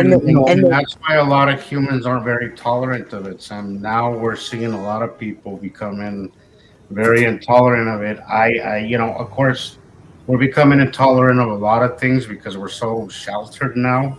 I was also side. But wheat has not been the chemicals we're ingesting. But wheat's not been something that's been widely accepted physically by everybody. It's been here and there. Well, I hate to say it. I hate to say this, 90% of our food crops are sprayed with Monsanto. Yeah. Well, I mean, they have got their patented seeds and stuff. Well, all the crap we're eating. That's what I mean. Why do you think they're trying to expel so many farmers off the land? Yep. And not just farmers, the naturopaths, the ones that are growing these natural herbal remedies. They intentionally bankrupt farmers so that the corporations can buy all of the land at a clearinghouse price. And that's right. This is the reason why we're losing so many farmers. Because some of them are naturalists too. They don't believe in all of this stuff that they're pushing. All the family. Sorry. And some of these farmers have been doing this for generations, 150 years. Some of them have been in the same place. They're squeezing them out of their position. They're doing it so that the kids can't continue taking over. They're making it impossible for them. Oh, you have to do all these things like the mRNA vaccinations, and it's killing the livestock. And they're like, well, I have to do something that kills my animals. So it's intentionally. It's a Ponzi scheme or whatever to push them away. Bill Gates bought farmland, and it's consolidating all the water rights, and then it's consolidation. Like everything right now is being consolidated. Like everything. Like we used to have, we used to have a monopoly law, but it's obviously not being enforced anymore, or probably not in existence anymore. Everything is there's a consolidation of wealth now going around. And that leads me to say, yes, it's coming from greed, but I think it's also coming from being in the know of what's happening, what's really happening to Earth. They know, and that's why they're hoarding everything. They're nesting right now. They're nesting for when shit hits the fan. There's an agenda to directly get rid of poor children and elderly around the planet. Oh yeah. Just have a look at what they're doing in Canada. And they had already been working on that. MedAid. It's tragic. And this is human behavior, guys. Yep. But it's not our behavior. Nope. Meanwhile, we're going to rock and roll all around the planet with shit like that, what we're looking at right now. And this isn't normal. This used to happen once a year, maybe. And now it's happening every week around the planet, everybody. And you have to pay attention. You have to realize that this is not a still ball game. Go ahead. But these are hitting the most impoverished areas around the planet. Well, it's not by design per se, because this is a natural event. It's not. I had somebody ask me the other day about direct energy weapons again. It's like, oh my God, stop. They don't need it. Mother Nature does it all by itself with those passing electrical planets that are zapping. Look at the storms. Go ahead, Joe Pat. She's meaner, more powerful, more vicious, more vindictive, more violent. Oh, yeah, she's got more objects. All of these close passes and the asteroids. And Rebecca, did you find that picture I sent to Mr. BB333? Yeah. Yep. Sorry. Yeah, the guy I'm going to give tell you the whole story ever. Of some of the silliness going on out there that just makes me want to scream from time to time. Let's see. It's hard to keep one's composure these days, Sam. Like it has been like the ultimate test of patience. Yep. Even for me, that I'm generally a very patient man. I mean, after 18 years of marriage, it kind of makes a man pretty patient. But it has been a really infuriating year, and it's made me learn a lot of patience. It's made me realize that it's important to pick your battles and understand that not everybody is going to open their eyes, and there's nothing you can't save everybody. You know, that's the hard pill to swallow, but that is what's happening. Like, you just can't save everybody. There's people that aren't ready to unplug. They're too dependent on the system, and they will fight to, as they say in the Matrix, they will fight to defend it. You know. Well, there's an old saying from my generation.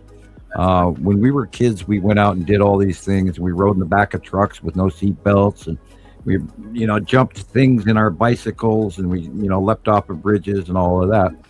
And let them remove themselves from the gene pool by all means. And yeah, honestly, yeah, that's kind of the way I look at it. So I'm like, look, there's the information is out there, like the brain capacity is there. Unless you were born with some kind of disability, you have just as much opportunity to learn as the next person. And if you're not, if nothing right now is screaming to you to pay attention, then you're just a dud. And maybe you're right to get out of the gene pool in a way. Like, I know it sounds messed up, but you have a point there, son. Like, in a way, you have a point. Well, I hate to sound like that, but all of us have doggedly worked for many years trying to tell everybody that we ever met for 16 years now, that we've been trying to warn everybody that this was happening, is happening, will happen. And I have learned, like you were saying, the hard way, frustratingly and yet calm at the same time. I'll talk about this in 2 seconds. That we cannot, again, save everybody. This was posted by our dear friend, Mr. BBB333, and he always just says, "What is this?" Rebecca, do you know the answer? I'll ask Gillian because she doesn't.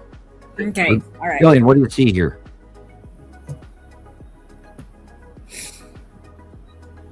It looks like there's something above and below that golden bit, that ring in the middle.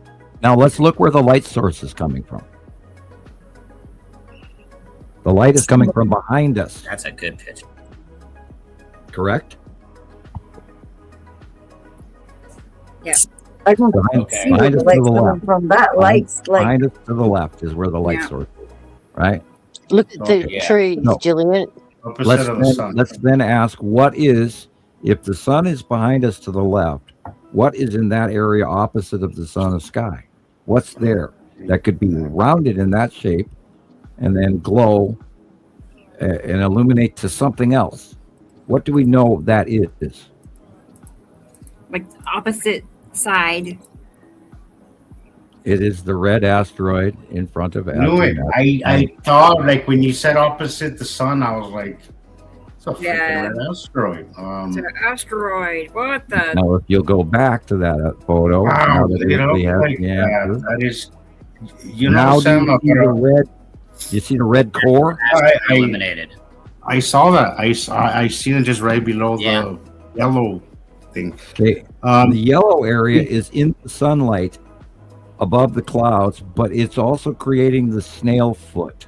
It's reaching down, creating the snail foot. Under Attu's moon, red asteroid. Well, yeah, I was too busy looking at what looks like a big planet on the left. There's, you always say look at the dark areas first, so I was looking at the two other sides. You see the white blotches on the top of the picture? Those are the craters. Trick question.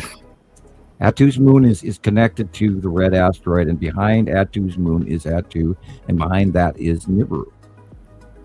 Wow. See, they've been very well illuminated. And you can see the sunlight at the at the top of the red asteroid. And if you look at the middle where it looks like an eye, I hate to say that, but if you look at that, it's actually red. Yeah, and that's I see it. It's in the center and at the top, like a hat. Right. It looks red. It's kind of oval. Well, it's a little bit oval. The red asteroid. It's not round. It's a little bit more of an oval. There you go. Yeah. It's like a foot bird. And it's got that little thing in the middle. I don't know if it's another piece or if it's like a crater or what it is, but you know, Sam, I have a video. I don't know if I don't think that I posted because it was short, but there's an asteroid in front of Attu's moon that is pretty much illuminated this exact same way. I'm gonna have to post it now because I'll slow it down, make it a little longer. But it was basically illuminated like this. The asteroid is a very stable. Red asteroid has a very stable placement. It's always part of the middle reach down of the snail foot. And we got photographs, and I can send Rebecca an old one from like 2017, 2018 of the red asteroid directly in the middle of development. And I'll do that real quick, and I'll go back to Facebook here. I sent you some pictures, Rebecca. Okay, cool. Alrighty. From the lady that I was telling Sharon is in Canberra. Emma Bates, she took a picture. She said she did take it when she was driving, when they were in the car and stuff like that. But she was wondering if it was anything. And anyway, I've sent those pictures, but she's also clearly seeing things in the sky. So she may or may not be listening just now. So if you can help her to understand her picture, because she reckoned that she does say that she's followed Mr. Sam for ages. So, and that red asteroid. That don't look like Sam. Okay. Looks more like Sean Connery then. Yeah. There you go. There's the red asteroid. My picture making days. Red asteroid with so little it's sister. It's almost like the red asteroid then has like a debris ring around it to make it like gleams like that then. Well, it has other objects around it. There's like 3 in front of it, like 5 behind it, and they all. So that would make it a very electric ringy thing. Yeah, there's a bunch of little stuff along with it, but it predominantly has the white little sister in the front of it, which is, you can see it gray here, shadowed, and there it is again. We've got I can't say thousands. We've got hundreds of captures of the red asteroid. And I send you a still picture, Rebecca. Yeah, I'm getting it. The red asteroid, totally visible in the snail foot. And that goes all the way back to one of the earliest photographs in 2018. And there it is again, connecting to Attu's moon and Attu in the drop. And now it doesn't always reach down into a snail foot, because only in close paths, when the Earth atmosphere snags or adds to it, will it turn into that dragging off snail foot. There again, it's by itself. Cosmic egg. Yep. It's the mothership. I'm only joking. It has a repetitive shape. Look at that one glow. Wow. That's nighttime. That's a nighttime shot. What a great shot.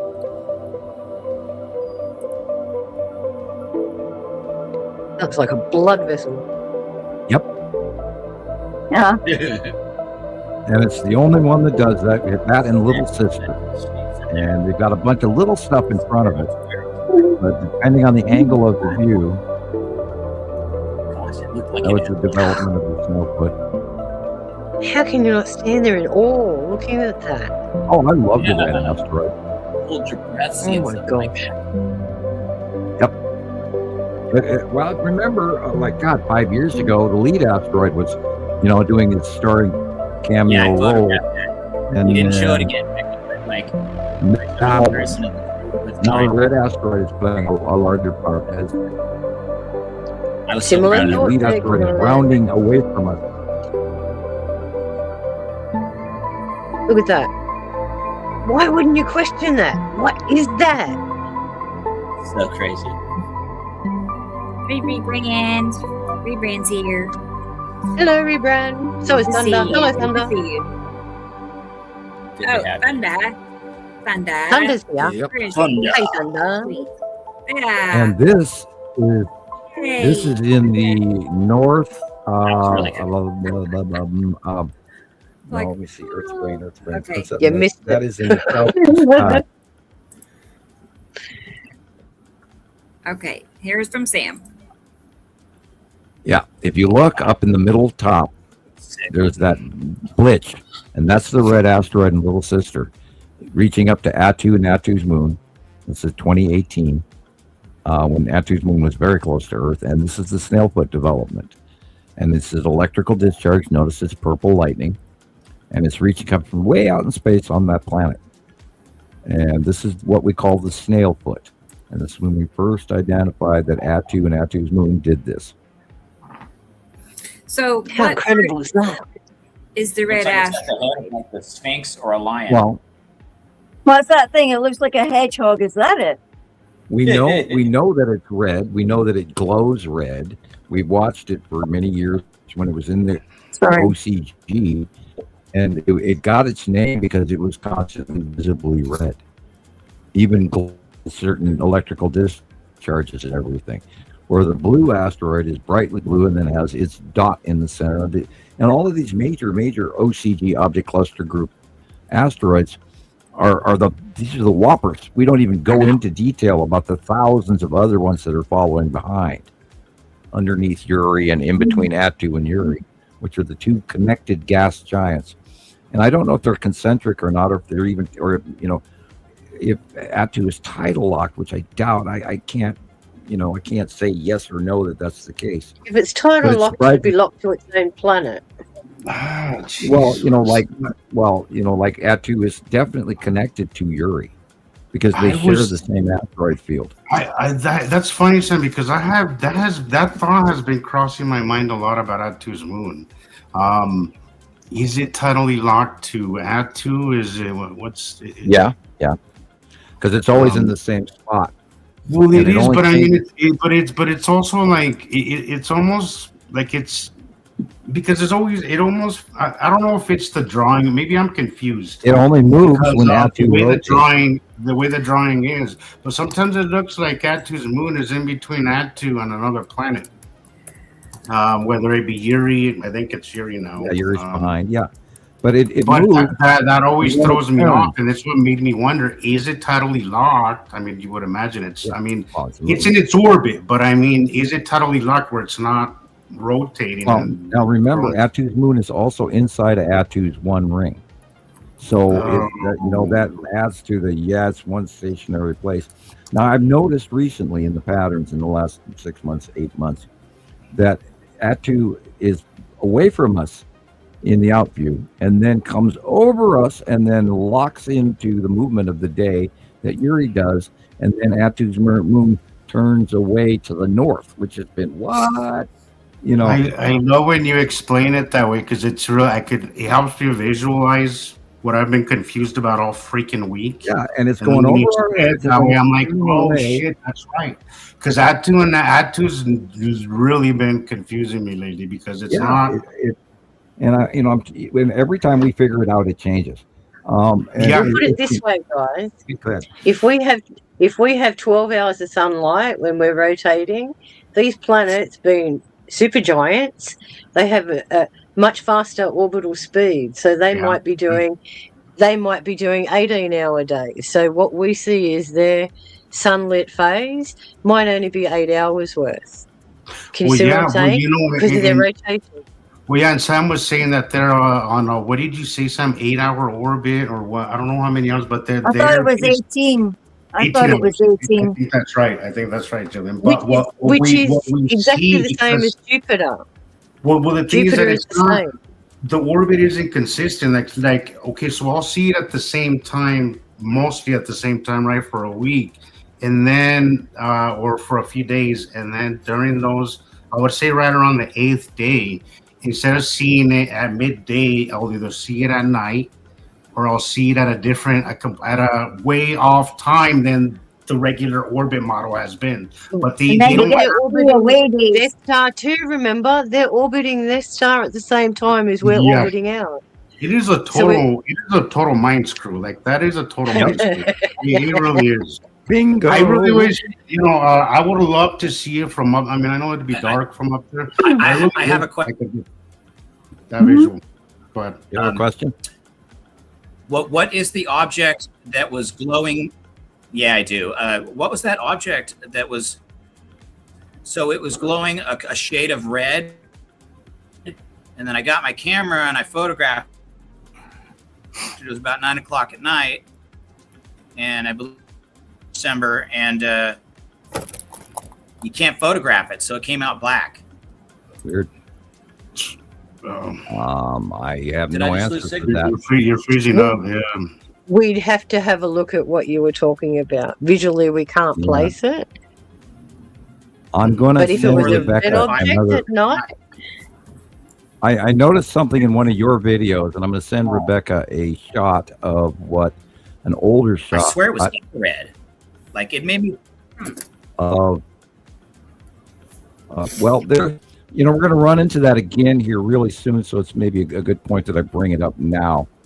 The object cluster group, as Yuri rises up this summer, the objects underneath her, the Tan asteroid, Lorraine, Pappy, and the salamander facing inside the base cloud of Yuri, is all going to start illuminating and glowing again because of the angle of light that we're about to enter.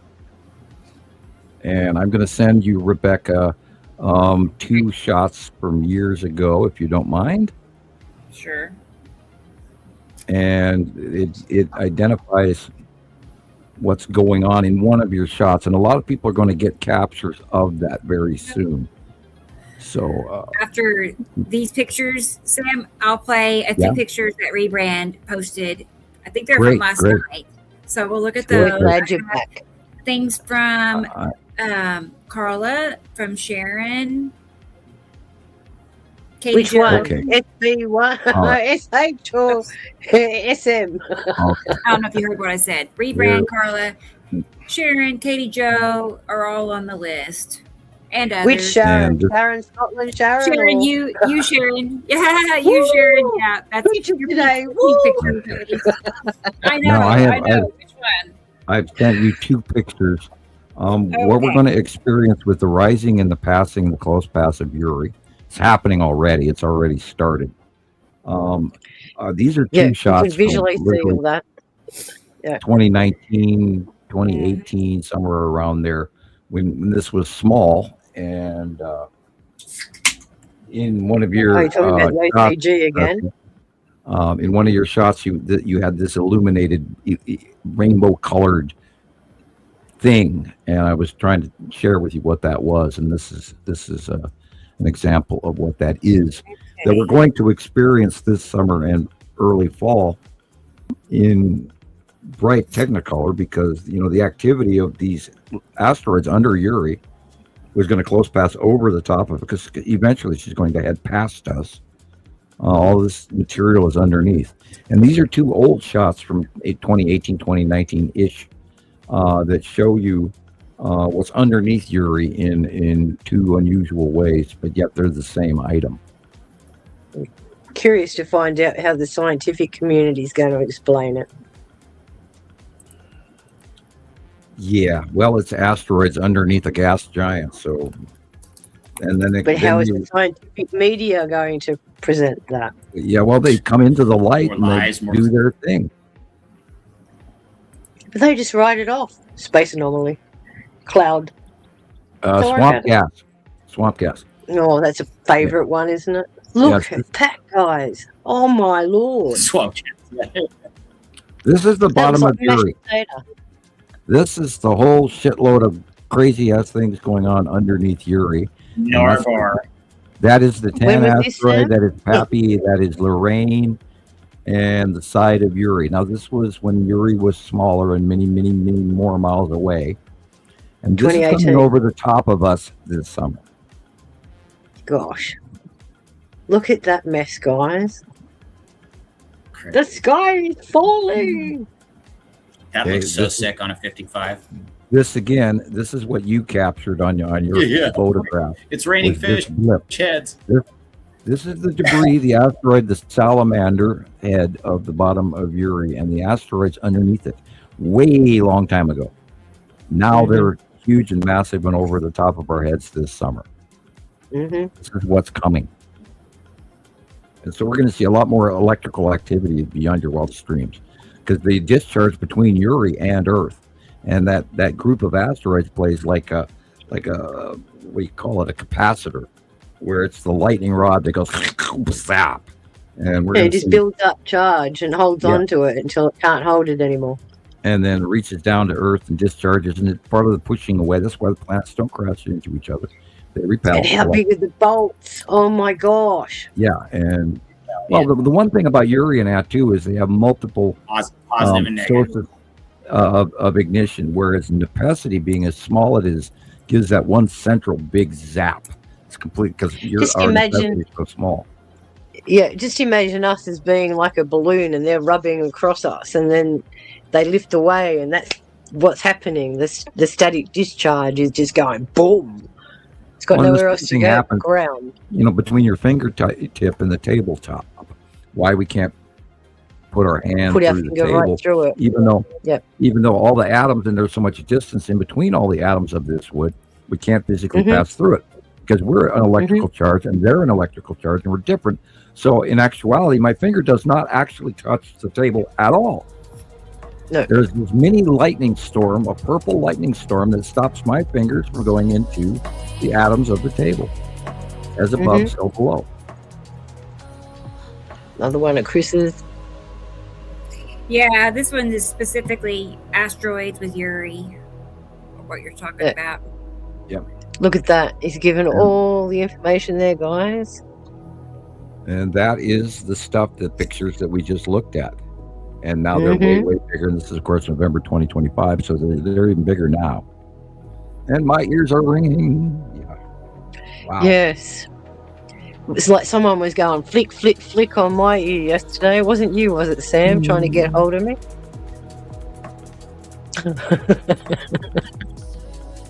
A pinch in the ear. Someone's talking about you. Well, you know, that is the wives' tale. I use Dutch because, you know, I'm Dutch. So I could say the old Yes. Australian wife. Yes, I've been having a lot of those surges That's in right. premonitions lately. Yeah, well, that's going to only get bigger because, you know, we're being screamed at by the cosmos going, wake up! You know, anyway, sorry for you headphone wearers. Had to, you know me, too much coffee. It's all good, Sam. Well, I actually had 2 cups of coffee today. And remember, remote viewing can be learned by anyone. Exactly. As I've already mentioned in the past, the Farsight Institute has actually released a training course on how you can become a remote viewer. It's not that hard. Well, you know, having awesome. having the bloodline that can do this shit helps. But yeah, if you're awake, you're awake. You're awake for a reason. If you're here listening to the sound of my voice, you're here for a reason, because not everybody is, and we're a smaller percentage. And you're here for a reason. I can't express that enough. And I did not get here by chance, nor did I decide, oh, hey, I'm going to do a show. And that wasn't why we did this. I wrote a paper on this in 1978 for a chemistry class. And I have a question. Go ahead. There's a lot of people out there that believe that the crossing of Nibiru is going to give some people extraordinary superpowers. What's your thoughts on that, Sam? Yeah, I heard that. We have the upgrade, the human upgrade, the bloodline human upgrade, the opening of the door started in 2010. And that was where the first whisperings of truth from the water. It goes earth, wind, fire, and water, all of that. And there's been stages that have been happening to us. And the addition of the 3-Eye Atlas, oh my God, what a download. I spent the entire day out with my head on the table in my living room with the worst headache I've had in a very long time. And I downloaded a vast understanding of what they were doing here and why.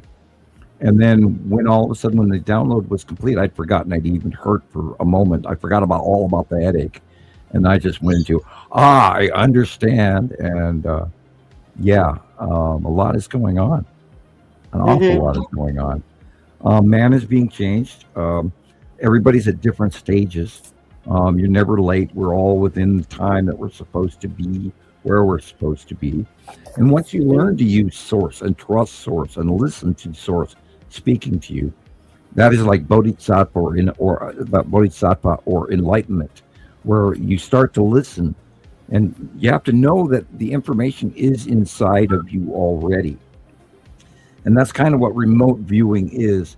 Because the government told me that I had these scores and those scores and this IQ, and these are your, military test scores, and this is what your psych profile by the extraterrestrial gray scientist lab coat wearing guy said. And because they told me all of these things, I have the opportunity to believe it. And then once I got on the internet and started talking to people around the world, it's proven self-evident. And I have become to trust that. Now, it's not a level of arrogance. As a matter of fact, half the time it's embarrassing. But I've learned to listen to what I'm being told, and I'm accurate. Go ahead, Sharon. It's only embarrassing because no one understands it at the same level that we do. That's the hardest point to get across, is how do you get someone on the same level as you? I can't. Exactly. This is what makes you unique.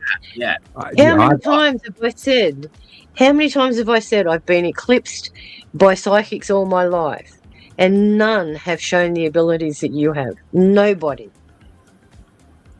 I have never met anybody that's even remotely close to my government-rated IQ, for one. And I mean, this isn't something that I didn't make it up. Different things. Exactly. Hi, Texas dude. Texas dude. But IQ and sensitivities are two different things, Sam. Well, I you know, can be but the brainiest person in the world and still not have common sense. And still can't tie your shoes or comb your hair. Yeah. Right. Look at King Charles. As everything done for him. Yeah, well, the point was, I've always known. I mean, I've seen ghosts all my life. I've known I've been abducted numerous times as a child all the way through adulthood. Wow. And I remember a lot about it. And then there were other factions that were out to get me. And then there was another faction. And then there was the government. And I've been wading through this dodgeball event, like in grade school, trying to get through all of this. And then when I saw the planets in the sky for myself and went, oh shit, they're here. I had no choice but to do this. I had to come and share this. Go ahead. Here's Emma. Guess what you picked up, Emma? Guess what you got, Emma? Have a guess. Yeah, I think, and I commented on that. I believe this is Mary Moon. I was going to say it's one of the smaller asteroids. No, look how round that is. That's got to be Mary Moon. Yeah, that thing's perfect. That's Mary Moon in front of Tim. Gotta be. Can't be anything else. Too big. Wow. Too big. Yep. Now, is that all that Isatum green I see on the screen also?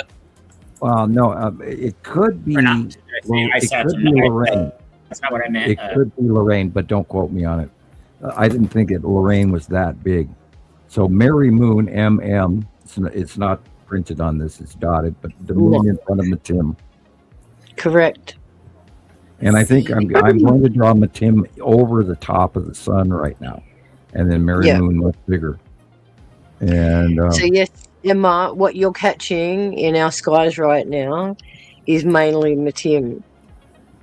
And you'll see him first thing in the morning when the sun's first coming up, because that's what I've been capturing quite a bit. Now notice, if you got the future ones, Rebecca, notice where Uri is moved, where Matim is moved, where Atu is moved now. If you could go to May and June.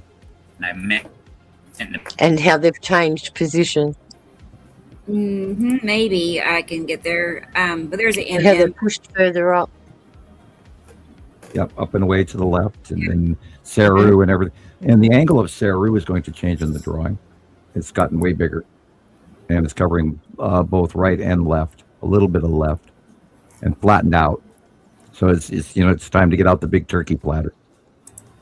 Oh gosh. That oval shape, that's what we're looking at, is a turkey platter oval shape. I love it. Whereas the Saturn is rounded and very basketball sized, and the Saturn yellow moon is now the size of a cantaloupe, or I think that's got to be Mary Moon in front of Matim. Good catch, Emma. Neat.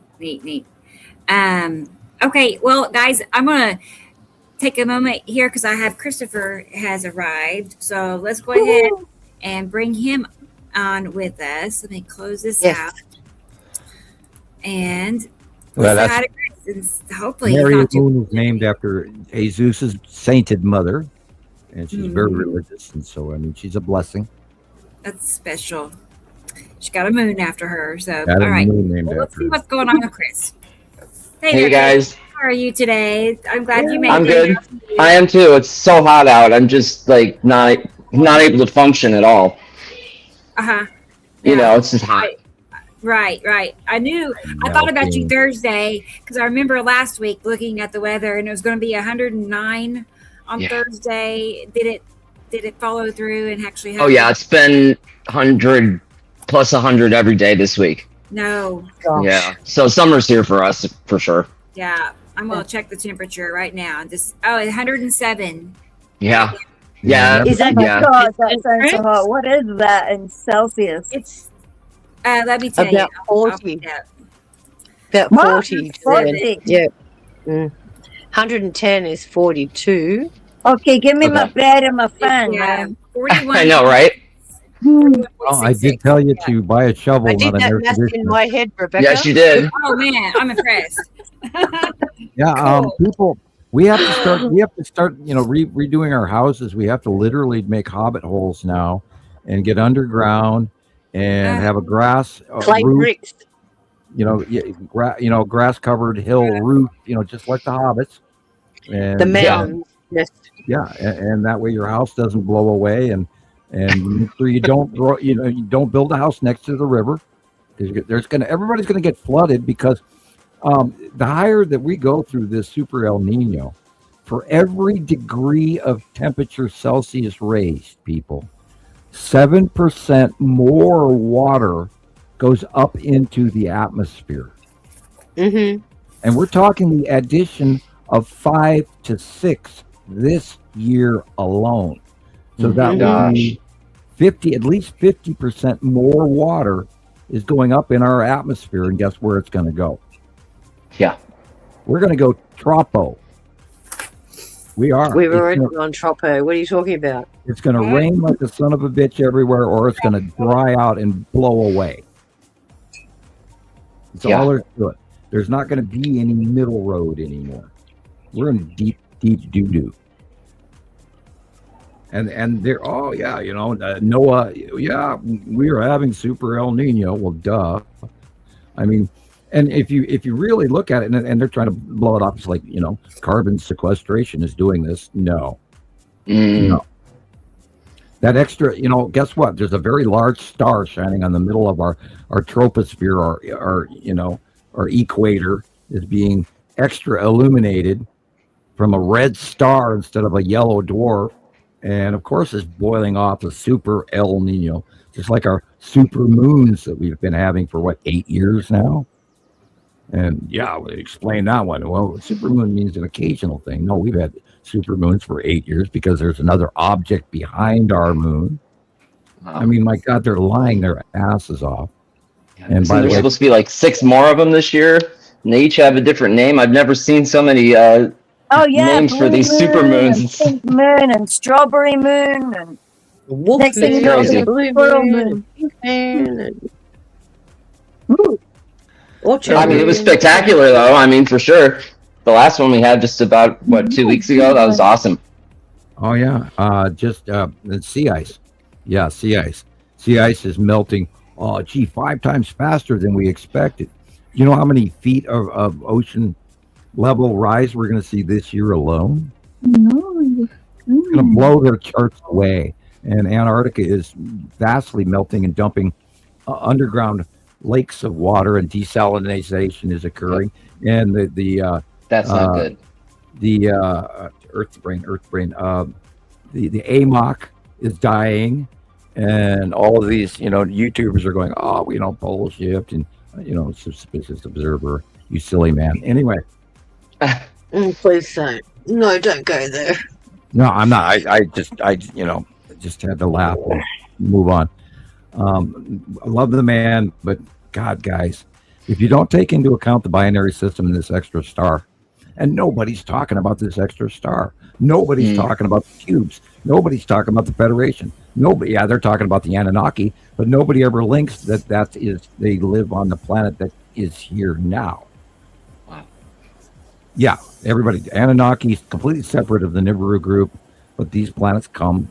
The planet of passing, Nibiru, means it is right here, people.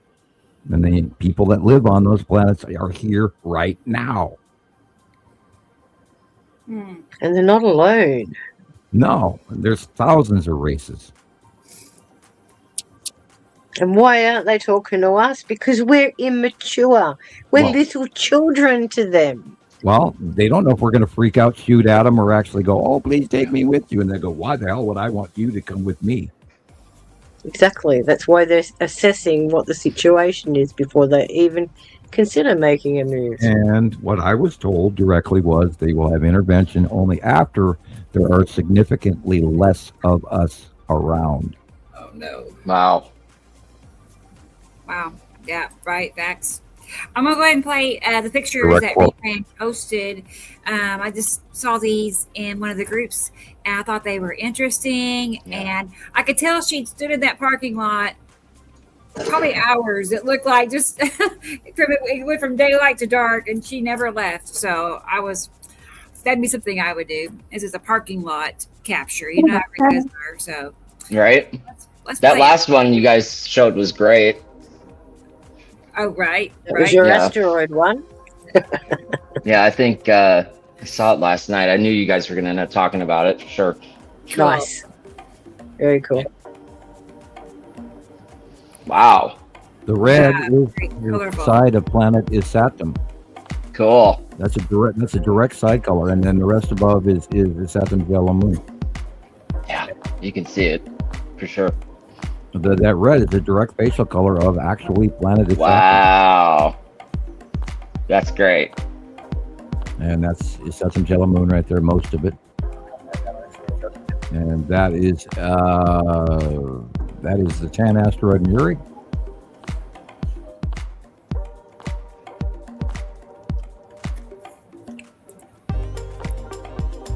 Wow, that is a very large lead asteroid shot. That was months ago. Yeah. Look how close Yeah. it is. Gosh. Again, lead asteroid in front of the Saturn, yellow moon in the Saturn. And then Saru is in the background. Again, Look at that direct red side- curve. yeah, that's a direct red side face of its Saturn. Wow. That's cool. Awesome capture. That is Atu's moon, I believe. With the red Looks like it's asteroid. got a tail. Are these older photographs, Rebecca?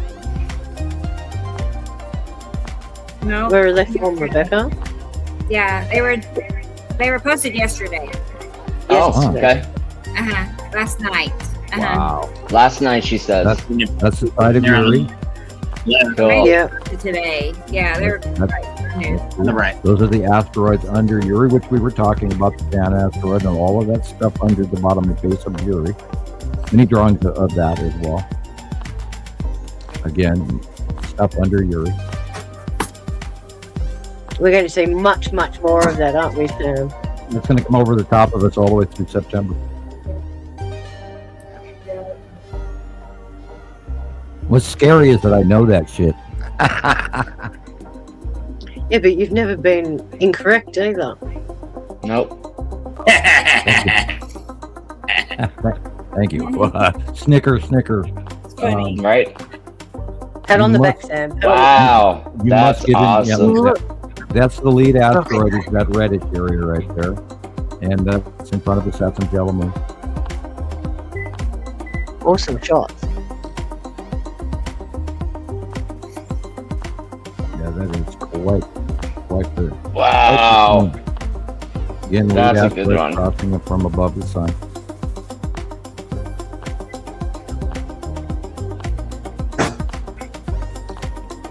Again, Amazing. the Saturn yellow moon, lead asteroid, and the long box cube is in there somewhere to the left, to the right.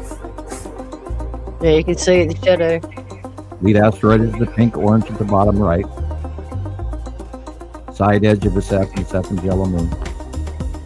Again, the red circle is lead asteroid.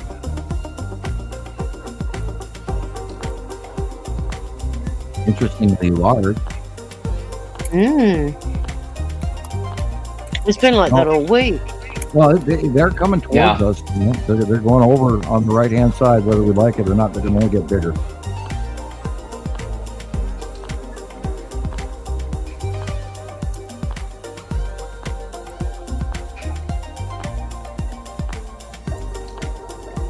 Again, that's the tan asteroid in the bottom of Uri.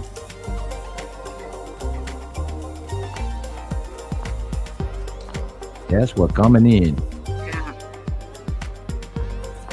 This is the bottom of Uri after dark. Off of the gas station. Let's back it up a couple of pictures and see what she was.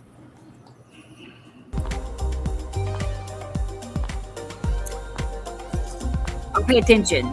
Shadow on top of the gas station.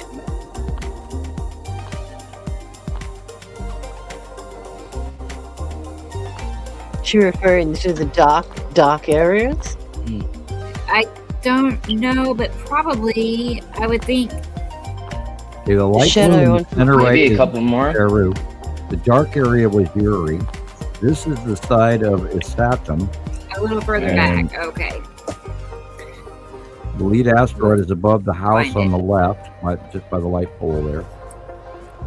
This is the bottom of Uri again on the left. After dark. And then again on the right is the Saturn yellow moon after dark. With the background is Saru in the green blue.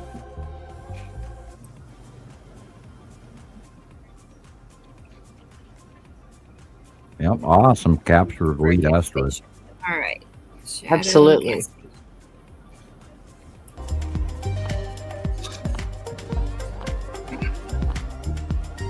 Uri. Gas stations. We call them I service know, I'm looking stations. for a gas station. And gas, you don't put gas in your car, you put Petrol. in fuel. Yeah, I mean, petrol. it does look really dark. Like the sky is still daylight looking, but look at the buildings. Yeah, the Dark. real sky color is that orange area on the left. Everything else is planets. That's awesome. There's Saturn, yellow moon, and Saru is all in that shot. That's And cool. again, on the bottom left You area get is where this the real one sky he's is. talking about. I That think lead it's this object one. is huge. Yeah. I don't think people realize generically how little of our actual sky. There are days we don't even see it, and then the rest of the time it's clear. And I actually saw stars last night. I couldn't believe it. So Right. it's We've had no It's stars amazing. for the whole week. No stars. I'm with rebrand. Yeah, we well, call usually, them carriers lock them out. Yeah. Yeah. Well, I love them rebrand. Thank you for sharing them with everybody. Yes, I'm gonna great put- shot. Thank Move you. on to Awesome. the next. I'm gonna go ahead and play All right. Gillian's reel because I know it's getting late for her. Let's play her reel. Yeah. Gosh, nearly 1 See o'clock what for she Gillian. shares with us. Yeah, I can't believe it's already. Yeah. How does time fly so quickly? Yeah, it's already 4 hours into the show. Wowie. Okay, How has it been 4 hours? it's really flying today. Okay, I had let's not see even what looked at the Gillian clock. saw this week. It's There flying. you go. Feels like 15 minutes, 20 minutes to me. Yeah. I was we just just got saying, started. it's like half an Off my hour. mind. I can't tell time anymore. That's something else that the scientists have said. We've slowed down again. That would be nice. Time is slowing down. I don't believe. Well, yeah, well, it's been up here for a while. I was That's just at amazed 1 o'clock outside. in the morning. Jeez, look how light it is, guys. Yeah. Looks like Vegas. That's a planet. Look. Yeah. Probably the side of a Saturn. And little Or is- asteroids. Well, not little. Or is it and then- smaller than that? Look at that. Cut Look out. at that. There's That's a next to little the one sun. there. That's next to the sun. That little ball thing was next to the Hmm. big sun on the. Yeah, Yeah. the question is that a Star Destroyer? Right, I was going to Destroyer. ask that, Sam. Looks like something to do with the long box cube. Is that a Star Destroyer illuminated? Yeah, look how bright that Just illumination long is. box is above it. Or behind it. True. I think it's above it, to tell you the truth. I was looking for the other sun. It was old and just glowing through the trees. Sorry, I was like lifting it up over my wall. You got to find that You have tower to. to stand in. Yeah. Well, the chair is unsafe. I'm gonna fall off and land on my nose. Yeah, that extra illuminated. Again, you have to watch the light, and once you learn the tricks of what's going on out there in the light, and look in the background and start thinking differently, you will be amazed what you see. I got two. Cubes. Oh my Oh. God! Every time I've seen the cubes by eye, I just sit there forever and watch them going. My jaw wide open, going, "Oh wow!" Look at that Well, after- dark head thing there. That's like a dark little ball. Sam, after It's you definitely pointed out, when I first came across Montana Skywatchers, after you pointed out to not look at the light and look at the dark, it's like a whole world opened up to me that I had been missing that entire time because I was focusing on the light and forgetting, didn't even notice the darkness next to it. And it is so easily overlooked when you I don't know what to look for. But once I you had to see learn it, that too. Yeah. once you see it, it's incredible because it just pops right out at you. You're like, how did I miss this? See, the How did I light miss started to, that It's- gold seemed to go Hey. right up over the purple like a beam. It just shot right up.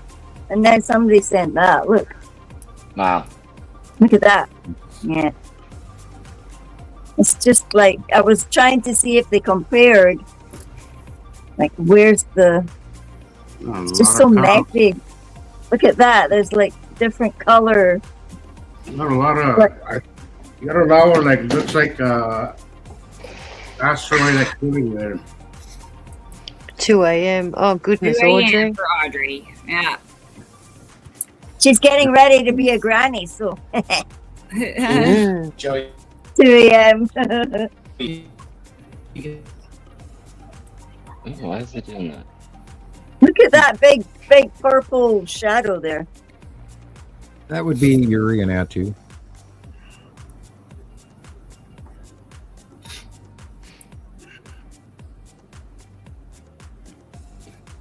It's like,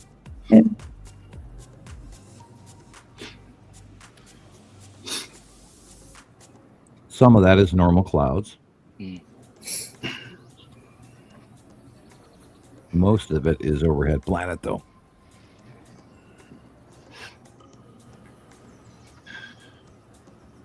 The real sky is the yellow-white area. That is probably Atu's moon right there, that bright white that you just saw inside the clouds. And that's the side of Uri. Yeah. You can see the stripes. You can see the illumination.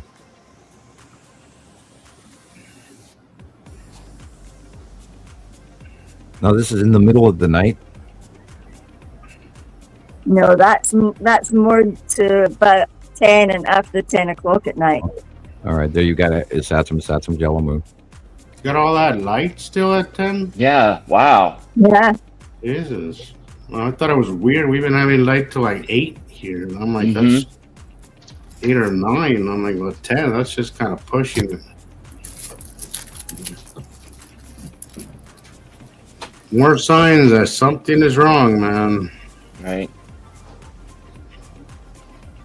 I was telling somebody that recently. I'm like, dude, if you're not at least wondering what's going on with, our surroundings, the world we live in, with our, if you're not at least wondering actively, maybe, then, dude, you shouldn't even be speaking right now. You should go, that's like that zipper thing. It's like, Totally missing out. Go keep watching the Kardashians or something, because clearly you are out of your element here.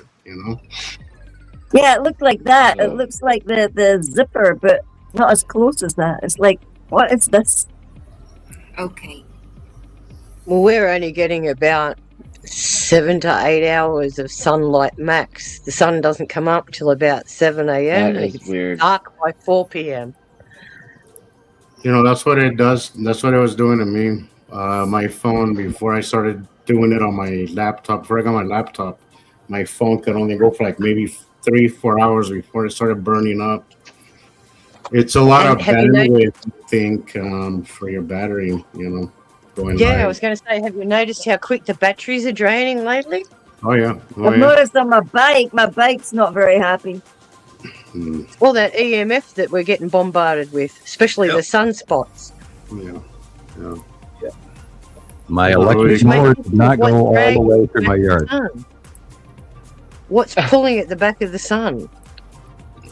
Another sun. Correct. So this is why we're getting all the flaring and everything we're getting right now. Yeah, I think, they're going to this week. detach anytime soon as they break apart. We're going to see more events of strange back below CMEs are coming. And we'll see. Fun. Well, on one hand, it's better that it goes that way. Yeah. No kidding. Exactly. It goes backwards, the increased possibility of a Carrington event right now is quite high. And Absolutely. we're also going into the downsloping of what they're calling the new solar maximum has ended, quote unquote. But 11-year cycle. And another example of that they switched stars on us is the 11-year cycle all of a sudden got changed a few years ago. And then they said, oh, we're at a new 11-year cycle. And it wasn't that long into to be an 11-year cycle from the last cycle. So it was like, turned on the off switch. Is my math that wrong and I don't have a memory? Or do we all of a sudden have a new set of rules? And now, boom, we're at the end of the they write maximum. history as they rewrite history as it occurs, Sam. Yeah, right. Well, the thing, Sharon, is that we're so easily we have the memory of a goldfish, like we really do. It is like most people seem to not remember what high noon is, and I'm not talking just young people. I have asked older people, high noon, and some have heard of the term but have no idea what it even is. And they know it has to do with the sun, but that's about as far as their knowledge goes. As far as that, that's when you bring I have asked people about high noon, walking in a Western gunfight. 8 phases of the moon. I have asked people about our winter orbit or summer orbit. They have no clue what I'm talking about. Yeah. It's these same people that go on my post talking, running their mouth, that I don't know science. Like, dude, you don't even know the difference between the East and West. I don't think you're the person to be throwing out those kind of comments. I couldn't help myself in your comment section this week. I'm glad you did. I was like, somebody come help me. There was some really, like, what are we talking about here? What? It was bad. Yeah, and they're all, if you go into their accounts, they're all freaking sketchy ass accounts. I think a lot of them are bots. I do too. Yeah, they are running rampant, man. I saw a person who did a study. And anyway, long story short, they determined that at least 58% of all the accounts on all the platforms are bots or AI. Wow, 58%. That's just crazy. Most of my rebuttals to those comments, they're not really for the person or the bot making the comment. They're mostly for the other people. Right. So they won't be deterred from that ridicule comment or whatever it is. But when I answer, I'm like, you're probably not even real, but I'm gonna answer anyway because I don't want people reading your comment and then being deterred from learning any further. Right. Somebody else. So I try to give them an answer that keeps that interest, Yeah, I agree. Because that's the whole point. That's the whole point of the bots. They go into your account it's really what they're doing is that the first thing they do, because they go down the psyops, right? It's always the same shit. It's always the same thing. But what they do is they attack your credibility. That's the first thing they're going to do. That's what they want to do. They want to attack your credibility. So it's good to always respond to that in a manner that other real people are going to see and be like, oh, well, let's continue learning or let's continue on this topic, because ridicule does have a way of getting to people. I think it's the reason why a lot of people are so enamored with the term conspiracy theories, because in society you have to compromise so much that it becomes a thing, like where people are just used to doing things just out of keeping the societal norms, the status quo when it comes to that. But I've never been that way. I have this inherent thing where I have to be accurate. Like, it has to be accurate. Like it's not even a moral. Like, it is a moral thing, but it has to be right, or I'm not. I can't. It'll drive me crazy. It has to be right. I have to know. I just have to know. I have to learn the right thing. I can't just take somebody else's opinion about it. Think of it from another point of view, Jesus. These bots are also gathering information. So they're also directing where they want the narrative to go. And by impinging you with stupid, useless comments on your feeds, is only testing the waters as well to see how far you're willing to go. Wow. That's so true, Sharon. I agree. I'm going to play a video. This is from some pictures that Carla Max sent to me, okay? Great. Carla. Nice. She's watching right now. Thank you, Carla. But she'll see it, hopefully. But yeah, this is from Carla. Yeah, I can see her on here. Usually she's in the background. I go... I'll tell her we started at 4:11.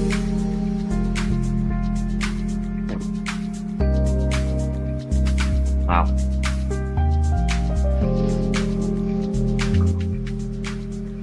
Lead asteroid is Saturn, 7 yellow moon. Lead asteroid is Saturn, yellow moon. I can almost talk. Like Saturn's yellow moon and Saturn's been awesome this week. Yeah. And very predominant at sunset. It just goes right up in our face. Yeah. And if my memory serves me right, I think it was Carla's birthday a week or so ago. Happy birthday. Happy birthday. Happy birthday. Just had to remember that one. Whose did you say, Sharon? think it was Carla's birthday a couple of weeks ago. Okay. Yeah. So happy birthday if I missed it. It's Gemini season. Yeah. Definitely. Which means duplicity, guys. We're going to see light and dark. The good and the bad.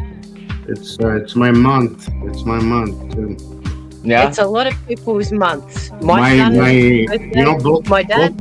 Both my parents and all three brothers are all June, man. All June. Okay. Two of them are Cancer. Cancer, though. right? Three Geminis. Look at two Cancers. Oh, that's great. Yeah, it's a blast, man. It's a blast. I got multiple personalities, and then. Oh yeah. Jackie's a Gemini. Oh, I know all about it. Look Oh, yeah. inside that. What day? That's incredible, Sam. Very strange individuals. Because you can never read them, can you? Mm-hmm. It's not that you can't read them. It's just when you, by the time you learn it, they change opinions because they're always constantly either evolving or changing or changing their perspectives. Are you guys funny too? You know, you'll be in a serious situation and then all of a sudden something comes out your mouth and the whole room erupts into laughter. Are you guys like that? And the thing is that I always, it's so easy to recognize a Gemini. There's always some kind of energy there that I'm like, this is familiar, this is comforting, this is familiar. What day is Jackie? What day? 23rd. Oh, it's May 23rd. 23rd. That's the day before my brother. So I'm the 18th. My older brother's the 21st, and then my younger is the 24th. Wow. It's interesting. Don't forget Sam's on the 26th of this month. I think Sam, aren't you a June baby too? 26th. Yep. Can we go back a couple photos, Rebecca? I don't like several photos. My birthday, but yeah.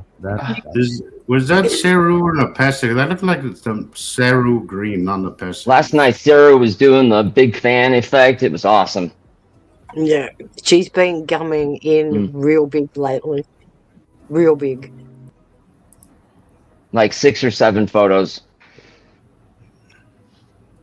Let's see. Awesome, Carla. There we go. Cool. Look at that. The white one on the right is green asteroid. Cool. The white dots around it. Yeah, it's coming in, and then at sunset, it swings over the top of it. It's weird itself.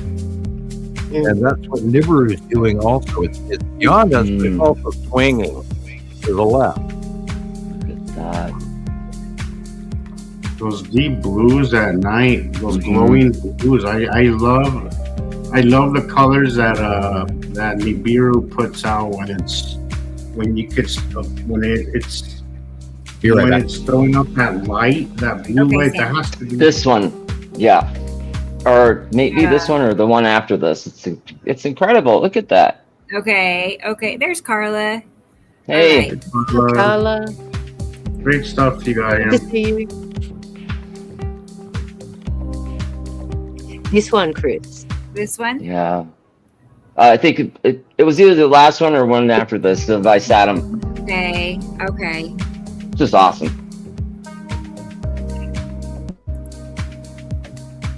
Let's see. Yeah, here we go. This one. This one. Look at that. Incredible. Yeah. Look how dark it is up there. Yeah, look at the white bulge in front there. That's got something in it as well. It's dark, and you always see the light bend around it. It's like literally. I tell people it's literally leaking light, from the sides. So something's blocking the light there, and it's dark. It's not supposed to be dark, and I'm having a hard time with that one because I keep trying to explain this to people, and they just. I don't know. I feel like maybe I'm not verbally explaining myself, but then I'm like I sometimes I sense a lack of interest, and then I get uninterested in myself too. So I'm like, okay. So I think so wild to keep saying the same thing over and over again. in And if there was multiple interest- locations. It's just insane. And if there was interest And- there, then I would be like, okay, sure, I'll teach you if there's genuine interest and a good attitude. Sam's been doing this for 16 years. Imagine his frustration. Oh, I can't think about that all the time. 16 years, I don't know, man. It is, and even longer than that, really. You know, officially going that was public. great. Going public 16 years. Can you imagine knowing since the 80s? I don't know, man. Yeah. I'm at a loss. Since you're 18. I would have lost it during that time. And an NDA on top of it? Come on. Oh, As I said, I've had multiple NDAs for, what would you call it? Manufacturing secrets and all that kind of stuff, but never to the same degree that Sam had to live by. Come on. That's ludicrous what that poor right. man But went still, through. What did I miss? I'm back. We were just your talking 30-year about non-disclosure experience. agreement. You know, Yeah. it was mind-boggling. And on one hand, it was alpha and omega. I mean, I was never going to write Sure. anything better than that. But age 17. But I think we beat that now by collecting all this information. Everywhere.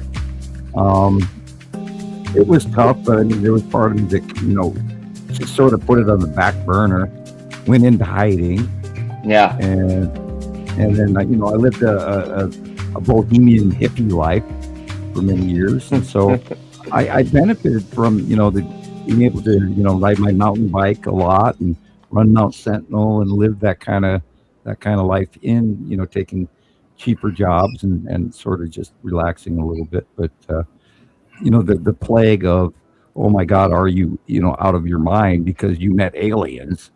That's been Oh, you must be. yeah, that's never gone away. Good night, Audrey. Good night. Yeah, Congratulations, we'll Audrey. see you. Night, Audrey. I'll be right behind you. I was gonna say too, I'm running on fumes, guys. So I think it's about that time for me too. Yeah, I worked in early today, which was really nice to get some sunshine, and I was busy enough to make it worth work in the morning today. Finally, but I'm tired. I'm beat. I'm really, really tired. You should play those later so I can come back and check it out, Rebecca. Yes. Okay. Yeah. What? And then also, Emma has just said she was Caroline. delighted that you guys did her picture. Oh, And nice. She wanted to tell Sam that she'd followed him for more than 5 years, Thank but you. just in the background and stuff. And also that she was sorry to have not been able to contact you anymore because she didn't realize that you'd been blocked on that first initial profile. So I've literally just sent her your Happens new all the profile time. now. So if Okay. you can watch out for her requesting you again. All right. She's absolutely tickled pink. She found Mary Moon. And Yeah. Boy. will likely want to chat up Sharon as well because she's in Canberra. Yeah. Nice. Excellent. I'll I'll make look a out for all this. comparison with it. I'll make Let me remind now you. that we know what it is. I'll match it up. She'll be Thanks, really Emma. thrilled because she Yeah. said she just knew she was seeing something and she had to keep taking a picture Yeah, out it the was- car She did window. great. It Yeah, was she too did big really and good. too perfectly round to ignore. Yeah. And, See the we're gonna fence have to pay sitters, attention. Gillian? See the Mhm. fence sitters? See The what? fence sitters. The fence sitters, the ones that Yeah, are yeah. in the background that have to come forward yet. Yeah. I know there's many out there. Oh, You yeah. just have to have the courage to admit it. I want to also Fence- tell Carla, thank you, Carla. Yeah, Thank you, Carla as Carla. well. We Sharon, haven't heard from Carla in a while. I wondered if she was Yeah. going to come talk again. Well, she had been. right, I hadn't seen her in the groups for months, and then she just kind of popped up, maybe a month or so ago. So she's I don't know I what she think was that doing. sometimes we all get like really mired into our jobs and stuff, and you really have to concentrate on it. Yeah, I don't know if she was dealing with some stuff or whatever, but it's great to Oh. see you back, Carla. Either way, Good to see you back, Carla. put it in my notes. it's been Message Carla. So Nope, I don't too write it slow. down. It didn't happen. Okay. Right? No doubt. Okay. So, well, thanks. Are you leaving? Okay, I'm not rushing you, Jesus. I'm just No, telling you. I'm honestly like I've been kind of dozing off. I know that already. Yeah, sorry. feeling. Those two You know. coffees haven't helped, But huh? I'll be listening. I'll probably fall asleep listening to you guys. Okay. Yeah, and Well, but yeah, we'll Thank see you you, guys Paula. next week. And again, I'll be listening. So it should be Cool. good. I made it almost 4.5 hours today from the beginning of the show. It's been a while. I know. But It's always good anyways, to have you with us. but yeah, show the cat video. I should so we can see that we are making some. And since that video, actually now I'm getting. And I was capping out at like maybe 1,200 views, but now I'm in the 7,000 now, and I'm like it brought me about 500 followers, and then it has my current. I'm trying to keep that momentum going, but I'm trying. I'm now my views are actually higher. They've doubled in views now. So, That's great. not quite as much as that video went, but it did make my other videos now double in views. So guys, we're right there. We're like right there at the cusp of actually getting the right people's attention. We're right there. 100, and I think it's slowed down at 192,000 views. It's at 195 now, and I think that's insane. That is insane. But anyways, well, hang on just a second. I have one of them saved and one of them didn't. So I have one of them, and I was going to go back and look. I was going to go back and try to find where the other one's saved to. I guess I don't know for sure. I just noticed only one was there. But give me a second, and I'll play it. Well, yeah, just play whatever. If you want to just play whatever you got now, and then if you get it later, good. If not, there's always next week. So. I love the AI one where Rebecca made you pointing to the alien in the box, and I love that. Yeah, that was hysterical. I love that. And she had been holding that because I that whole month I wasn't really consistent. Remember, I told you guys I was going to be really busy that month, so I wasn't going to be able to. I was going to be in and out basically. So she had been holding it for a while, and I'm like, this is hilarious. I like that. It must have, yeah. I was like, yeah, I would have loved to see this. It was funny. It was funny. It looked just like you, like exactly. I agree. Yeah, and the alien behind me, I was like, it really brought it to life. I know. It was almost creepy. If it wasn't so Yeah. hysterically, it was so realistic. It was almost creepy. But yeah, that was. Yeah, funny. you had somebody even troll you over that one, but Yeah. Okay. I didn't see that. Really? I'm gonna. Yeah. Yeah, it wasn't that bad of a comment, but it was some idiot. Oh, Sam, they're rolling off of me. I am so unbothered by that Yeah, lately. you've done this for so long, it no longer matters. Yeah. Yeah, we've got the thickest of skins now, haven't we? No kidding. This wow. was just a few days ago. The same day I posted, it was about a week ago, maybe. Was this the day after your live? Wow. This was the day of the live, actually. Okay. So you'll probably hear my name pop up a few times. See, I'm explaining here in this video that everybody looks at a really small part of the sky. You have to, if you're too close, you're not gonna know this is my hand. But as I bring it back, think of that same way with the planets. You have to kind of take a step back, absorb the whole sky. As a whole, as a one. We always look at such a small part of the sky, and I used to do that too. But think bigger, guys. Think. Stretch from one horizon to the next. Try to think big. Yeah. There you go. There you go. Think of a big ball in the sky, and how if it stretched from one horizon to the next, what would it look like? The sun and the sun behind it. Think of a big beach ball, flashlight behind it. What would it look like if you were standing in front of it? Right? It's the same thing. It is so consistent in the way the light works around it, in the way it dims the sky, in a way everything is exactly the way you would think it is. Not how Hollywood depicts it, guys. Right. missed so much. Just can't believe how I've been doing this so different it much. looks from where you're at. And this is as close as I know, and we're not even that far, Crazy. Chris. We're just 4 I know. hours away. You know, that's really It's much darker blue. 4.5 hours, maybe. You know. Right, know- but I know- you're higher elevation too, right? Yeah, I am considerably higher than you. So. Oh yeah. Yeah, I'm like good through about almost 3,000 feet. Here where I am, if I dive up, I'm like 6,000 feet higher than you. That's great, dude. It does make an enormous difference. What did you do to that one? Oh my Yeah. god. Wait till he comes out of the booth.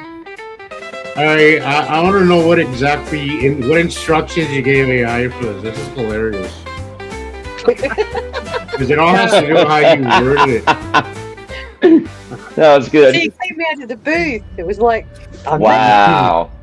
Oh my god. What's that say? Carla, Max, busy working. I hear you, Carla. You know, work. What could we do? Especially now with everything being so expensive, we got to work twice as hard to make the same amount. Crazy. With the gas prices are just I paid They are $6 over $6 for murdering. gas last night. really. Oh, God. You know, It was like it's $6.10 or been going- something. You know, it's been going down a little bit, like maybe 30 cents here. I'm getting a little bit of relief, but well, I mean, Sussy really suffering when he's in California, so I'm not even gonna complain anymore. But, No, we're talking about removing the fuel excise here at the end of the month. That's an extra 30 cents on our prices. that's killing me. Thank goodness for having an electric bike. Woo! Look at those things. But Right. is it really a The- shortage, guys?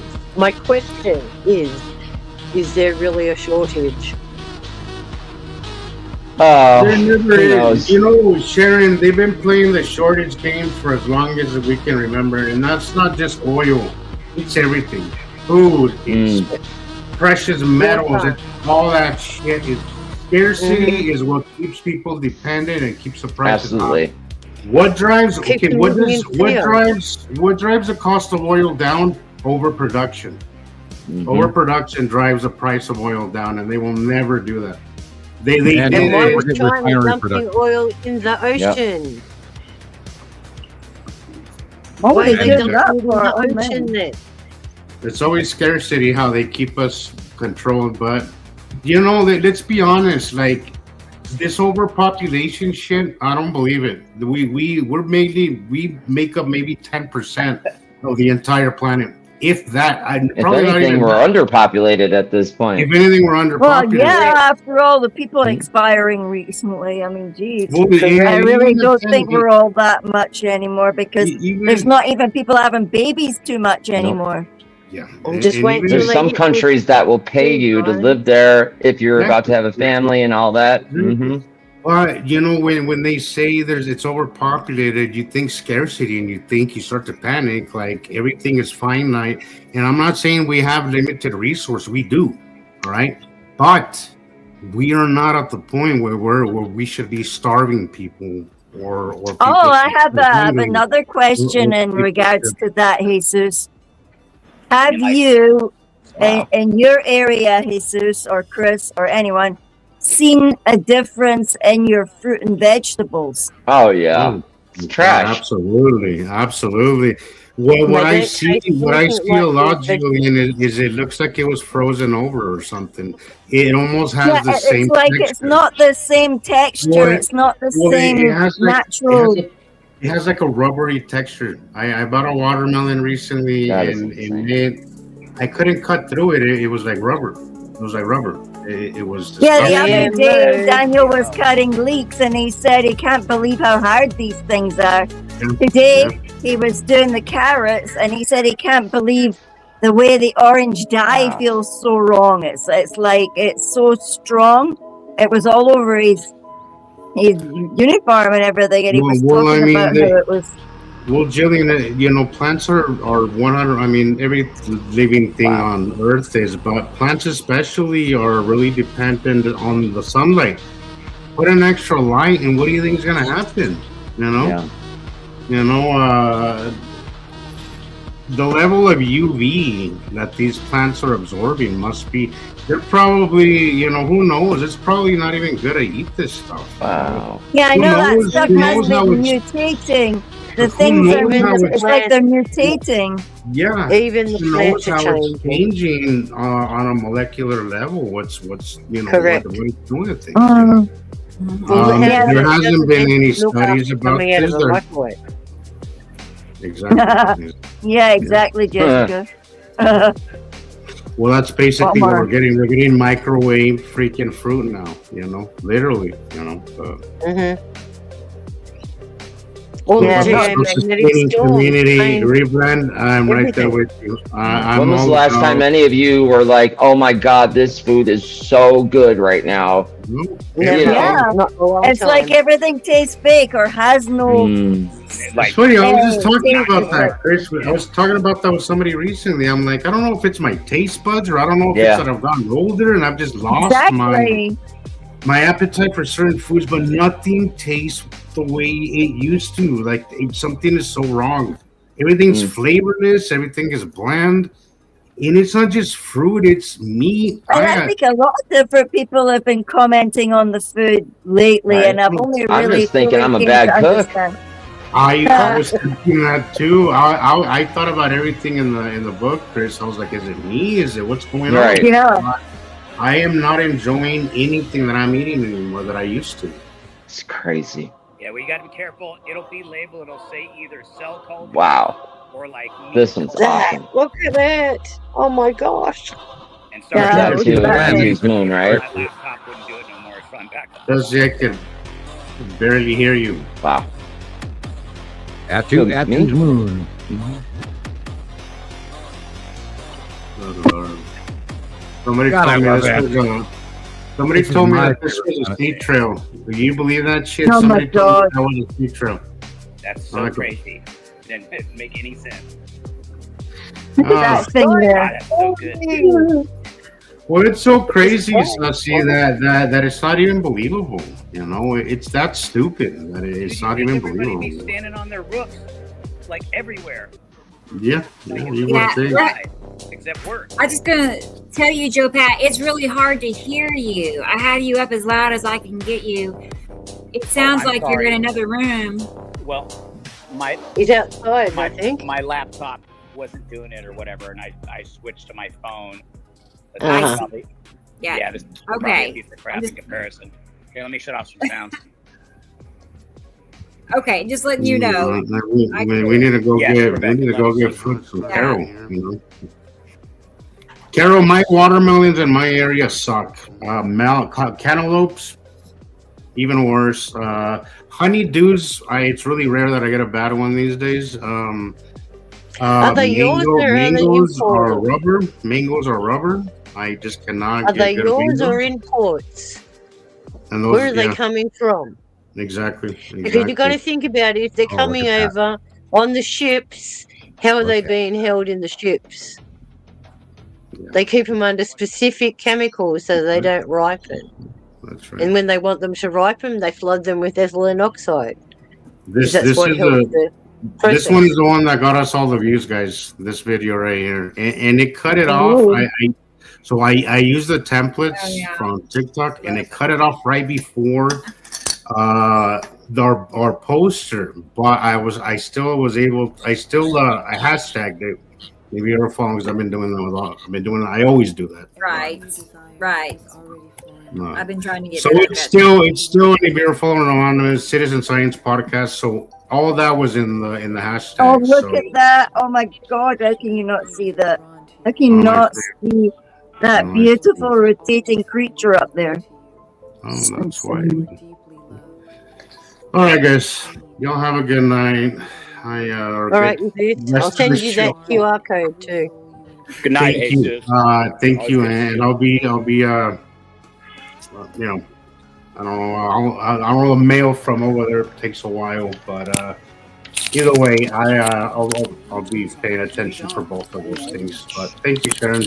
No. I appreciate that, and I'll go nuts sharing the QR code, and the comments and stuff. 'cause, I've had many opportunities this month to share that.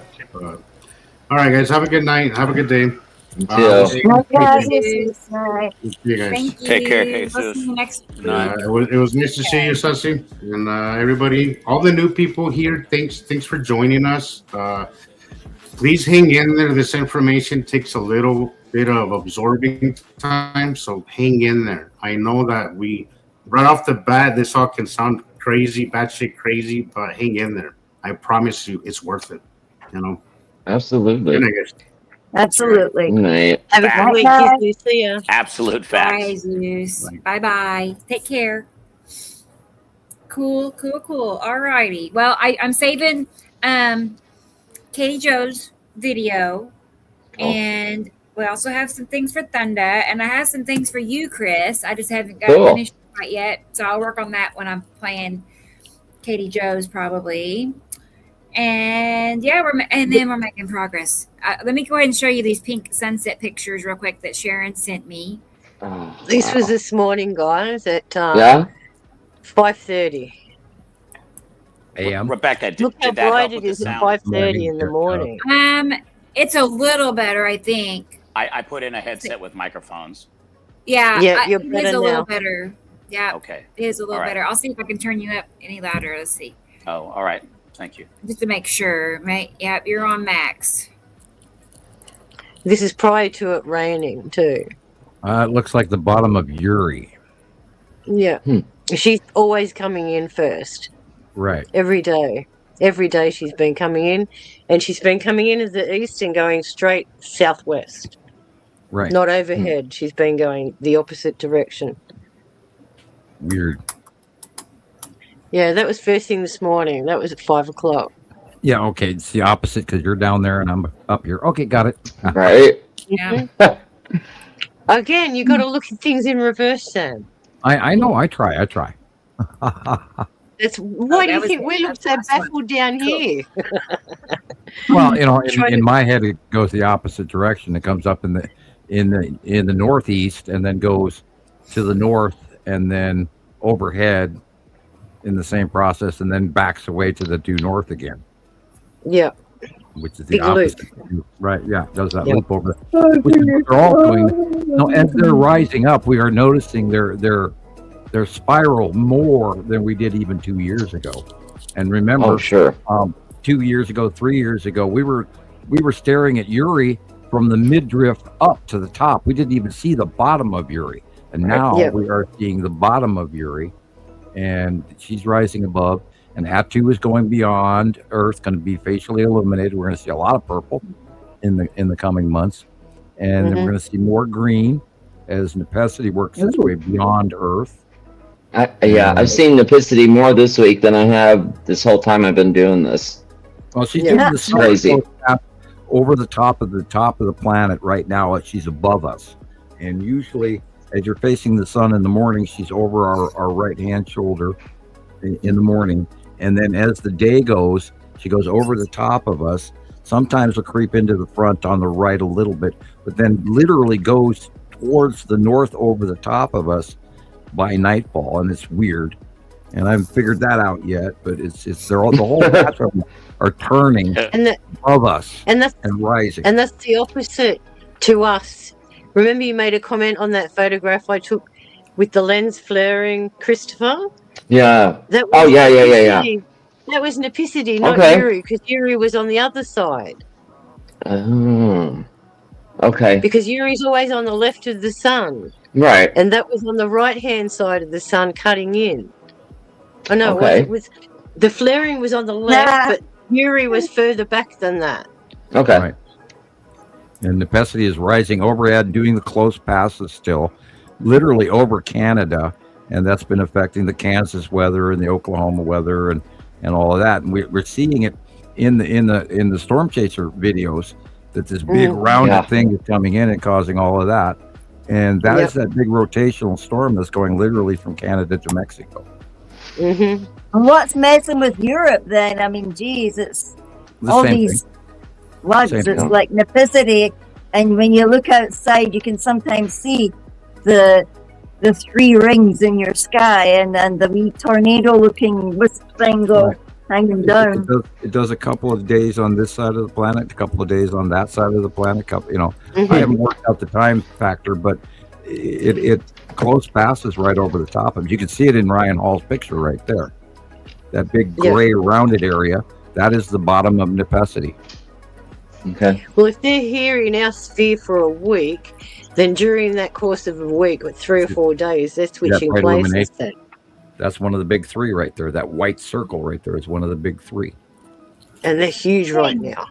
Yeah, when we came out of Disclosure Day and we were sitting waiting for the bus to go back to Nairn, it looked like 3 objects going past us. Like you could just see 3 objects and this great big grey. Oh, it was just Nepacity all over, and the 3 things that looked like you could see something. The sense of movement and the difference between the 3 of them, and this is weird. And you look at these waves of storms, and they're highly electrical, and they're rolling across the United States in a rounded pattern. And remember we're going across the top. That's a push wave from the passing planets, which is what I think is creating the cutoff lows on the North Pole. Yeah, Kansas got hit by those thunderstorms on June 8th. Right. Didn't also Arkansas get bashed as well? Well, no. Yeah, but the big storms went through Indiana and Illinois day after day after day again, and all the way up into Wisconsin and Michigan and Minnesota. And what's going on in Canada, in Saskatchewan and Alberta and everything, is the central core of that, which is why they've been having mega flooding in the southern regions and fires in the northern regions. Canada's getting their butts kicked right now. They're getting drowned out. And on Thursday, Indiana got hit by 2 tornadoes with extensive damages on Thursday. Right. And all you hear about is the people saying, it's geo wars, And monsoonal flooding is going on in Mexico right now. Across the entire region of Mexico is getting just bombed with rainstorm after rainstorm. Yeah. Look at that thing. Look at that. Oh my goodness, look at that. Well, that's the side of Uri right there, that big white area. Yeah. Plus normal storm systems in the front of it. That big white area to the left is Uri, and you can see the real sky colors, the white on the right. Sam? Yeah. So that white that I'm seeing, so the sun is setting and then it sets, but then massive part of the sky, I see all this white, and I have photographed it. I didn't drop any of them or whatever, but do you think that's the white I'm seeing? Is Uri's illumination? Uri's very bright white. I see it. Yeah, I'm seeing it real often, and then the whole sky looks white. Behind the trees over to the right-hand side of the horizon is the real sky. The rest of this is the side of Uri, and possibly Atu creeping in. But a lot of this is probably rotational normal supercell. But the white illuminated area in the left corner, upper left corner, is all Uri. I was trying to make up my own guess or whatever. I was calling it Atu's moon, just guessing. Well, Atu's moon at this point would be hard left shoulder. Okay. That's right over. It's the best way to learn. Yeah. You're doing it the right way, even if you're wrong, Try and visualize the pictures that Sam draws in your head, and then nominate where you think they are. A to there, B to there. It's great reference. Now I should have it put together. Now that he turned to the left, you're looking at the bottom of Atu and Atu's moon. See the difference in the color? Yeah. Yeah, and I remember seeing it with my own eyes also. And what color is Atu? Atu purple. is dark purple or deep blue. Dark purple. Yeah. We've been seeing a lot of that too this week. So that I don't know if you guys remember that one specific picture that I sent long ago with the little purple object after sunset. It was like 45 minutes after it was small and purple, and then it was just last time when you guys had a new picture of it way up closer, so much bigger, brighter. That was Atu that I photographed in 2017. Cool. Yeah. Yeah. I remember that one. The last time Yes. you were with us. Yeah, the drum Oh, circle, great. Huntington. Yeah. Yeah, and back then, in 107. 2017 Yeah, it was small. It was about the size of, if you were to hold a cantaloupe in front of your hand at full arm reach. And then in 2018 it got bigger, and then got really close, and then Atu's moon went over the top of us, which was the greatest show ever, because Atu's moon was so close you could literally reach up and touch it. It was amazing from the mountains. I was up in the mountains and I looked over Missoula. Yeah, that is a combination of his Saturn Jella moon and Nepicity. Nepicity, yeah. You got lightning over this side. Going overhead. Very cool. In the Midwest. Yeah. It's that close past 180-day cycle crap. Yeah. Mm-hmm. Yep. Considerable severe. So that's beautiful. just a storm. It's just clouds, but look at the color. Wow. Look at the rotation. Look at that blue storm, honey. It's blue storm. Yeah, look at the horizon. Yeah. The storms are now, they're blue. True, though. They got purple lightning storms now. Mm-hmm. Yeah. I think it's caused by the blue. Never in our lifetime have we had skies like that, guys. Ever. Never, ever. I'm 47, 48 this year. I hear these storm chasers go, that's the biggest supercell I've ever seen in my life. Yeah. Well, that's because it's not a supercell. Yeah. And yet And then what are they saying the next week? And what are their models telling them? Completely opposite, guys. Yeah. Right. It's a mothership. They're only showing you the barometrics The of our mother. atmosphere, not what their atmospheres are doing.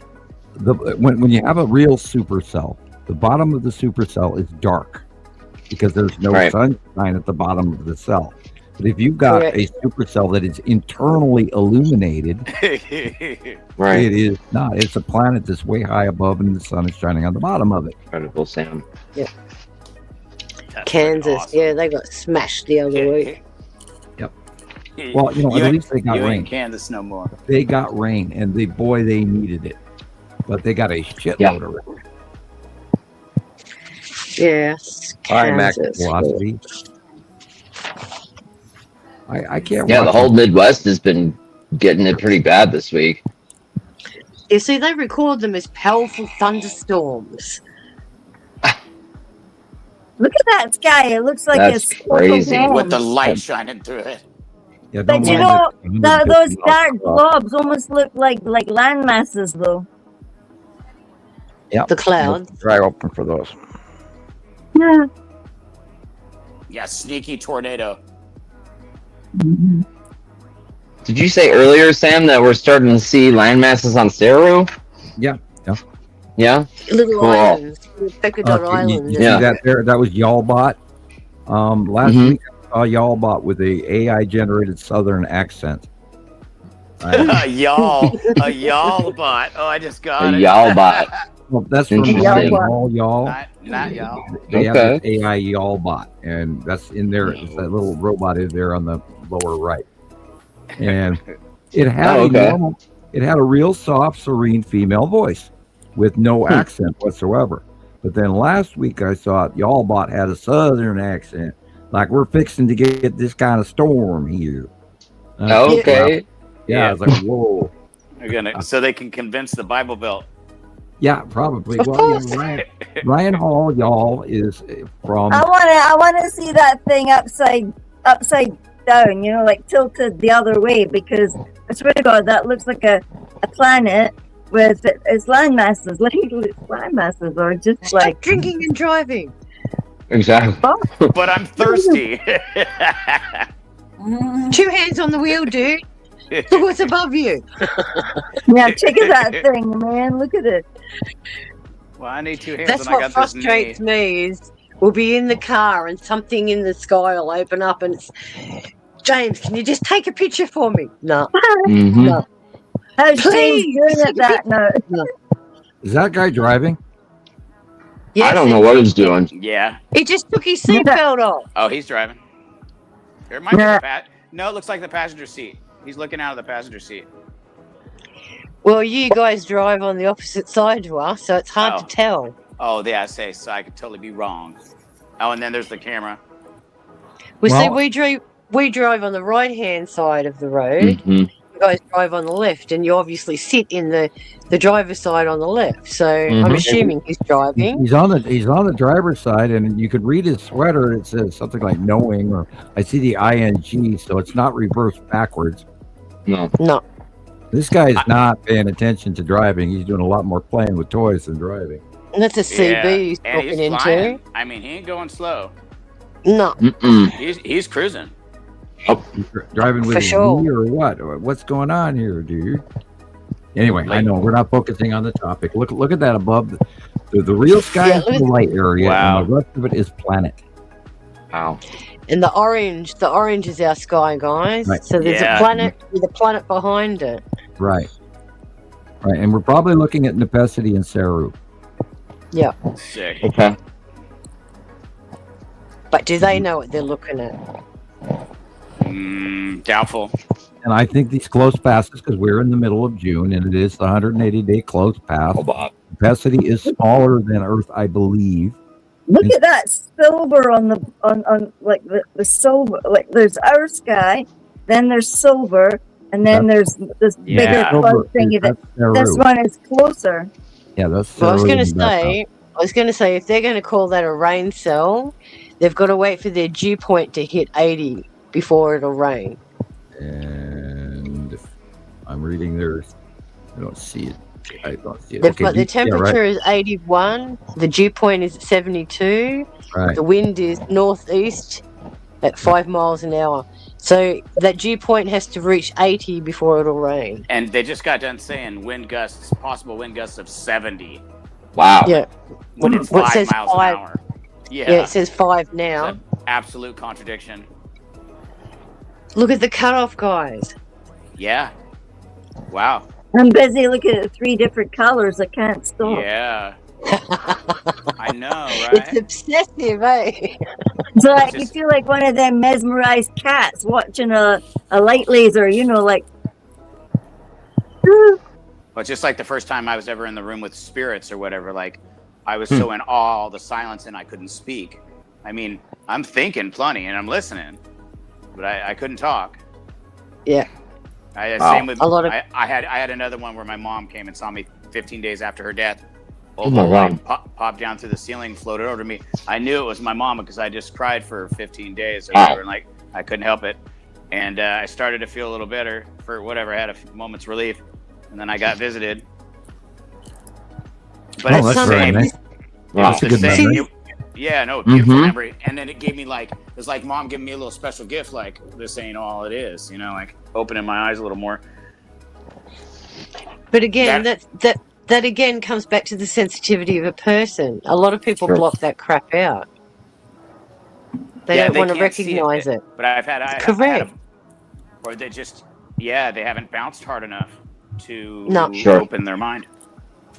Or and being put into a situation, put into a situation where it's so traumatic that it snaps them out of their senses.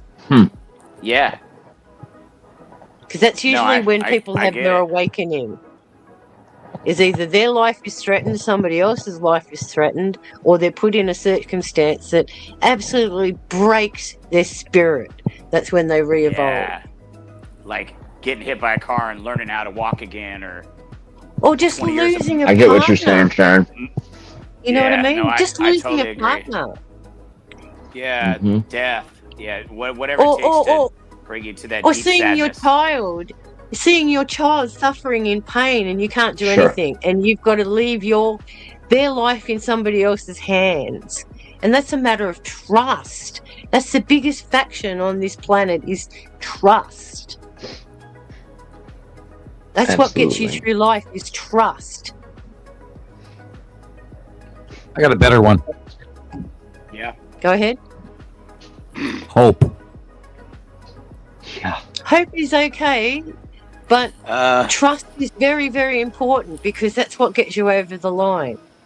Hope, everyone can have hope. And hope gives you that reason to want to go on. But as soon as you Sure. trust and take that first step, that's it. You don't look back once you've done it. You look back I'll and you give you go, that. wow, I look how agree. far I've come. You're right. And once you lose that ability to trust, it's almost impossible to get it back. Well, to get it Well, to you know- make it back the way it was, it doesn't happen. Right. No one cuts you Exactly. deeper than the ones you trust or the ones you love. Absolutely. And usually they're the ones you trust, and that's why your pants are down or whatever metaphor you want to use. Mm-hmm. Yeah. And this is why we've lost so much in support of those who we've looked up at the past. Mm-hmm. We've Yeah. always admired them and been told we are superior to you, you should trust us. Now we're in that phase of our evolvement where we have to learn to trust ourselves. It's okay for them to dictate to us what they believe we should be thinking, but hang on, if it doesn't resonate, I'm not going in that direction. That's trust. Yeah. No, I'm glad to see the awakening. I just, gosh, wish it would have been 20, Yeah, 30, you 30 did years that. ago like it was supposed Yeah. to. When it started, like, instead of it all getting shoved under the table and the But that's misinterpreted. like anything that evolves. It has to have its Mhm. process. Yeah, no, it needs And we're It's gradual. evolving very slowly. Yeah, but Not once, the light switch isn't always going to go on for everybody. Trust no, me. I definitely noticed. But And it's how we handle them now. Because we already know and we understand and we have rationalized it and brought it into our lives as reality. We now have to express that reality by showing them and guiding them the way, even if it is frustrating, even if it is annoying. Our persistence will help them evolve. Look at the green. It may Most not things happen worth in the doing. time frame we want, though. Yeah. Most things worth doing are hard. And then God gave you 2 ears and 1 mouth so you can listen twice as much as you speak. Yes, we But he should also still gave you express it. Okay. Like Yeah, that. but he also gave you the capacity, imagination, free will, and adventure. And this is where we forget to be human. Yeah, it Because does we're so boil down to bogged the down basics. in day-to-day crap. Yeah, it really What's does that boil down to person the basics. through? We have to go back to the basics of reality of what is and what isn't. What's good, what's evil, what's right, what's wrong, what's real, what's not, what's Yeah. and that's what science is too. Is you just believe the basics, and then it leads you to a conclusion because of the basics. If you complicate it, then it becomes religion. Yeah, but we also have to remember that we are a product of everything that we've been involved in, whether that be the influence of our parents, siblings, family members. Again, we are influenced by society, those that are Biggie. supposed to be our leaders, doctors, teachers, scientists. And where are we now? We're at that precipice where we're starting to know that we've been fed bullshit all our lives. Yeah, all We of it. want And it's truth. not Only even most. truth. It's that betrayal. It's And the people are freaking wide awake to it. And that's where that trust factor comes in. Yeah, when it Nobody, Burns. nobody has now got any comprehension of how far and how deep it goes until you really dig. And that's where it gets scary. Because sometimes we find things we don't want to find. Yeah. Oh, yeah. Here. Yeah, because the truth is stranger than the fiction, and that's real. Mm-hmm. It's fact. Sometimes things come as a shock. And sometimes those shock are the ones that tip us either direction. And when There's you the wake up to the scale. reality of a lot of the things that we value and treasure and trust are wrong, all of a sudden you're having to reevaluate those values and the treasures and the trust. That's where Well, the when- dark night of the soul comes in. Yep. What's important to you? Well, the farmers have been saying we're in trouble this year because food production is way off, people. We're going to Yeah. find out what is valuable very soon. It's going to be a rough year. Yeah. Yes. You guys haven't produced any wheat this season. Right, we had no winter wheat. We were down to 25% of normal winter wheat production this year. Wow. I have to store propane. That's about it. I need water. I wish I was in propane. Kansas right now. Oh, look at the layers on that thing. It's like it's like surreal, man. It's like AI. It's like surreal. Don't say that, Gillian, because everyone will believe you. What? The AI. Oh God. Because I was watching something yesterday, and James walked in and went, "What are you watching AI for?" And I went, "This is not AI. Right. Why do you think you associate everything that I'm doing as AI?" It's like nothing's real anymore because everything's AI, and if you look at Correct. science or whatever, like that's what everybody thinks. Oh well, if it's Yeah, we were watching hard an to believe, AI it's gotta video be AI. today. It was just. Well, it's a good thing we've learned how to differentiate. Yeah. You know, we can actually go online and learn how we learned how to tell if it's real or not. So my kid's so we're not sharp just sitting about there it, saying and it's AI, it's AI. We know if it Yeah. is or not. Yeah. I agree. Yeah. I like it that they actually put down the bottom, this is AI generated. That actually Yeah. helps a lot. Yeah, that's I nice. think more of that should be imposed on AI generated material. A thunderstorm. It's getting That's a big really story. good. I've been stumped quite a few times this week where I didn't even think it was AI, and then sure enough, Maybe I could put my cat light in it.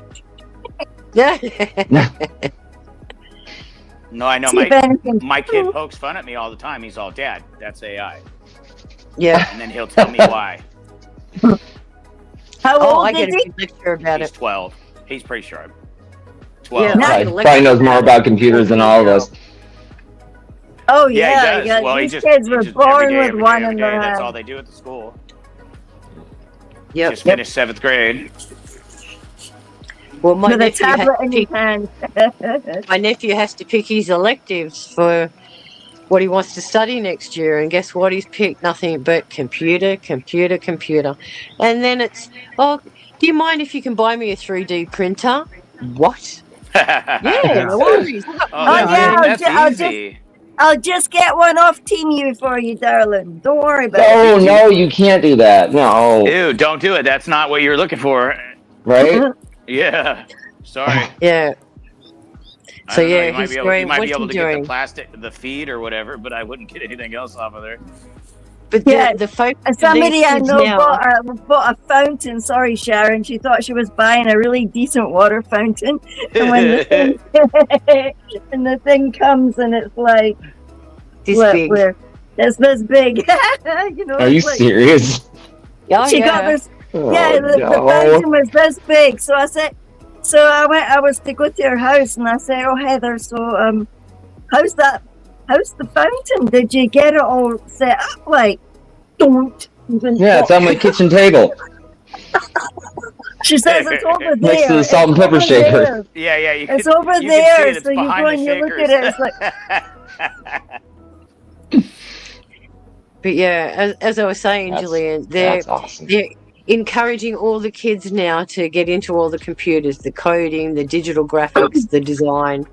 And you know yourself, that's all James talks about now. I know. Building CPUs and doing this and doing that. So they are very heavily invested in automations and things like that. What Whereas, it gives me the chills is you know how I constantly talk about going everywhere on my e-bike, that they cannot hear you behind them. They cannot hear you. They've got their hoodies like to flip here, you know, like you're lucky if their eyeballs stick out. And they've got shit in their ears, so they can't hear you. And then what's going to happen if they press some kind of 5G button and everybody goes like robo on us? Oh, what no. happened to all those people walking around with the virtual headsets on? Oh my goodness, yeah. Yeah. What about those things? Oh. Outside. Yeah, that's a good way to get hit by a car. Yeah, for sure. Genius. Well, I'm more concerned about the kids on their e-bikes and their e-scooters because they have no sense of direction. They have no common sense. They don't know They the have road no rules. fear. They have no fear, and people are freaking out with them. Well, because you can look it up on your cell phone to see where you're going. Turn left here. You know, off It the ain't cliff. always right. Yeah, right. Yeah. GPS end up in a lake. Whoop. Yeah. I'll be back in a minute, guys. Oh, it amazes me. Everybody I talk to, I ask a question. They say, "Well, I'll just look it up," and it's like, Right. you're going to get that information off your I'll phone. ask Google. Yeah. Instead of reaching into your memory and going, I think it's Or just having the memory and the discernment to Click on just that. dig it up. Yeah. Yep. Well, and this is a great way for them to rewrite history as well, because they'll put it in Google and then it'll become fact. There's a whole lot of. There's so much Google that ain't. Well, what was that? That one. I can't even remember what the hell it was. The one where everybody got to go in and recorrect somebody else's typing and. Oh, Wikipedia. Yeah, Wikipedia. That was the one exactly. Yeah, that just blew me away that they were allowing that kind of access for people to go in and correct things, or destruct them. Right. Yeah, that ain't right. Nope. But we over the last 16 years have been piling up all this information, and then we're out there screaming it to the masses around the world, and very few people are listening. Well, we had 50 viewing. I don't know what we got right now, but We'll see. I Chris don't have told us that 50. information on my screen. we got our diehards. We got, whatever our social, loyal like family and the regulars. They know it's solid. You still getting great feed from all over. I'm seeing 42 right now. Lost Rebecca. She's in darkness, probably feeding the cat. Well, it's better than last week. 32. Cool. Yeah. Well, yeah, our numbers were spiked there, and now they're going down. And I keep watching Christopher's videos, and his counts are not going up. And That's okay. It'll happen. I keep watching them, and so that they'll go up, and they're not. I've been thinking about doing my own thing or whatever. I jump in and I know it ain't much, but I don't see any comments or whatever. Like I share, and then I'm saying something out of my own opinion, just trying to push the algorithm, I guess. Right. Yeah. I'm not too worried about it. It's helped me, to move along and learn more about this. Right, and you can get a with every video I do and every post I make. It's just progress. It's progress, yeah, and it's just been awesome to see the planets move. We watch it over several months, and and they're in one position and they move. It's just been wild, especially I Saturn Jello Moon, to watch it move from where it was in the west at sunset all the way now to the northeast. This has been been not insane. only that, you're placing all of that information into the cloud that you can reference back a year from now or 5 years from now, and that's even if you don't get the views, you have a collection of time proven information. Yeah, and that's the big dog right there. Whether you get 10 views or not, you can go back. And that's why I started dated my drawings, because we had to check the date that these drawings were made on, so that we could go back and cross-reference that. And of course, the monthly site drawings. And I'm glad to see you're back, Rebecca. Those are so rad. It is. This is so big. It's so. This is such a big deal, and oh man, it's just sometimes I can't. Sometimes I don't have words to describe it. Well, that makes perfect sense. Well, the fact that we're on the ground floor is still amazing me. And you look back at my track record and Rebecca going back many years and doing what she's done and the comparisons and stuff. Christ, we have so much information built up that I'm in awe that we ever even have to work another day tomorrow. Yeah, it's crazy. It's crazy. There's no way with our obsession that we could quit. There's just no way. The show goes on, every day is a new insanity. We just look at what history stands, the old history, and this will just be a new piece. This would not be forgotten. And even if it's missed, then we go back all these years and all this information, and that's what I don't like listening to my shows, but I do occasionally go back to the Radio Wasteland days, and I jokingly go back to Understanding the Sky series. Just, oh my God, I'm so embarrassed doing those. We were so silly back when my kids were bouncing toys in front of the screen and everything. But I did have 80,000 followers at the time, and it worked. Yeah. No, that's awesome. Well, I would hope that we have affected a very large population of the planet to believe and see these planets, because once you see them, you can't unsee them. And I can't even fathom walking away from the knowledge that they exist. So that's one that my brain would get a glitch going over, and maybe a headache. Oh, sure. So I'm not even going to go there. It's like I couldn't walk away from this. Yeah, you can't unsee it or unknow it.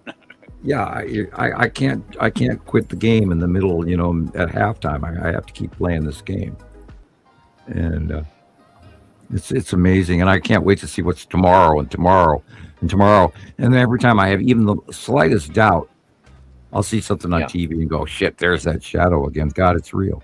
Yeah, and you see it on the news, and you see it on movies and new stuff.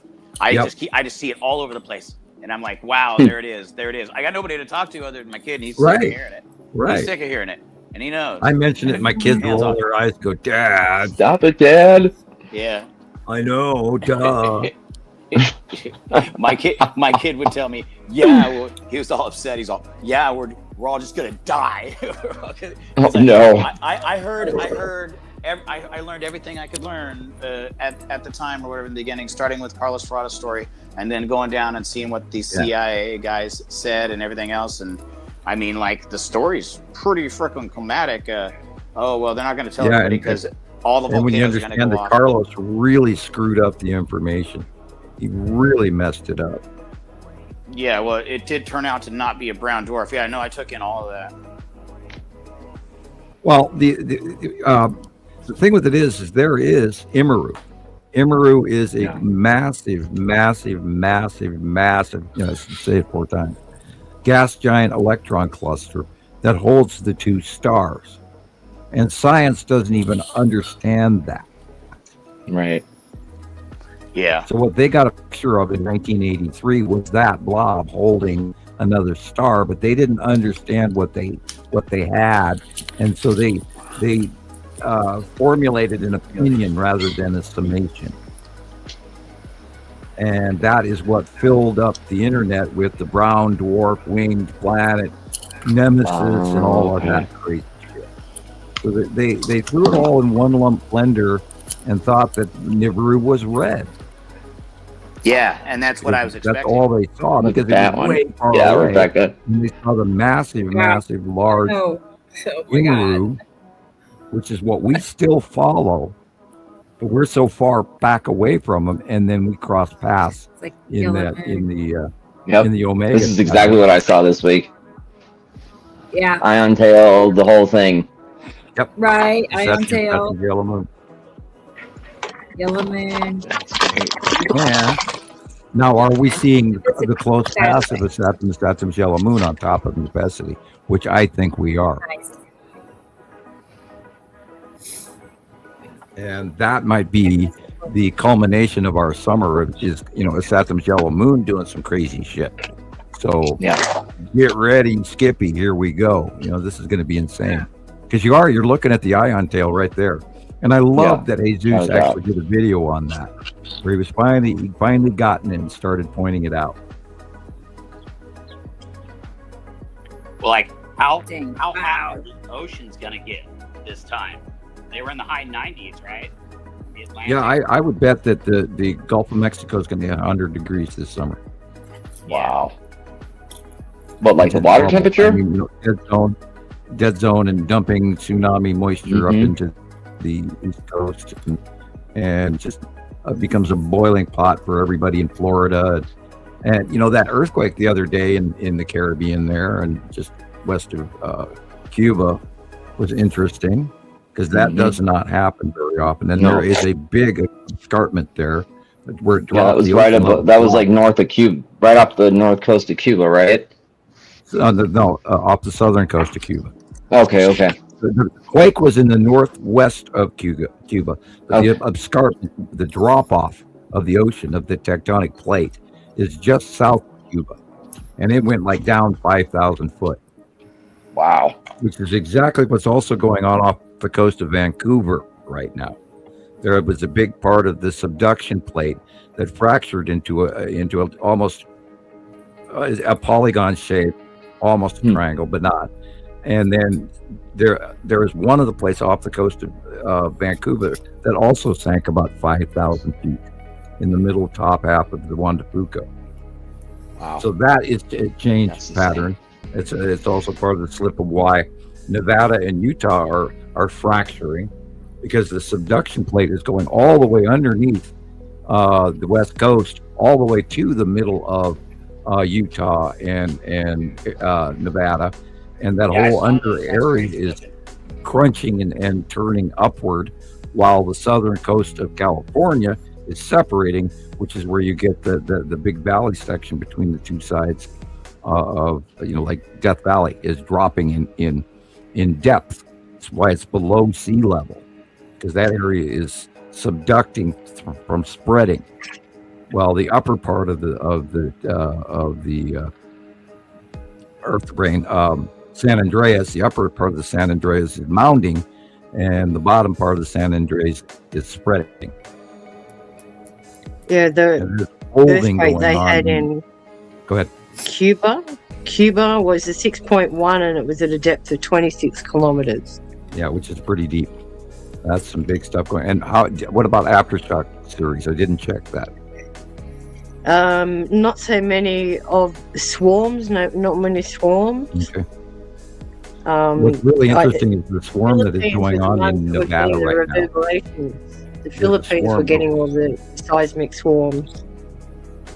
There's a Nevada swarm that's really it's at 600 earthquakes this month in one small area of upper Nevada, western Nevada. Yeah.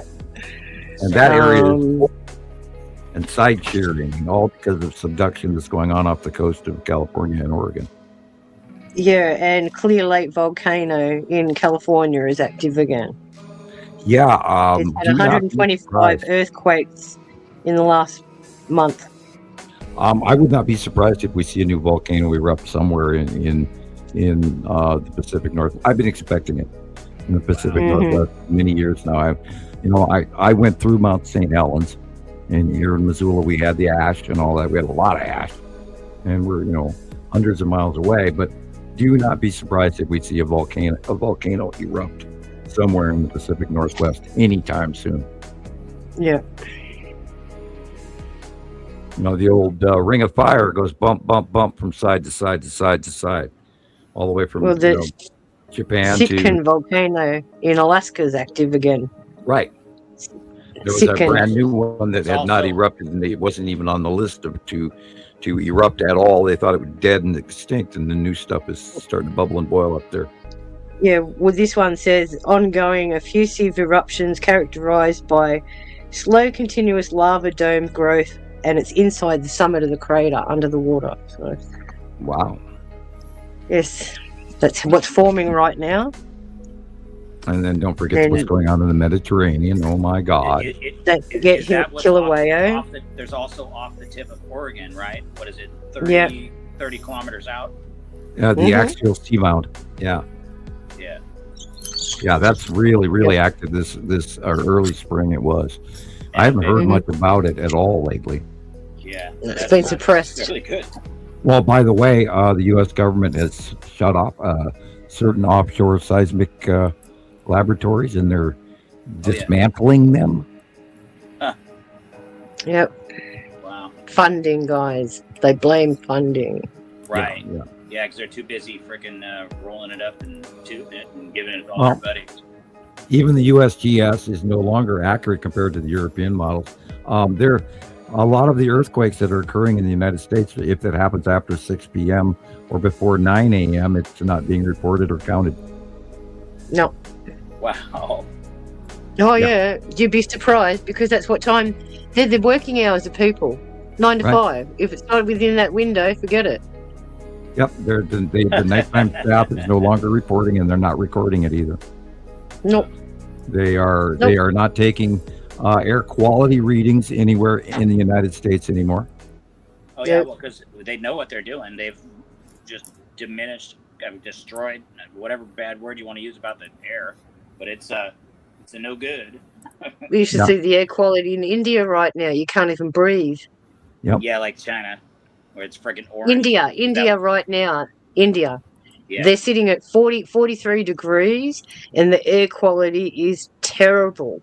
Absolutely terrible. The amount of sulfur dioxide from all of the volcanoes going off is terrible. They are walking through smog, chemical smog. Oh, well, that's going to kill a lot of people. And 8,000 people are dying a day in India because of the chemical smog and the heat. Yeah, I hadn't heard that one. This is what they don't want you to know. Yeah. There are people missing all over the world. You only get a little piece, and if you don't chase it, you don't find out. Or if you don't know somebody. They don't even tell you how many people have been affected in the tornadoes. How many missing people? How many missing? They don't even tell you how many people have been injured.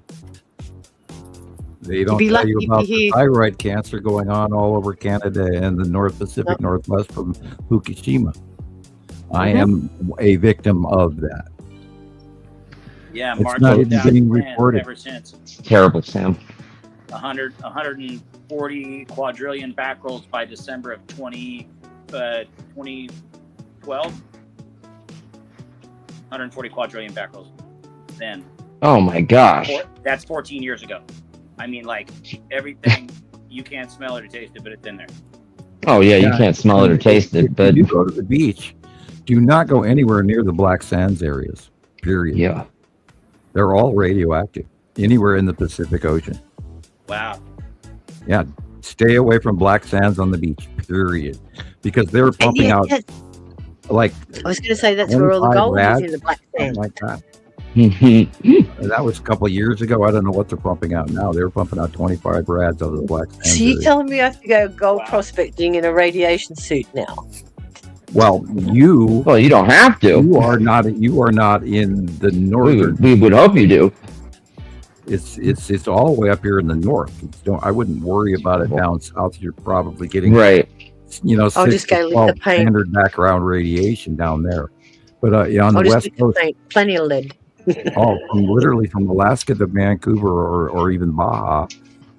Yes, avoid going anywhere on the beach near the black sands. Because they're still pumping all of that, cesium, depleted cesium. Didn't they just do another purge? They just did another purge of Reactor 5? Yeah, they've been pumping it every day for and they just years. pump it right in the ocean because they got nowhere to put it. They said, they're running out of land. They have all those big containers. They put it in storage tank until it leads to a lesser degree, and then they dump it in the ocean. Yeah. Well, if you've got and then there's all that groundwater too. Right. Well, if you've got a country with 140 nuclear reactors on it, what are you going to do? Yeah. It already melted through the water table, and their food that's growing over there naturally or whatever, oh no, their groundwater's hot. Right. The Fukushima plant sits on the slope of this mountain, and the groundwater comes down from the mountain. Yeah. And these reactors they were filling up with the groundwater. They tried building this pipe system that they allowed this water to run through, and they froze these pipes trying to build this ice wall in the ground to stop the groundwater, and it didn't work. Yeah. Everything that they're doing to try to, needed to start esophagus on it immediately from every country in the world should have immediately been flying over cement over the top of that thing they from should day have done one. what they did at Chernobyl. Day one. And those men and women sacrificed their lives. And yet those things above us are turning off all the nuclear reactors and all the missiles and everything above our heads. Oh yeah. Let us hope and pray that that's accurate. I wish that was the case. I hope. Well, I hope they're not adding to the problem by giving them different technology. If we go Carrington event, this planet and all the nuclear reactors, they're going to have amount of diesel to cool for 2 weeks, and after that, every reactor on the planet is going to go supernova, and we're all going to die. Bye-bye, That's all Earth. there is to it. Bye-bye, Unless you Earth. hide underground and hide from the radiation for months at a time. We had 100 years of darkness. It's in the records. Yeah. The Dark Oh, Ages yeah. lasted 500 years. Is that when the Hopi Indians got saved by the ant people? Assumed. They also Wow. said Sky people came and rescued them. The Aztecs, the Mayans, Okay, the yeah, I Toltecs, did- the I heard Tolmecs. it. Yeah, I think I heard it. They were all rescued. But how do you know they didn't walk through a portal? We don't. But the more Exactly. now that we know what we know, Ah, look it at sure that. makes a lot of sense. That's cool, Rebecca. Oh, yeah, it was cool. It was really good. A few nights ago. No, And how that are would you make after your hard fall? Are you okay? Yeah. You Oh, you had a fall. yeah, I'm fine. I was fine when it happened. I You're just- sitting on a All we saw was stool. grass. I leaned too far back. I was kind of like up a little bit too Yeah. much, and I Yeah. kept leaning back, and I So- just It was just- went all the way Bye-bye. back. Oh no! So is that electricity? Is Sorry. that electricity? No. I was on Just take a live. seat, Rebecca. I Take was a Is on that seat. electricity? No. What is that? It looks like the three sisters there going across on the No, top. no. With this- Yeah. That's the Tan asteroid and Uri on the Mhm. left. Oh, wow. Right is the It was lead so weird. asteroid and the edge That's the of long box cube on the right too. Look at all those things. There's like objects, like a whole Yeah. lot of them all going past in a row. It was a great day. Cluster. It really was. It was Yeah. a beautiful, Wow. beautiful Yeah, day. yeah. Unusual wispy directional Oh, clouds Yeah. there. Saw it. We'd never seen that before. Those are brand new. Cool. What is that? It's a Those mess. are asteroids. Those are arcing, rotating asteroids that are ion bleeding all the way to Uri. Well, That's that's why because they're I thought it was Nipicity. I thought it was the things under Nipicity, but Mm. it's clearly They're asteroids. moving slightly faster now that they're closer. You got to picture Right. that too.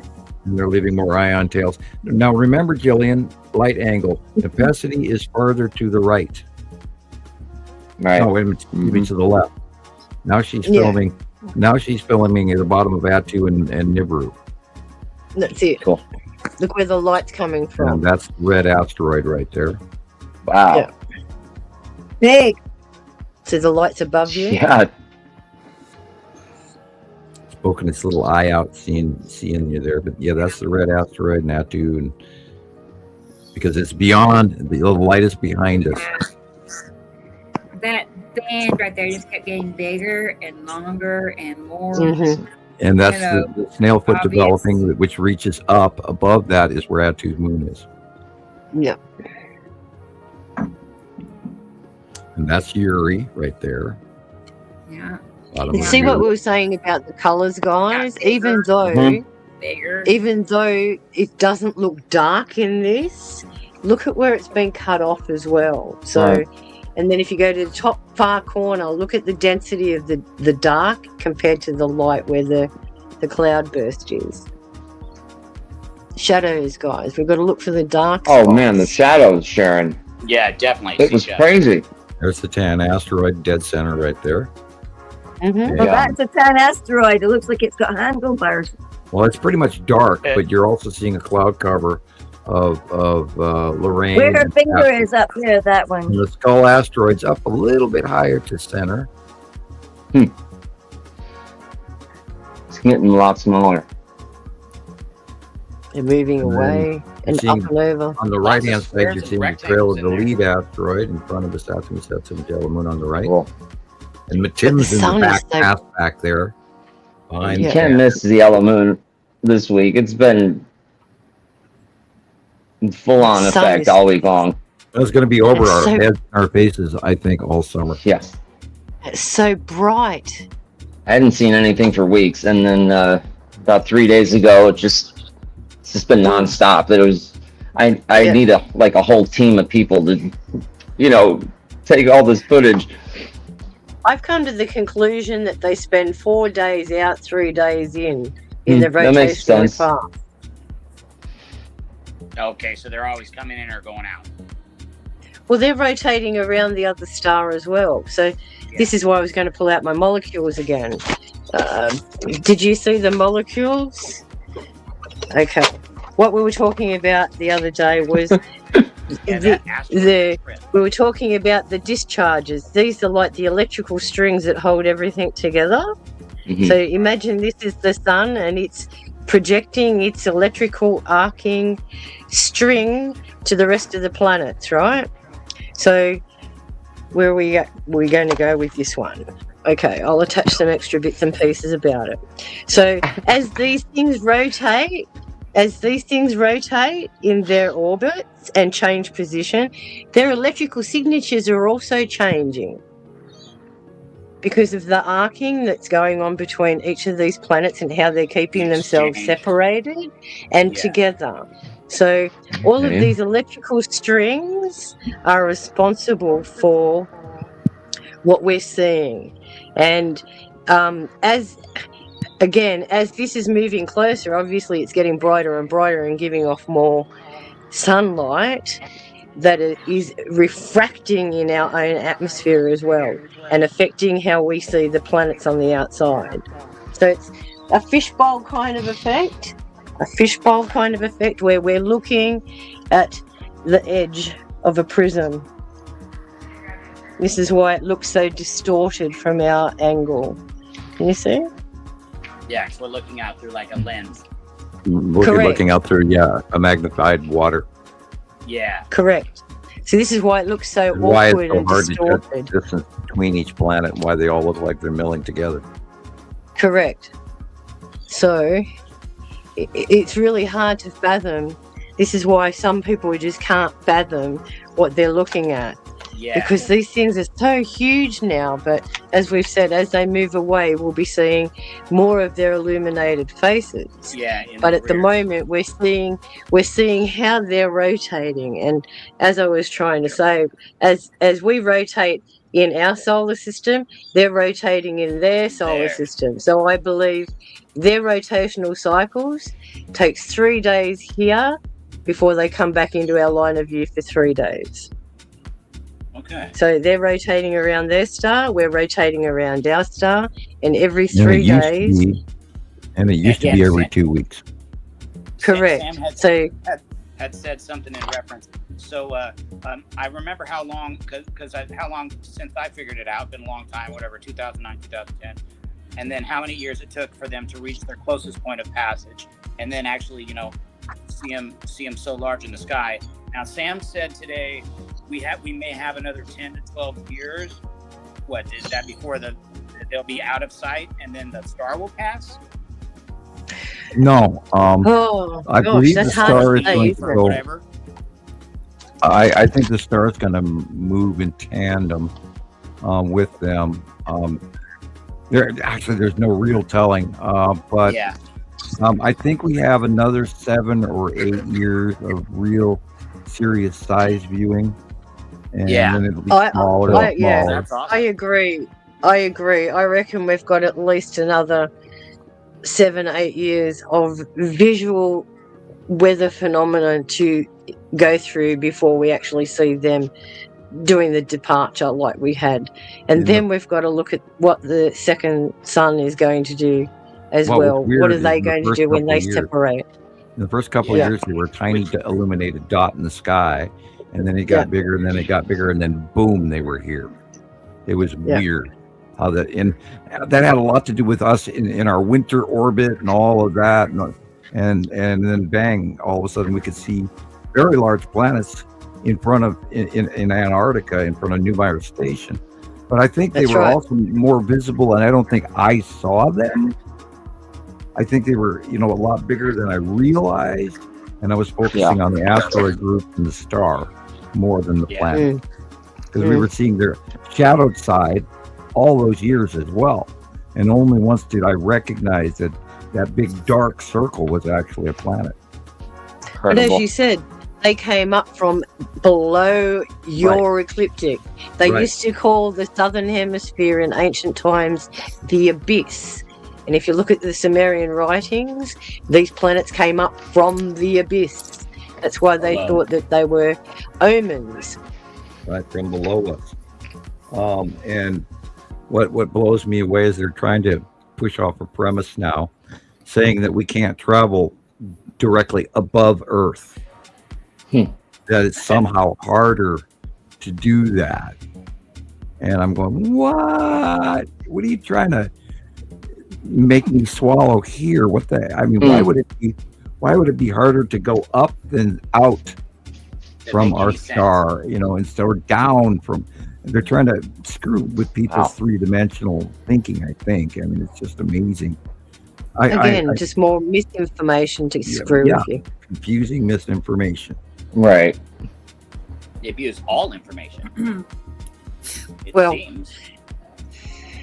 Again, some facts freak people out. They just don't know how to rationalize it. Yeah. I really think the Artemis 3 project coming up is more distraction as well. I do too. I want to know what they're out there for, because I am absolutely certain they picked something up while they were out there. Well, they rushed the Artemis 2 project by literally like 6 months. They all of a sudden They it's had this to. emergency. Well, that's because the Chinese are doing some stuff on the moon also that they're freaking out over. Yeah, didn't they just land? Maybe they're 80. Hello. There's stuff going on. Oh, absolutely. I think 3. Now they have classified 3i Atlas because you don't see anything about it anymore. Nope. Yeah, It's I rare missed that you. you do. And conjecture. Good night. But there's some crazy shit going on still with 3i Atlas because it didn't leave. It's still in our solar system. It's still parked behind Saturn right now. I thought it was continuing on to Jupiter. Yeah, I thought that's what the last I heard of it too was Jupiter. Well, it's sort of gone. It's sort of behind Jupiter right now. That's what I'm saying. It's in between Jupiter and Saturn. So, Right. and we've got to think, why is Jupiter important? We already said that we believed it was a beacon, a radio signal beacon, but we can't also ignore the fact that there could be beings on Jupiter that are also making contact with. All right, any Even though number it's a like gas Io. giant. One of the moons of Jupiter. One of the the Possibly. moons that we call moons. Yeah. Some of those could actually be planets as well. Yeah. Correct. And they don't know because there's new rumors that Jupiter is in mid-process of being destroyed. The eye storm is not actually a storm, but something inside that's blah blah blah. And But they're waiting for it to collapse like a star. Right. Yeah, it's, like a balloon that went. Okay. Yep. They're filling That's so what much they- crap, and I tiptoe through a lot of that stuff, but I do watch some of it. And when I've had enough, I've had enough. That is the bottom of necessity. Beautiful over necessity. there Look at the is- fingers. That's the long Okay, box hang on. tube. Oh wow. Hang on. Wait. This is southeast. Right. Okay. Then that is. Then that would be the bottom of Nibiru. Oh. Yeah. I kept thinking Cool. Nibiru. Yeah. Yeah. I couldn't decide if it was Nibiru or little big cloud. Atu, but because they're both that direction. Nibiru. But I would love to see its moons. And then The that would be the fingers. red asteroid then, Yeah. or a series Wow. of asteroids. nice. One of them. Okay. One of them, yeah. Yeah, One of I them. had my eye on this for so long. I kept Right. talking about Hey, I that. get to see your cursor. Yeah, that is the Uh-huh. bottom of Nibiru. Theory. Based on- Oh, it you can looks see like the blue right a there. staff. It You looks see like the the edge of the bottom blue of right there. the platform. Yeah. Yeah. And Atu. It was and so then good. It just Uri. kept getting better and Oh, better. I can't stay awake anymore. I'll have to go to bed. Night, Yeah, Gillian. you better. All right, Jillian. Getting late. Talk to you later. Night, night. That's the side of Too Uri late right for there. and the you. Talk to me asteroid. later. Good. I'm off tomorrow. Okay. Awesome. Talk to you Good. then. Keep well. Good. Have a good day off. Yeah, well, I was hoping to stay awake I for will the whole send you show. stupid, funny stuff you haven't seen. Oh, what?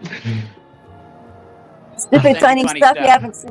Oh, yeah, well, you send the funny stuff. That That's you good. haven't seen. Yeah. Oh no, you laugh. Sweet dreams. Chill.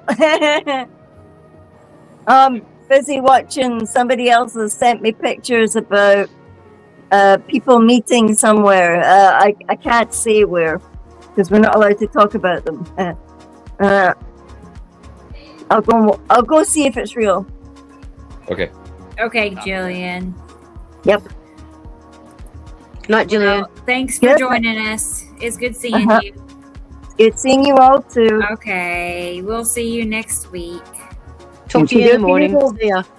Night night, everybody. Good Bye. night. Good night. Night. Bye bye. To find the off button. Oh, here we go. There she goes. Sweet dreams. Hanging Jillian out. is the off button, man. Them if I could It's get a the off button. There we go. There she goes. There Here we she go. Good night. goes. Bye. We don't want to leave. That's the problem. Right? No, we don't. Let's see. Yeah, you know, Let's if see. you watch the show Forward in a the little past, we all leave, then Rebecca sits there for another 45 minutes and talks. Yeah. Bye bye, everybody. Bye bye. Bye But that's good because then Bye, bye, Rebecca bye. Oh, can no, focus yeah, on Look at right. that. Oh, yeah. Oh, wait, let's look at one more video. Yeah, and that's You know? that's great because I'm sure there's Yeah. stuff Rebecca wants to show that doesn't get the chance to. Oh, well, it's possible. Yeah, sometimes. Yeah. That's See a what I mean. You triangle probably right got so much material. Some days we're ready to get off, and some days we just there? That's it. That's No, it. we just don't want to. I'm too Someday. comfortable. Thank you. Mm-hmm. I'm looking for when I flipped backwards. I never did go watch it. I was just like, so like, you know. I don't want to see you fall down. Well, I don't think it shows me. It just Okay. shows like Okay. It's just Like the grass. camera. It just shows the grass. Oh, you yeah. dropped the phone? Yeah, you get to. Oh, she I landed guess I on her dropped butt. the phone. I was, yeah, I That's just laid fun. down Wow. on the ground. Whoops. At least it's grass. I mean, It was, yeah, it wasn't scary or hurtful. It was just probably the shock of it happening Yeah. right there and It then. was. It's like that's the last thing you want to see. And then you I'm get always up. That's I'm just always awful. falling down. Yeah. Feeling You know, a bit just embarrassed. there you go. You know, I will say that field is so like uneven. I mean, I knew it was just, but I wasn't even walking around. I was just leaning back on this little stool. Went too far. I just couldn't get enough. Yeah, you're But don't worry, Because- Chris. Don't worry, is Chris. My legit. daughter fell out of a chair 2 weeks ago, and it took 2 policemen to get her back up. Oh my god. Yeah, because she was in the middle of the street. Believe it or not. She decided that she wanted to go somewhere. She had something to do, so she took off, and she forgot that on this particular lip, it had a bit of an edge, and she just went face plant. Oh, no. So yeah, had to sit there and wait for about 10 minutes. Made a phone call, and the police just happened to drive past. Oh, we'll help you up. We won't let you wait here for the paramedics. We'll help you up. So yeah, not fun. Not fun. No, Not funny. Not really. Especially when you can't get back in your chair. Right. So That yeah. was it. Oh, There it is. I think. there it is. Hello. Maybe. I was having trouble also with my camera, like flipping over and not turning back. Right, 'cause you're Anyway, looking it's straight up. not a big deal. We're looking straight up. So yep. I know. I was like, I can't believe that happened.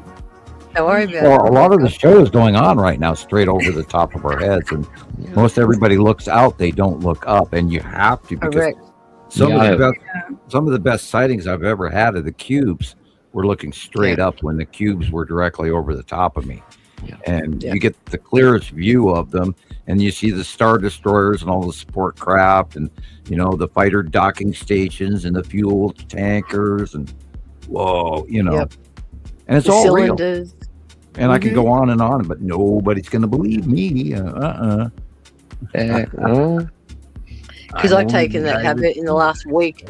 I've been taking the sky and then saying, I'm going to go up now, guys. Up and pan back. Yeah. You got to give I mean, warnings. You know, for those of you who are about to lose your balance in your living room, now look at that. Right. Wonder what we've That's- got going here. Up there with Atu and crazy looking. intensity. Oh, well, then that would be the red asteroid. Yeah. Yeah, I was going to cool. say, is Look that at that. red? No, Like red it's got asteroid, one then. good eye.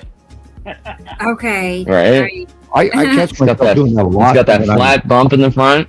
While I'm Yeah, doing it's the show, like I'll looking at close you. one eye and I'll literally look through my right eye at everything. And I, you know, And then I'll walk after the end of the show. I'll walk out into the living room and I'm blind because I've been Have you using tried the the right eye 3D the whole glasses time. yet, Sam? Have you tried the 3D glasses yet, Sam? No, I haven't. I've got them in a drawer, and I have not. It's right behind my chair. It's not a junk drawer, but I have them in a drawer, and I need to go do that. We've had a lot of cloudy weather over the top of me for like 2 weeks now, so I haven't really been getting any real sightings except for during, and at sunset. So it's been mostly, the edge of the Saturn, mostly Saru. Been similar here. A whole lot of Right. yeah, whole lot. Over It can be pretty disappointing too when it's been a few days and you haven't really seen much. Well, and I just turn the TV on and I see it all over the place. I'm expecting it, and then it's all totally leak all day. We can This barely was hear really, you again. look at that, Chris. Oh, That's I'm sorry. Yeah. simplicity. It's all right. That's Yeah. simplicity for sure. Yeah. Wow. Same spot. It got- Northeast, right? Yeah. Yeah. It just kept filling in and getting more and more. Just wow. I was like, I could not believe it was so pretty. That's why I flipped backwards because I was facing that direction.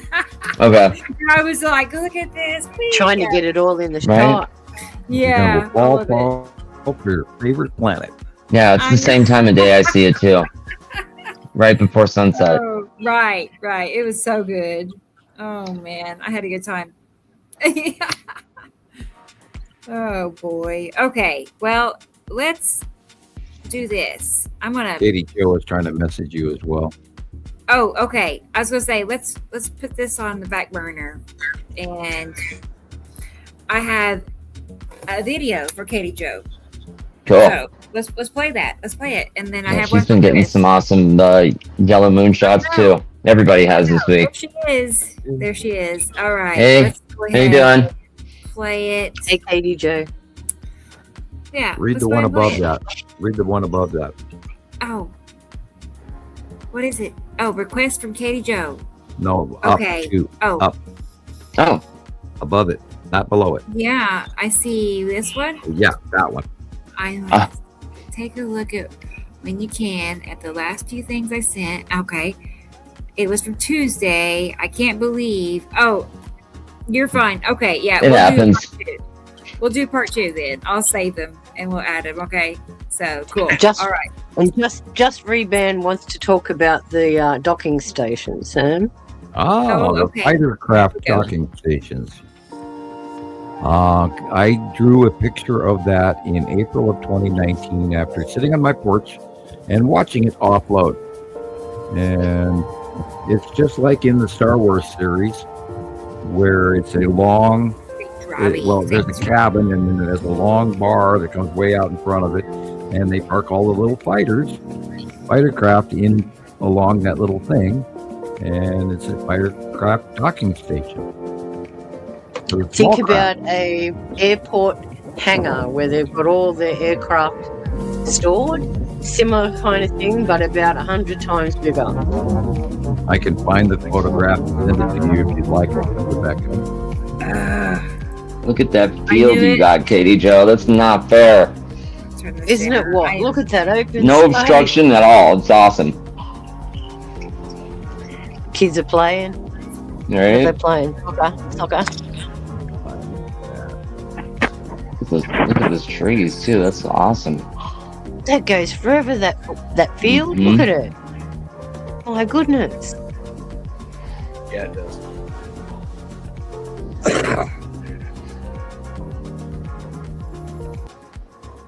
There it is. Yeah, nice and open. Nice. Ah. I sent you the drawing. Really dry in okay. here. I apologize for coughing.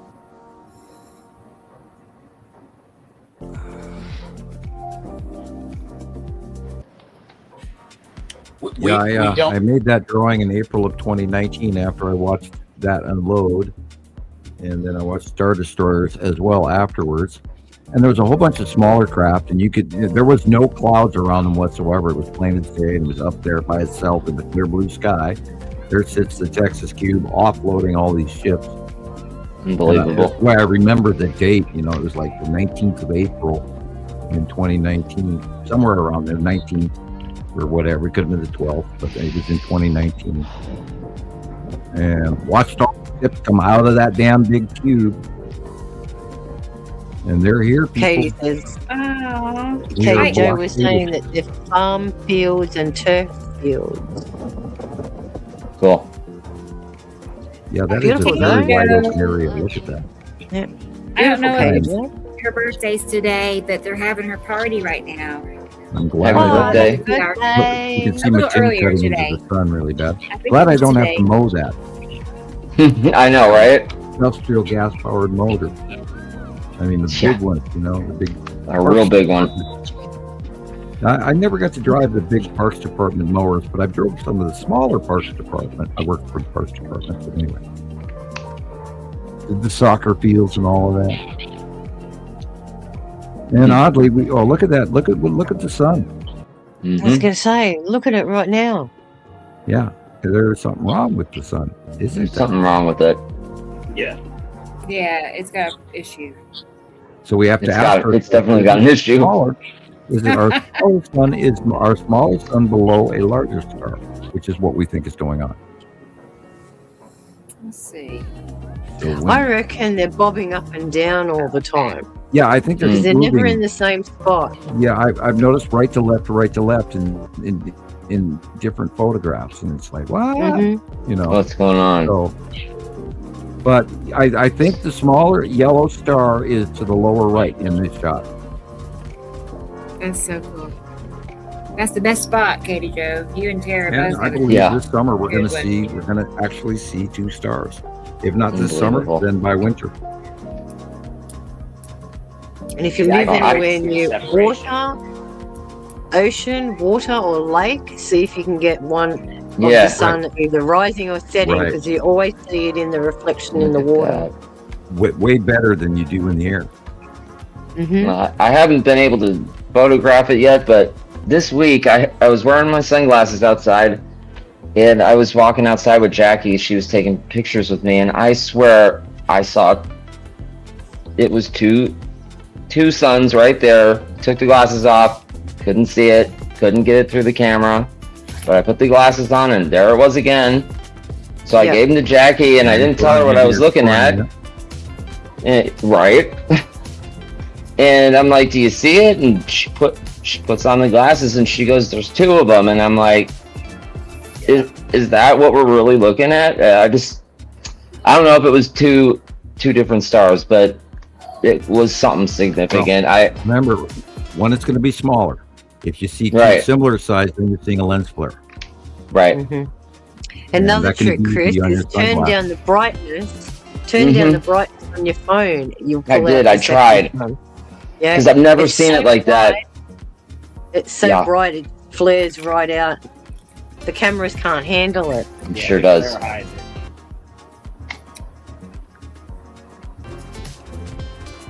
Same thing with the moon at night too. You know, Yeah, Yeah, it looks you so just turn bright. down the brightness, and Yeah. yeah, you'll get the I can't craters and even get it. everything. yeah. I can't even get it to focus on the moon. It's that bright.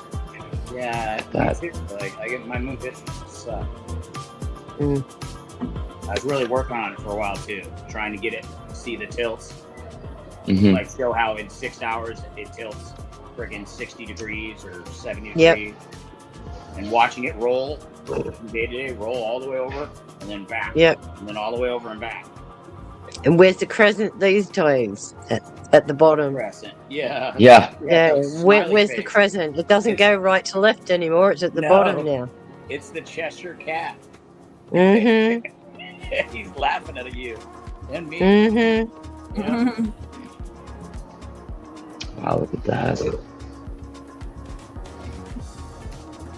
And nobody gets that either. It's like, and I'll tell people, like, You can I'm see the yellow working on moon. it. I'm working Yep. on it. I'm working on it. I'm taking the pictures of it. And then I explain it to everybody, or whatever, to whoever I spoke with. And it just feels like, just like Jesus is saying, it's a waste of time. Right. It's a waste of time. Like, because it takes so much energy to get that much thought out.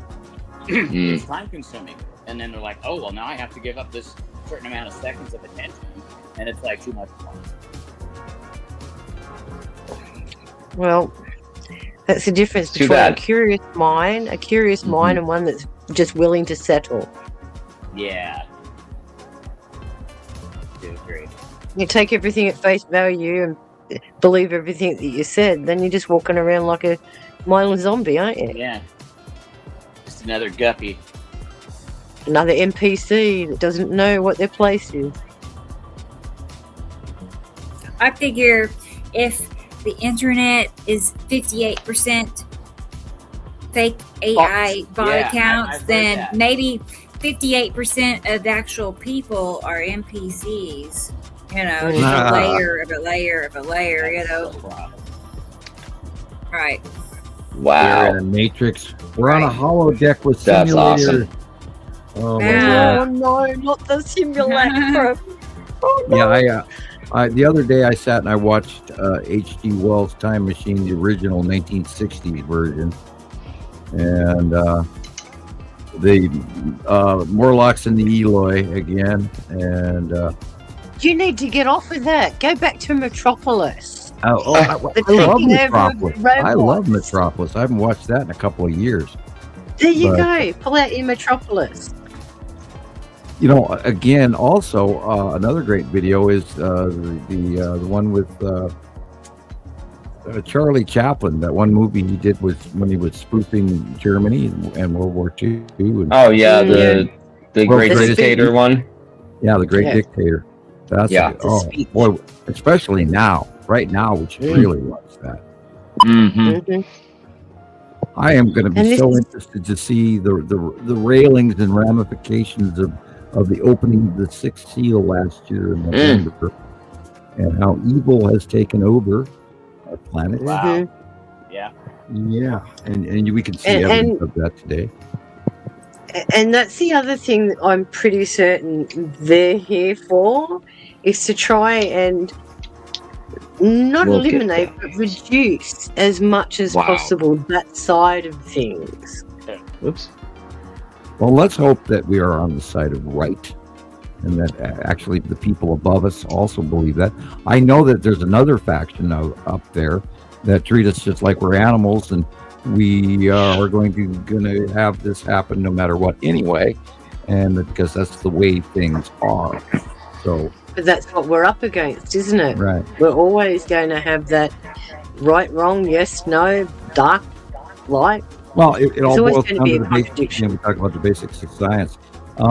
That which creates life is good. That which destroys life is evil. Period. Correct. Yeah. And that's what you have to choose which side are you on. And if you're a destroyer, well then you've got a really nasty time coming. And if you're a creator, and then you're a good. And remember, a good man doesn't watch it happen and do nothing. Good man actually gets involved. And that's what That's all right. of us out there have to get involved with these facts, because we're not guessing. This is real. Exactly. You have to get involved. You have a can't- voice. You can't sit on the fence on this one. You cannot. You have a voice. You have to use it, guys. Mm-hmm. Or just watch it unfold to your ignorant fellow man. But that's the amusing side of things. You watch things fall apart and see how everybody else reacts, and you're non-reactive, non-combative. But then when it becomes personal, that's when the situation changes. Oh yeah. Oh yeah. And then Yeah. they'll seek the knowledge. And then it's a matter of survival. Do I A put really my good life at example risk to of that. save someone else? Look what happened to the people of Vietnam, Sure. right during the French occupation, right before we got talked into going to war in Mhm. Vietnam. Look at who the bad guys in Vietnam decided to remove from society. And if you look that information up, it will scare the hell out of you. And it's And happening you know, right some now. of those factions still exist today. And it's happening Yeah. right now. And you, oh my God! And then, there's even a couple of different factions to Rome, and there's some good guys, and then there's some bad guys, and then you look at all the other governments out there, and Wow. they've all got factions and stuff as well. Look at that's Yuri. It's when Wow. the balance That's Yuri. shifts. That's where it becomes a problem, when the balance tips either side. Yeah, we've got multiple. Well, even Hollywood. There's a good faction in Hollywood and a bad faction in Hollywood. There's part of Hollywood wants us to learn, and a part of Hollywood wants us not to learn. Right. That's why I say we're being drip fed. Yep. Well, and confused. The more information you get, the more slices of pie you get, you can't tell which one's frozen. Huh. Well, you eat and eat and eat until you explode. You can't have that, can you? Right. This is why they want to provide us with info. Which one is the strawberry and which one's poison? Wow. Okay. Yeah, Look at that. Beautiful pictures. Planet. Every one of these. That's a Saturn yellow moon and a Saturn. Oh, yeah. Without a doubt. Smoking, yeah. Gorgeous. And look at the yellow. I don't know what Jesus is using, but my next purchase is going to be camera orientated. I would like to get a wide angle if I got to pay for it. Whatever. He uses the cheap ones, the little box black one, and GoPro or less. Now, the ultimate, if you were really, really going to throw some money to it, is the God. I used to know this because it's the one I still want. The Max Pro or something like that, or isn't it like the 11? Like the last good camera that they made, it's something 11. I'm gonna sit here. I wrote it down. I remember you talking about it, Sam. I wrote it down. Yeah, I'll have to go back and look at my notes. It is still the top number one YouTuber camera out there. One of the best. Cool. But they discontinued it. You have to buy it. Oh, serious? Yeah, they made a good camera that it doesn't have these flaws that these digital cameras have or whatever.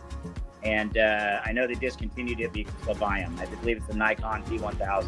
Oh yeah, that Nikon they stopped making it. Yeah, well, they cut probably because off. they were getting too good at captures.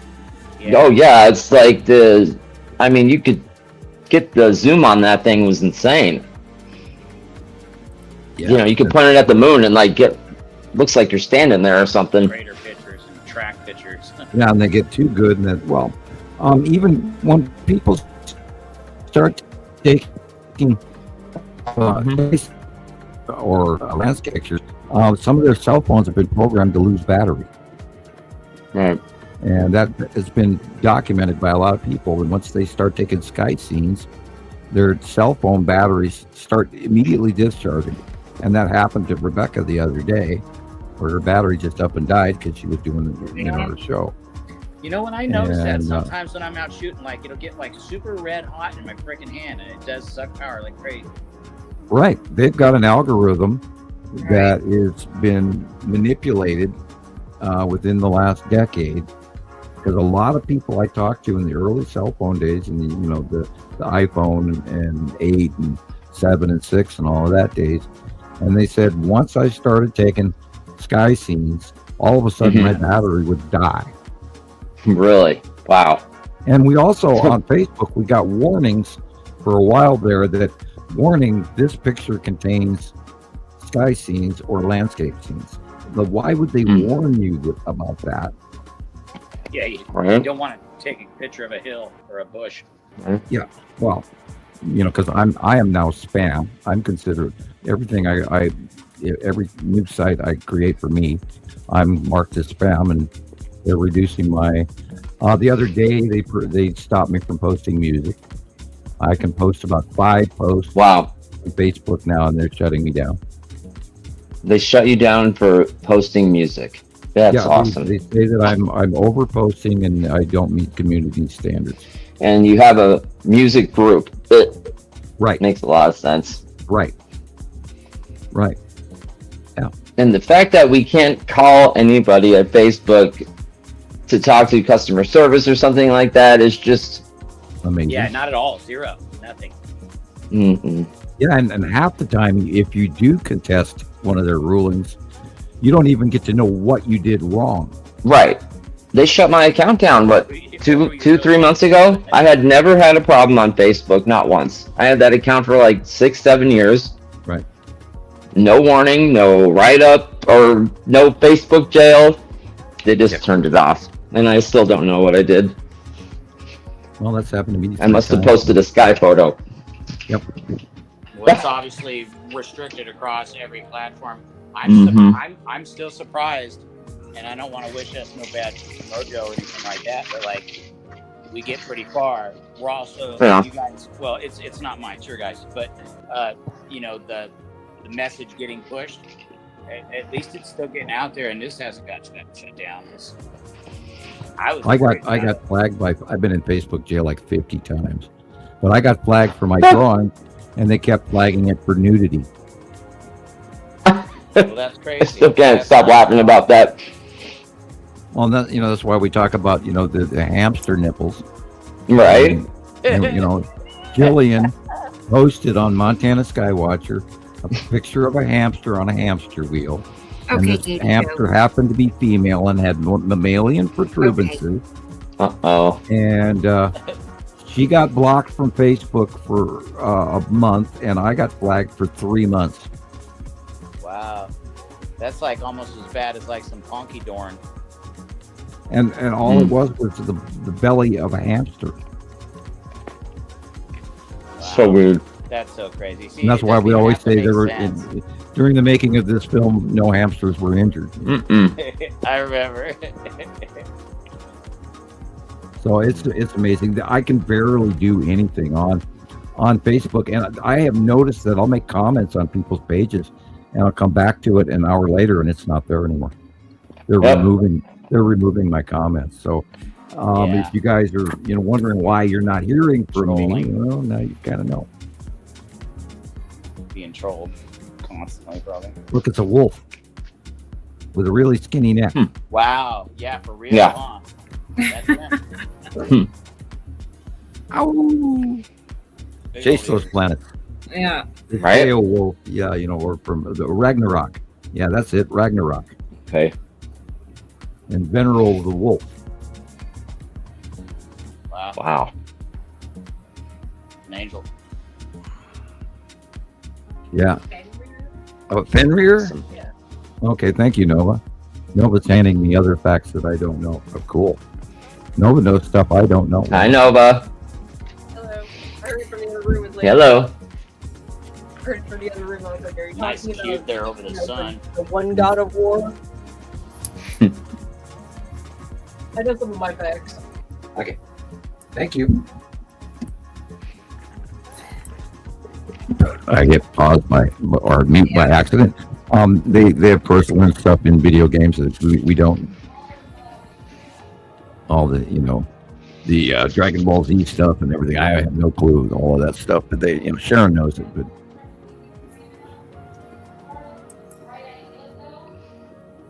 I think she's listening to somebody else because she's muted or something. I don't know. Yep. Okay. Yeah. So here we go. I have part 2, some pictures and video. So let's go ahead and get that playing. Hopefully, let's see. Hang on a second. And look at old Joe here. He's like sitting at the beach, lounging back, Yeah. drinking a margarita, man. Making the sky beautiful. There you go.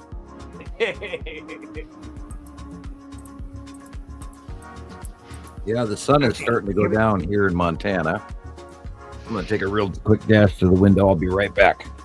Cool. Okay, Sam. Yeah, I've been checking. I would go live if I thought I had something going on.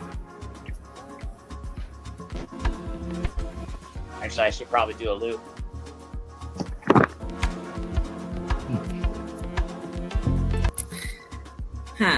Bear with me. It's, lagging. Right. Hang on. Try to start it over. Try again. Okay. Okay, the sun is not going down. It is just now below the mountains off in the west. I was looking out the wrong window when I made that statement. Wow. Look at that. You see the rainbow though. A lot in there. We say slow down. Yeah, I On the could have ninth. slowed it down. I didn't realize it was going that fast. But there's some Look at still that. shots in them. Awesome. Yeah, the yellow moon has been so cool this week. Crap. And big. Yeah. Look at that. I got pictures for Thunder too. So Cool. Yeah. So Thunder and Chris. I love it when you like look at a picture and you think that it could possibly, well, you're thinking it might be your own pictures, and then you realize, no, this is Katie Joe's. It's in New Jersey. Somebody- yeah. It's like, what? I'm not a mathematician, but Yeah. what's the statistical likelihood of the same skies on the same day being in, two separate places? This is just Next to nothing. it's not coincidence. It can't be coincidence. That was the wing. When it gets down to it. The side of Uri and people always freak out about. It's the dragon, and that's the same group of asteroids, salamander asteroids. There it is again. Cool. Right there. That rainbow hue. This is what I was talking about earlier. That's Lorraine, Tan, and Pap beat all in the same mix right there. Gosh. And those are smaller asteroids that we have not documented, but there's a lot of them. Wow. And the Rainbow. 180 days, here we go. Do not be surprised if we see more fireballs coming in. Oh, there's been a lot this week. Yep. Lots of stuff underneath the bottom of Uri that might, the small stuff might come in, but the big ones are, of course, electrically connected to Uri and Atu, and they don't separate from them. But they do drop them like that. What's making the backlit crescent flare right here? Flare. What asteroid is that? Asteroids. Yeah. Biggins. Wow. That is just weird. Look at the lightning and oh man. Wow, it got bright. Yeah. Look at that. Cool. That's a backlit crescent flare there. Yep. Probably of the lead asteroid. Okay. Yeah, size is right. That's the back illuminated backside of lead asteroid is where the light is poking through. The center of even asteroids have a small atmosphere around them, and the light will bounce around inside that atmosphere and focal out the far side of the round ball. In the center. Not just that, they've got their own dust particles and stuff too. Right, yeah. And it breaks the rainbow prism. See it dim out? Yep, right there. If you catch them right before they form, they get really, really bright. It's awesome to watch. I didn't realize that. It took a while, but I finally had caught one right as it started forming, and it just got brighter and brighter, and it, eventually dims out. But and then as they move, the light angle changes. Yes. Mm-hmm. There's your upside down really rainbow cool. there. Yeah. And wow. It's insane. Yeah, tell me that's a normal sky, people. Right. Nope. That's all a drop No iron way. drop balls off the bottom of a big ass planet. With asteroids underneath reaching, as they orbit underneath these planets. They're mantis dragon clouds. Yeah, well, that's right. They got new names for all that stuff now, yeah. They have to label everything, don't they? It's called mushroom food. It's all mushroom food.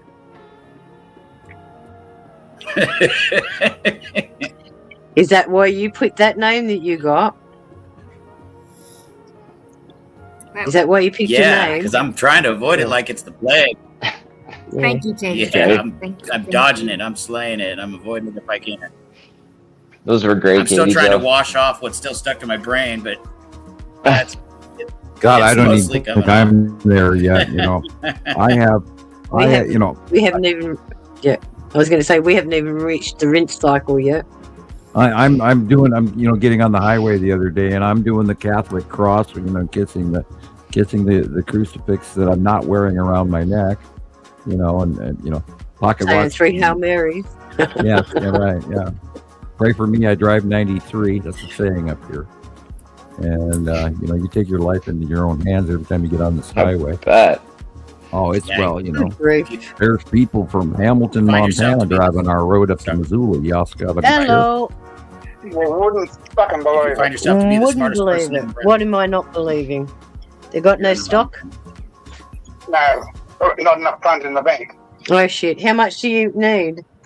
How much is you short? $400.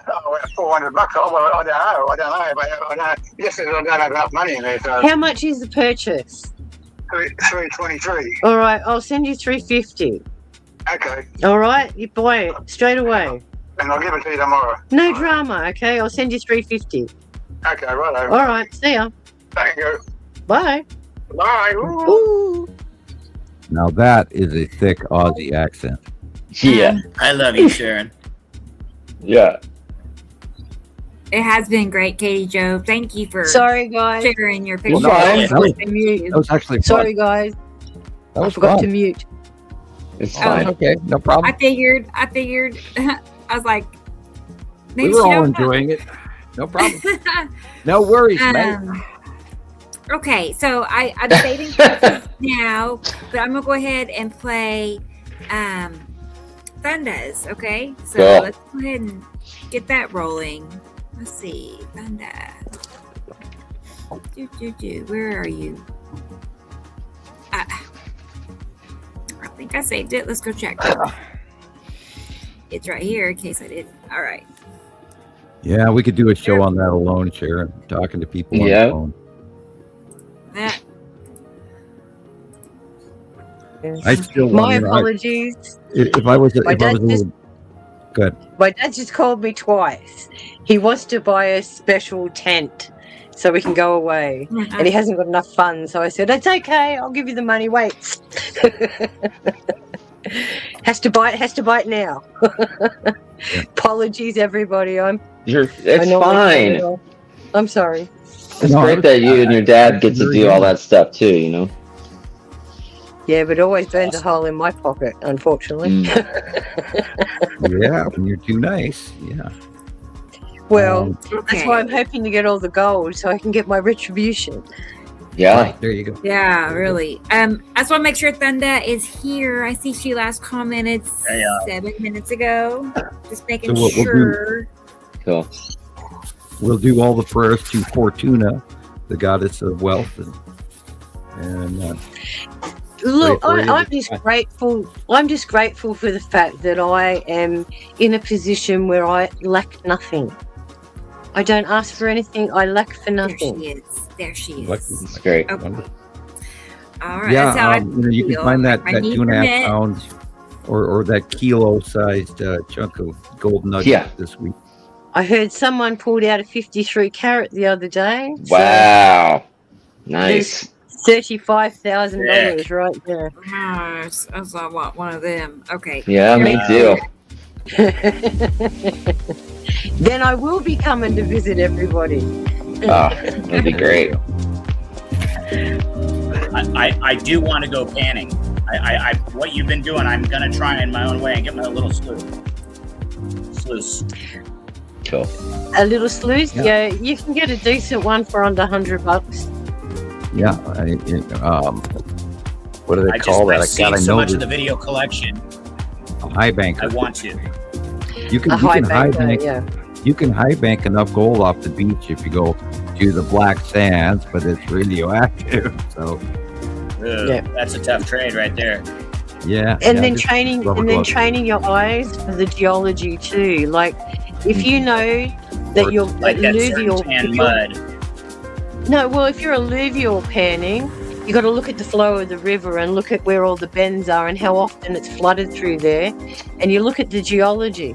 You don't actually go and dig in the river itself. You go and look at where the bank has had Where it that And cut away. incidents of flooding. So when Yes. you've got the stacking of stone, that's where you actually dig behind it, and as under it gets as it gets further down, that's where all the sediment starts dropping out, the heavy stuff. Yeah. And gold actually attracts to other gold, and it'll actually crawl and creep to Right. form a nugget in some cases, Yeah. depending on the type of gold. Wow. And That's it a good settles one. literally like almost like a liquid over a millennium. But yeah, gold is positively charged. It is one of the few metals on this planet that has actually got a plus charge to it, where everything else has a negative or a neutral charge, which is why gold shines the way it does. It actually does, it is self-luminescent. And our human eyes don't pick it up, but other animals can see gold. Wow. It glows. And that's what, part of the properties of, how to heal your inner self with monatomic gold. You can heal your inner selves by taking it if you're wealthy enough. Yeah. To buy a regular supply of it. Now, grapes have the highest concentration of monatomic gold than any other naturally grown vegetable or Grapes? fruit. All grapes? Yep, all grapes. All grapes. I just Especially the golden I'm a red ones. grape lunatic. Okay. Yeah, Yeah. there you go. I like It's also grapes good for too. your brain. And Yeah, it's got monatomic. and monatomic gold by itself, Yep. whatever the powder. Oh, frickin' everything You eat expensive. grapes, Get your you're healthy. on the NAC, the NAD, cayenne pepper, garlic, turmeric, cinnamon, ginger. Cayenne pepper is really good for your Yeah, well, that, vessels. I'm already having whatever I've been through kidney stones and whatever. Oh God, I had a kidney stone about maybe 8 years ago. I thought I was gonna die. Knock on Oh wood. I'm gosh, so I lucky went never through experienced that. I went through it. I knew it was happening. I knew what it was, but I still. Oh my God, I've never experienced pain like that before. Yeah, I blacked out at the hospital and woke up coughing out my own urine. They didn't help me. It was 3 days in the hospital, and I That's terrible. I knocked myself out because I blacked out on the toilet trying to do it. I'm crying or whatever. And I was coughing. Yeah, I have seen it. I sucked it up off the floor and I'm all, that's it. And I never went back, and I went home and started studying, and I was taking lemon juice, apple cider vinegar, and just drinking huge amounts of water to just shove it through. The apple cider vinegar was the smartest thing that I did, and it broke it up from large to it made it softer or whatever. So it broke up into smaller pebbles, and that's how I actually got through it. I learned that, and I probably took way too much, but it did save me. It was the acetic acid eating the carbonic acid. Yeah, and it was So it's just like limestone being eaten away by water. yeah, but you're just becoming more sediment or whatever. Yeah. Well, you can put quartz in acid and watch it eat away, and that's another reason you can get gold, but it's very dangerous. Right. You're in some cases you're actually better off to actually heat some of the tannins and stuff around gold, where it will actually transform itself into gold in the process. Correct. Wow. Like waterfalls, old waterfalls. And you can damage silver and gold from overheating it. You can damage gold by overheating it. Turn it from oh wow! So you can smelt it and destroy it. Well, that's why the old alchemists used to sit there. There's a saying, a religious saying, that how do you know when the silver is ready? And the saying is when you can see your reflection. Yeah. That's when you know you have to take it off the heat, because if you go too past that point, you can destroy the molecular structure. Yeah, exactly. If you're put it in a capel, then the capel will start to eat it. Mm-hmm. It'll so you'll be very or careful when you're doing stuff. Or whatever. Well, this is why I don't recommend you make your own monatomic gold or monatomic silver, because once you go past it, it disappears. It has this fascinating property that it can just transverse. It just goes poof. It just disappears. Doesn't it turn something into like mercury? Thank you, vapor or Thunder. something like that. There was one I want to go back and look at. My dreams, I felt like it brightened my mind. They used to say that the manna from heaven was monatomic gold. Right, Yes, and by the way, which is in the Dead Sea, which is why Jerusalem was such a highly popular extraterrestrial landing zone.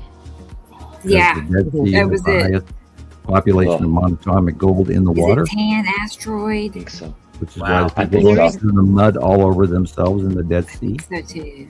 Well, China now is starting to extract gold from out of seawater. Yep. Oh, you'd be Yeah. amazed at how much gold is in That beach might sand. affect the market. They get enough. You go to the Great Lakes and you Yeah. go through the sand and it's full of gold. Yep. The Earth has been very highly reactive. Active. And the other thing was, I was asking some other scientists the other day, is gold unique to Earth? And they went, no, the plasma fusion of the sun is what creates the gold.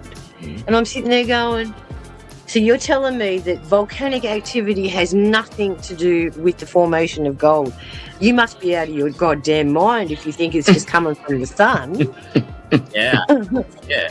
Yeah, they don't really These know. are qualified scientists. It also has to do with tectonic plate and electrical discharging. It's a slag that is created through water and elemental transfer. Certain elements, friction and heat. Quartz cluster between the host rock and the separation of the quartz is sort of like a welding rod turning out slag. It's just exactly the same as us producing water. You need the hydrogen and the oxygen in the right concentration with a catalyst to bring them together. That's exactly what volcanism is, a catalyst. Thanks, Thunder. Electrical discharge. Hey, Thunder. All That's connected to awesome. I love your heat, pictures. cold, electric, all of it. Ground, fossil, air, elements, Always sulfur good. oxide. Always great pictures from Thunder and Katie Jo. Always. And we're always making new gold. Always. Always. Just like oil. We'll never get rid of oil. It self-reproduces all the time. And it doesn't take thousands and thousands and thousands of years to make. It's a process of all of this. The dynamic forces of the earth produced the oil. Look, there was an oil field that was in Russia. They drained it completely and they thought, oh, well, just cap off this oil field. They came back and a year later it was full again. Where did it come from? The other oil fields, they don't know about subterranean. Exactly. They all feed in it. Look, the subterranean systems underneath our crust are vast, numerous, and unexplored. Yeah. Oh God, yeah. They barely know what's going on underneath. Well, look at those divers Anything that past just got 80 meters, rescued. they don't know anything. Look at those divers that just got rescued in whatever country it was, Vietnam or something. Those Yeah. divers. We sent an Australian qualified cave diver over, and when he went over, not only did he hear them knocking on the wall, he also discovered a new entrance into that cave. They got out safely after that. Wow. I was lucky. Well, if you've only explored a couple of miles of a cave and it goes on for 100 kilometres, this is why these cave people get stuck. Yeah. Because they're going into places that haven't been navigated before. Yeah. And they're taking huge, huge risks. And once you go into a chamber and you kick up the ground, the sediment on the bottom, the dust. Yeah, you kick up, your visibility is lost, and and that's why they have to have the this spelunking drag lines. And if you get confused or lodged, some of those guys are insane. I mean, no, thank you. I ain't doing it. Mm-hmm. No. And when you're stuck in a cave for 7 days in the darkness, nope. You got nothing, no food, no water, no nothing. A little pocket of air. This is why people go mental. Oh yeah. Oh yeah, absolute darkness. Hypothermia. Remember your way back. Exactly. The whole box and dice. The inability to have any light enter your eyes so you can stabilize your hormones. Everything's You're getting affected. Morse code. Somebody's tapping. Morse code. Duck, duck, duck, duck, duck. Yeah, tap, tap, tap. Help me. Oh, I think Christopher just went to mute. He was sending secret Men in Black messages. So everybody decode. Subliminal. No, get out of my head. There's some little bit of lightning happening. Hitting our heads with low frequency. Just a little. Yeah, it's supposed to. You're supposed to have a good electrical storm tonight in your area there, Rebecca. Yeah, I don't know. I mean, look at the radar and see what we're Well, it's getting. definitely going to be in Missouri and Kansas and north of you, but you are included in that area in Tulsa. Right. I watched the weather this morning. Emporia, Kansas. Which is Whee! west of her. But oh God, look, they're getting rain. Bless you, Kansas. They're getting rain. Yeah. We were so short on rain in May, and then it just has been raining for days and weeks. You know, well, we had a lot of rain this week, and in my room right in front of me right now, it's 19% humidity. 19, which is below normal desert dryness is 25. And I am up here in Montana. In the room I'm sitting in, it is 19% humidity. It is bone-ass dry outside already. And we just had rain 3 days ago. And if you look south, you got 100%. It's super humid here. Yeah. Very it's spooky what's going on up here in eastern Montana.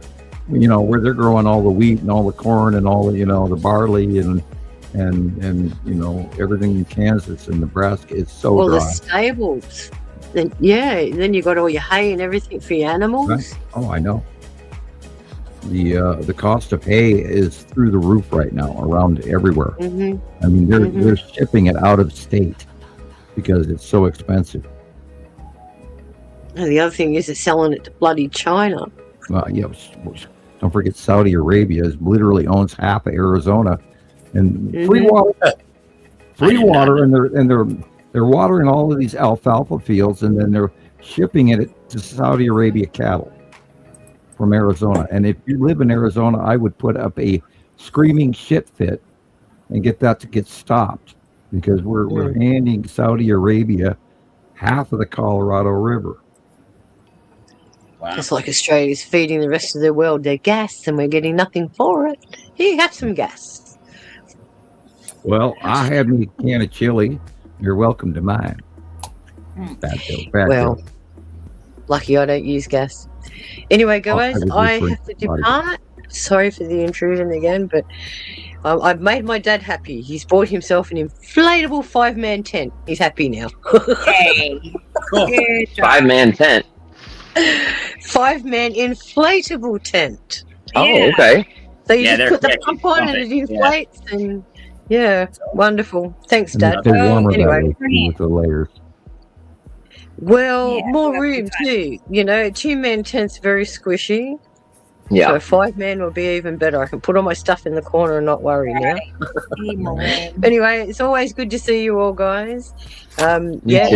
Look forward to more sky captures and some more amazing shots. So have a good week, everyone.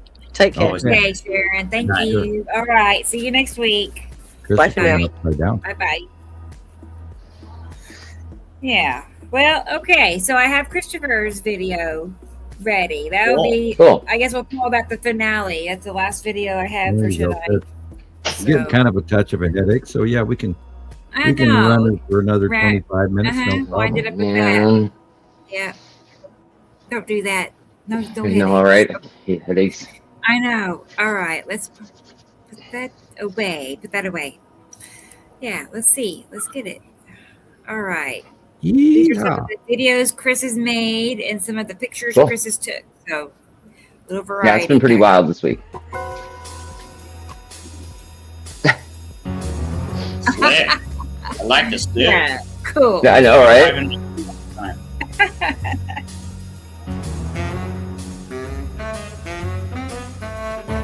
Sick. Yeah, that's like during the movie, Chris. Right? Yeah. Oh no, I get a line, dang it.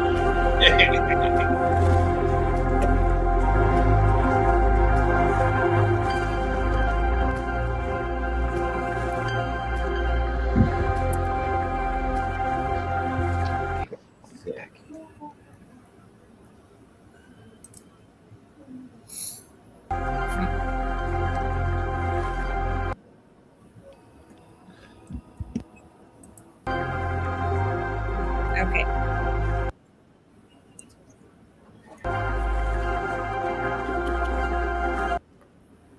Is it me that's locking up? I don't. It's me too. I'm lagging. Me too.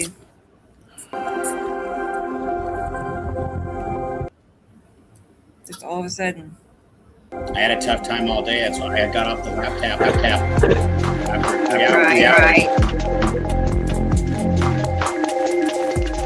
Oh, I love that. I love that drawing. Hey, I echoed. Cool. What? You're threatening me? What's happening? Well, we're being messed with. We have entered a different dimension we cannot escape from. All of a sudden, in the Twilight Zone. Yeah. A dimension of sight and sound. It quits. So all right. Yeah. I think we were bouncing off the moon and it came back to us. I don't know. Or they're screwing with us. I don't even know anymore. After that paranormal screaming, wailing banshee thing, I don't think I've quite recovered. And I still deeply keep paying attention to all the background noises now because we had, 2 or 3 paranormal things happening in our school. And it's just weird. No, I heard it. I heard one. Yeah, that was weird. I mean, it brought my daughter all the way from across the house. She'd heard it too, and it was like insanely loud. I am starting to believe that it was definitely maybe from me, because we were pointing fingers at everybody else. But I have weird paranormal activity in my house regularly. So, and I don't know how many times I've looked, in the middle of a show, thought somebody was standing beside me, and they weren't.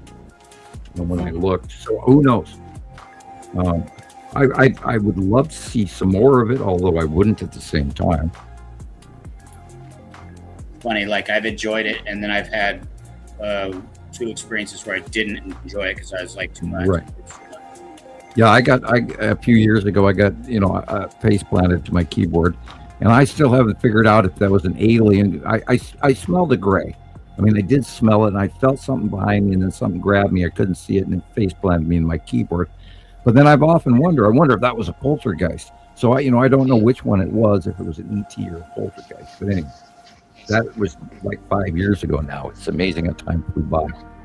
And part of it, I am getting probably feels like it was just yesterday. That's that's a permanent memory right there. That's of course. Yeah. And I was just typing to somebody in Hawaii, and it was like 3:00 in the morning, and something grabs my arm, and I watched the skin on my arm depress, but nothing that grabbed it. Whoa! And I flex my hand like, is that me moving that? Am I having some sort of a muscle spasm? What's going on? And the next thing I know, I'm staring at F, G, H, I, J, K, N, and B up close, on the keyboard. And then bleeding all over the house and running away and all of that. I would have probably wrote it off had I not bled all over the house. I would have thought, okay, I'm hallucinating, but I spent the next half hour cleaning up all the blood. A little hard to pass up, forget. Yeah, it's like one of the worst spots to get cut. In the back of your scalp. Yeah, scalp wound. It was everywhere. And it was pouring out all the way down my elbow. Oh, yeah. Does not stop. Drip, drip, drip. And there's a trail all the way across the house. 3 wads of toilet paper later. Yeah. So weird shit happens. And I would love to, see some more something, but yet at the same time. And I bet you have not watched Really Haunted yet, have you, Christopher? Shows like that freak me out. I'm like, I'm not a child anymore. I'm a grown man, and sometimes I get scared of the dark. So I choose not to see what I don't want to see. Yeah, I get it. Like when I have to call my wife downstairs because I can't leave the kitchen to go back to the bedroom, I'm like, you got to come out here, please. I can't walk from the kitchen through the living room to go upstairs to bed because I'm too afraid to walk through the dark living room. Well, I've been watching Lee at Really Haunted on YouTube. And I, for the longest time, I keep trying to, think that he's possibly pulling this off. But the shit that happens, there's just no way that he can do all of this, including, any kind of CGI or AI shadows walking across the room. And, I've watched most of his, for years now, like 3 or 4 years. And I would love to know what his neighbors go through, because there's always banging, and shit walking through the walls, and and he's in one of those British, duplexes, and what okay, I know what you're talking about now. Yeah, this guy's he has to deal with a lot of really horrible stuff. Yeah, it's the most constant activity. Yeah, unbelievable paranormal I've ever seen. And I don't know how, his silverware in his kitchen drawer shakes repeatedly by itself. And there's no way you could put a human being inside of a kitchen drawer to do that. Right. And film it and have it, I mean, things being thrown across the room. It's like, well, it's crazy. The ghosts are slapping him right now, and they're hitting him, and he's doing the connects thing, and you can see the stick figures walking into the room and attacking him, and he's either really, really good at a lot of computer skills, or it's really happening. And so I encourage people, if you want to see a good paranormal show, watch Really Haunted on YouTube. I watch it literally every week. Interesting. And it scares. I know my wife will like it because she's totally into that stuff. I watch it during the day, not at night. I've watched some paranormal stuff. I won't watch horror. I don't watch horror anymore either. My kids love it. I can't watch it. It's just like against whatever my spirit is. Yeah, I don't want to see it. I don't need to do that to myself. Thank you. I've got enough fears as it is. I don't need to see somebody else's Hollywood. I don't need to see blood. I've seen enough. Right. Yeah, I've been covered head to toe, and I've been through it. I don't want no more. All right, you don't want to go see Jason 55 next, or whatever the next one is? Oh, yeah, there you go. 55. There's always like 100 different sequels to all these really bad horror movies. Yeah. It's pretty funny. They just beat them to death. They don't even have to be good. And then there's like 7 of them, or 10. Right. Beavis and Butthead, 22. Dumb and dumb. Actually, Jim Carrey's amazing though. What a good actor. I don't care what he did. It was all good. Nice. Get whenever you're ready, Rebecca. What? So I don't know. Whatever we're doing. Oh, so watching this video. Oh, okay. That's what we're doing. Yeah, we got, I don't know, 9, maybe it was stuck for 6 me. It was minutes left. Oh, cool. No, it's still playing. Okay. Yeah, my video was, my internet is so crappy. Sometimes I get one picture and it stays there for 3 minutes. Good night. Give up on messages. What happened? Good night, Tara. I was reading that too. Get some rest, girl.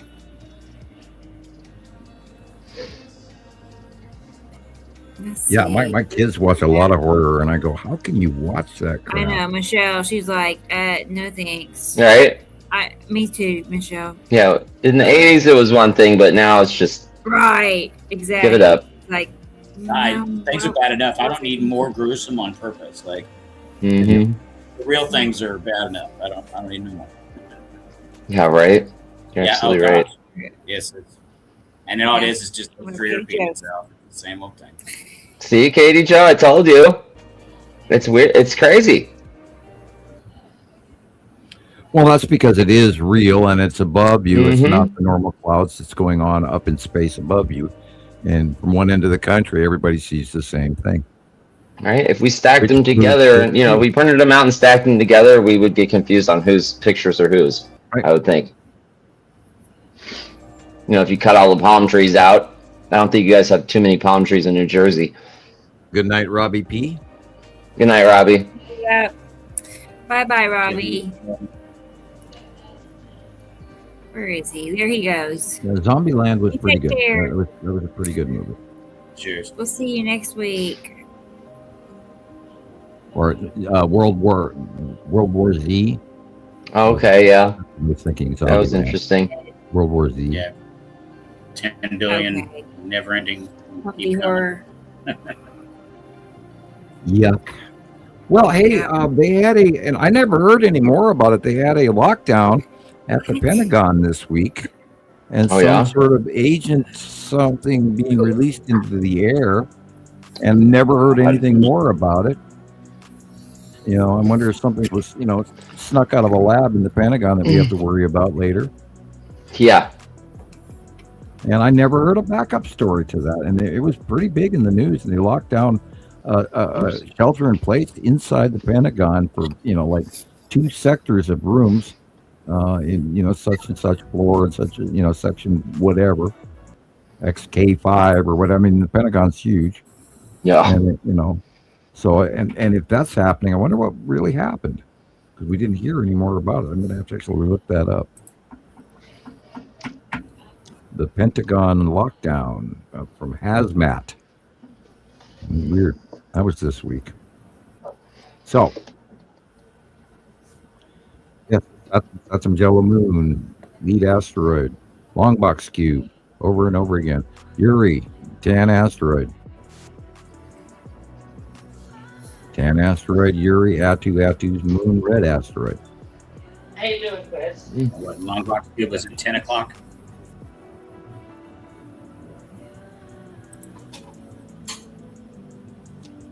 You must give in to Montana Skywatcher. It's your destiny. That is the only Photoshop picture I ever did. Yeah. Yeah.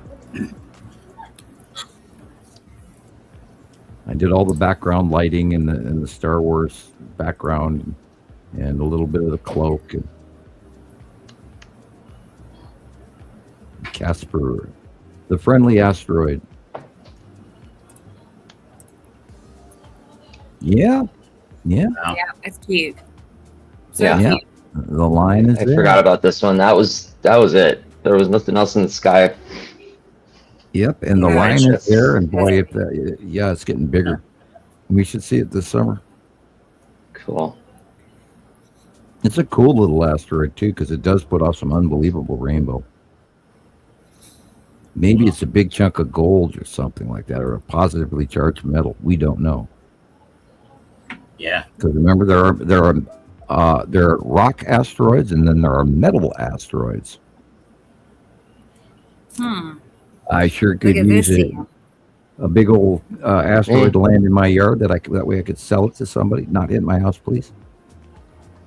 Yeah. You know what? They can go Maria right through saw the the roof. cube today. Cool. Lots Yeah. big enough. Yeah, I'll not hit my house. That's why I said yard. You know, Yeah. cool. I can fill in a hole in the yard, but not in the roof. Oh, you can. You sure just don't want to. Well, yeah, I don't. Well, I can't afford to right now. Let's put it that way. I get. Oh, I got it. You know, I mean, I had to buy a vacuum cleaner this week. God. Oh no. And then my weed eater died. No. Yeah. Why does that happen? You get a new appliance or something, and then the next thing dies right when you bring the new one home. And my washer's acting up, and my TV is acting up, and I'm having troubles with my electronic equipment right now. It's like, uh-oh. So I'm, you know, don't even dare touch my daughter's tablet or anything like that. Right? Nope, not at all. I don't want to mess it up. You'd be hunting one. I went to the P.O. box this week and got the hell shocked out of me. I stuck my key in the P.O. box, and it actually made me. I got such an electrical shock that I actually let go of the key. Yeah. Whoa. Zap. Never had that happen before. What has it I got? put my- Does the P.O. box room like have carpet on the ground, or is it tile, or tile floor? And I put the key Oh, that's in. weird. The moment I put the key in the slot, I got electrocuted. And zap, and I actually let go of the key ring because and I saw the spark, and it was that, you know, where I saw the spark on my fingers. Zap. I haven't Fun done stuff. that in a while. Well, I get it a lot of times when I get out of the car. The moment I step down on the ground, I get shocked. So there's a lot going on electrically. So it's, it's me. It's weird stuff. I have weird body electricity. I can't wear jewelry. Can't wear watches. Can't use a cell phone. If I put it in my pocket, it's dead by the time I get to town. Yeah, I remember. So a lot of crazy shit going on. This way I don't look at look at that. You can literally see the land masses in that. Cool. And that that's gotta be size wise. That's gonna be Atu's moon. Mm-hmm. That's what you said. Size wise, nothing else. And then the bubbly is behind it of Uri, and the skull asteroid over to the upper right. Good It's dark not green in visible, there. but that's where it is. Ooh. Okay, well we're coming up, and are we? How much more do we have to go here? These are all these videos are posted on YouTube and on Facebook. If anybody's in the chat wants to watch them, I'm just you rounding guys up can to just the watch them hour. on Facebook, Because I am. or we can watch them next week. Okay. Well, it's a Yeah. we can. Oh, if you guys want to keep going, that's fine. I'm let me just gonna. I'm gonna by 7 o'clock. I'm gonna step honestly, out because I'm. I don't know. It says getting it's scarce over, over but here. the ending didn't play. I don't know. Oh, bummer. It's okay. No, it's okay. Yeah. I'll see what happened. I'll figure out what I missed and I'll add it to next week. I'll figure Cool. it out because it didn't. I don't know. There's part of it missing. It happens. And it was perfect, but I made it. I don't want to Anyway, bail on okay, let me show anybody, you one but I'm thing getting real really tongue-tied here. My friend took that picture today, this evening at 8:45 here in Tulsa, facing east. So, just want to show you all that. Cool. That one? Yeah, good job, Melissa. That one? Yeah. How can necessity be there? In the east. That's Okay, where I do see we- it. East, south, But northeast. necessity can't be there. You would be looking at Atu and Uri. No, in the east. In the east. Oh, you are. Oh God, weird. In the east at sunset. So this white sky area is not where the sun is at all, right? Right. It's in the east. Well, at then you're right. It 8:45 is p.m. you are correct. It is necessity. But wow. Cool. I know. I mean, it was pretty neat looking, I think. Oh no! A lot of I'm gonna planet have to going do on. some homework on my brain know. for the site drawing. Right, Sam? Yeah. Come on. Yeah. Like I said, Rebecca will get you into shape. Well, I'm getting brain dead. I'm at Yeah. even talking and sitting in this chair any longer, and I'm getting silly. So I'm going. Well- Okay, I know when to quit. It's time to rest. I'm all for that. I'm getting Yeah. dingy here. I've been. Well, it's just so hot here during the day. I've been staying awake at night. That's why last week is when it first started to kick in really bad. I missed last week's show because I was so exhausted, and It felt bad. I pretty much was awake all night last night because it's just so damn hot. So, yeah, we'll see how this summer goes. Sam said we're gonna fry. I'm not ready for it. Well, You there's and also everybody the else. oscillation. Yeah. We could be cold and hot and cold and hot and cold and hot.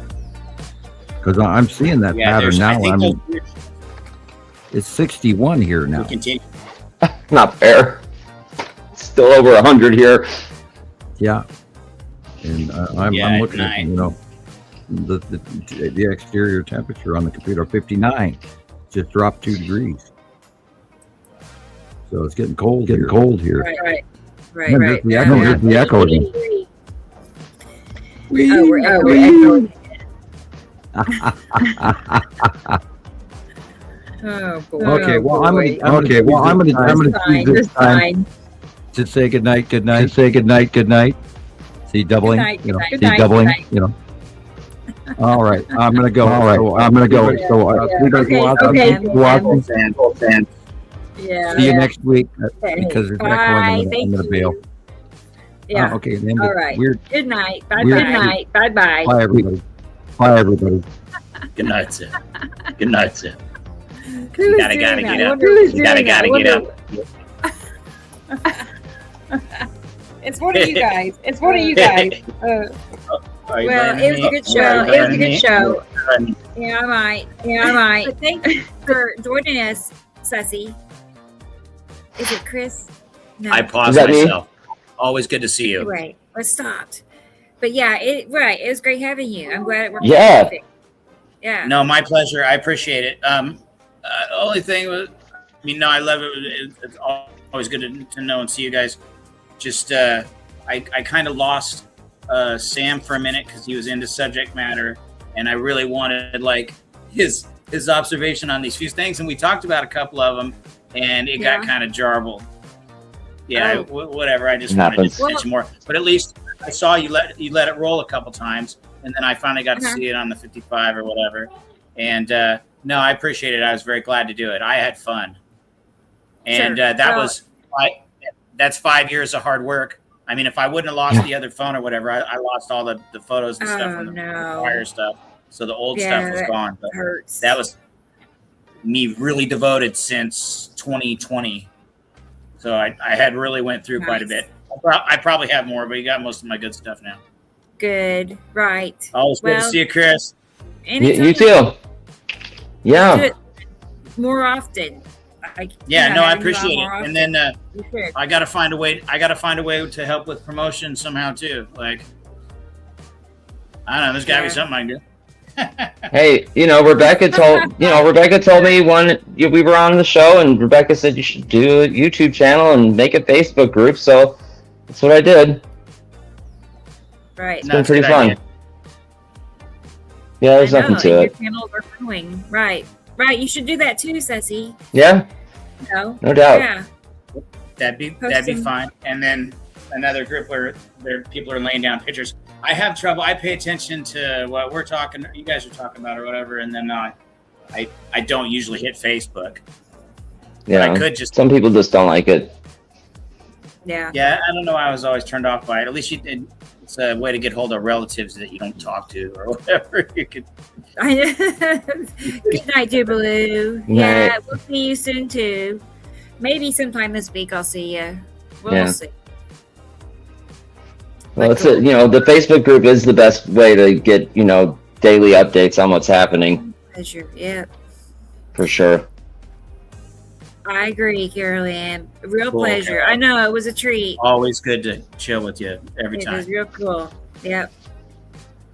Awesome. It was a pleasantly surprised when it all worked out the way it did. I'm like, well, good. Yeah, I didn't mean to getting on.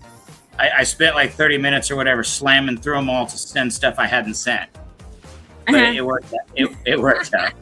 Yeah. It was so funny because before the show, it was going ding, ding, ding, it was him. Well, no, and it made me, I knew there was more stuff in there. So like, it did make me find some cool stuff, that recent stuff. So that was perfect. That's perfect. Cool. Yeah, that's cool. Anytime, man. Anytime you feel like wanting to get on here and talk about stuff, just tell me. No, I always, and hopefully I get some good pictures. I might get a picture of that thing going over our heads this month. If it's not just totally chemtrail bombed, and that's what I noticed except for when I believe I saw the straight lines of necessity, and I was at work or whatever, and I didn't have very long to be there, and I didn't find that when I was looking, but I told the two mechanics, they didn't believe me or whatever, like, oh no, there's straight line clouds across the entire sky. If that happens all the time, right? You're an idiot. Yeah. Go put the tires back on that car. Wow. Oh my gosh. That's good. I know. You never know where you're going to be when the sky can just be, perfect timing. Yeah. You're out there for a reason, so you can see it. Like my friend. Yeah, you feel it. Yeah, you feel it. Like I'll get it. You can feel it, absolutely. Yeah. Yeah, like I gotta go look. Yeah. Mm-hmm. Actually, you know what? My kid's better at it. Whatever, at least for sure, two of them. Wow. He saw, Daddy, there it is. There's, your star or whatever. And he did that to me twice. Cool. That was my first two most awesome. I mean, it was legit. And of course, he's like, oh, hey, and got my attention because I wasn't looking. Surely you've had those moments where you get that feeling like you got to go right then, you got to get up and go look outside. And then you realize the timing was perfect. Like if you'd gone any sooner or later, you would have missed whatever it is. Yeah, I know. Like sometimes for whatever reason you don't go, and then sometimes you just you have it in your spirit. Especially with like the Texas Cube and stuff like that. Yeah. I've noticed that there's been times where, just like how Rebecca said it, something happens, you hear somebody say go outside or something, and there it is. It's unbelievable. Yeah, I don't know why, but I need to go look. That's how it felt when I figured it out in the beginning, when I started to see things. I see. Well, now. I had that story that Sam doesn't want or whatever. We don't repeat what he said when it's going to come. We got another 50 years, but it's actually been 79 years since this. So it's been almost 80 years. They said it'd be here in 50 years. They're guessing, and I mentioned it to Stam or whatever, but he was talking about something. Have you ever heard of John Moore or what John Moore says in regards to this subject matter at hand? No. You got to check it out, and they've shortened it up or whatever. But you can look up John Moore and whatever. He's another one of what he's saying is that's why they're going to the bunkers, because they know that there's this major chaotic event coming, and he talks about everything from the planets and another flood down to fluoride being a poison and whatever. Very interesting, but that's one of the things I had heard the whole thing early. That's one of the ones, and the other guy was supposedly from the CIA. I don't remember seeing his face. It was speaking. He's like, "Oh yeah, well, I wonder what type of information they really have about all this." Yeah, I know. The documents and files, and just it's more than we realize. Yeah. Yes. Well, supposedly, if it goes on one side, it's only a 20-degree pole shift, and if it goes on the other side, it's a 180-degree pole shift. Well, if it's 180, that's a whole lot worse. That's when it'd be a 400 to 600 mile an hour wave that crosses the entire Earth, supposedly from the north. No, all the volcanoes go off. 14 to 25 years of darkness.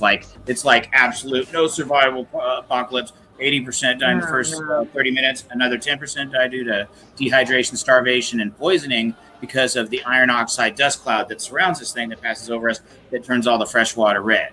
And then you can't take a big sip of iron water. You're dead. Take in some iron, whatever. So, and I try not to say it all the time, whatever, because it sounds so apocalyptic. And I have turned off a lot of people telling that story, but that's originally what I'd heard. And then I was carrying that around, and I like hearing that we have another 7 years. Yeah, absolutely. No, that's good. At least another 3. I couldn't be sure, but it took so long for them to get here and to their closest point. And now I know that they're leaving their closest point. So we couldn't be much past halfway. All right.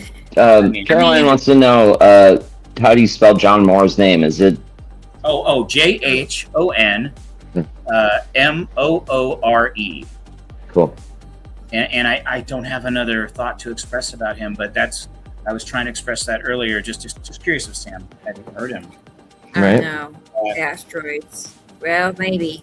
Telling of the story, and he's like, "Well, they ain't never going to tell the people because they don't want to cause chaos." Right. Which makes sense. And why else would they have? Oh, like Donald Rumsfeld said, "Oh, well, we don't know where 330. I don't know if it was 30 trillion or whatever. Oh, $330 trillion. Oh, we have no idea." Yeah. Yeah, I remember that day. Right before that was the day before 9/11, wasn't it? Yeah. That's when they came out. When Donald Rumsfeld came out and said that they had no idea where $2.3 trillion of funds that disappeared to. It was in this guy's van. This friend of a friend of mine, he has his van. It's really big, and so all the money fit in there. That's bullshit, man. That guy, in the old days, for a 3% tax, we would have hung people. Now, it just things are so different. Doesn't make any sense. It doesn't. That's something we could talk about for hours on end.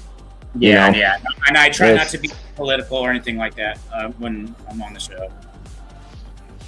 I don't want to get his flag either. It's true. Right. Yeah. Things like that happen. I mean, Drag the fresh water, gasoline that doesn't have 15% ethanol. Yeah. I've heard some horror stories on people's cars, engines. Yeah, it'll eat some trucks will just not start. I've noticed that. I've seen a few videos. Like the first time they put it in there, a truck wouldn't start, and they had to drain it. And the truck's fine, but you just can't put that garbage in it because his truck won't run.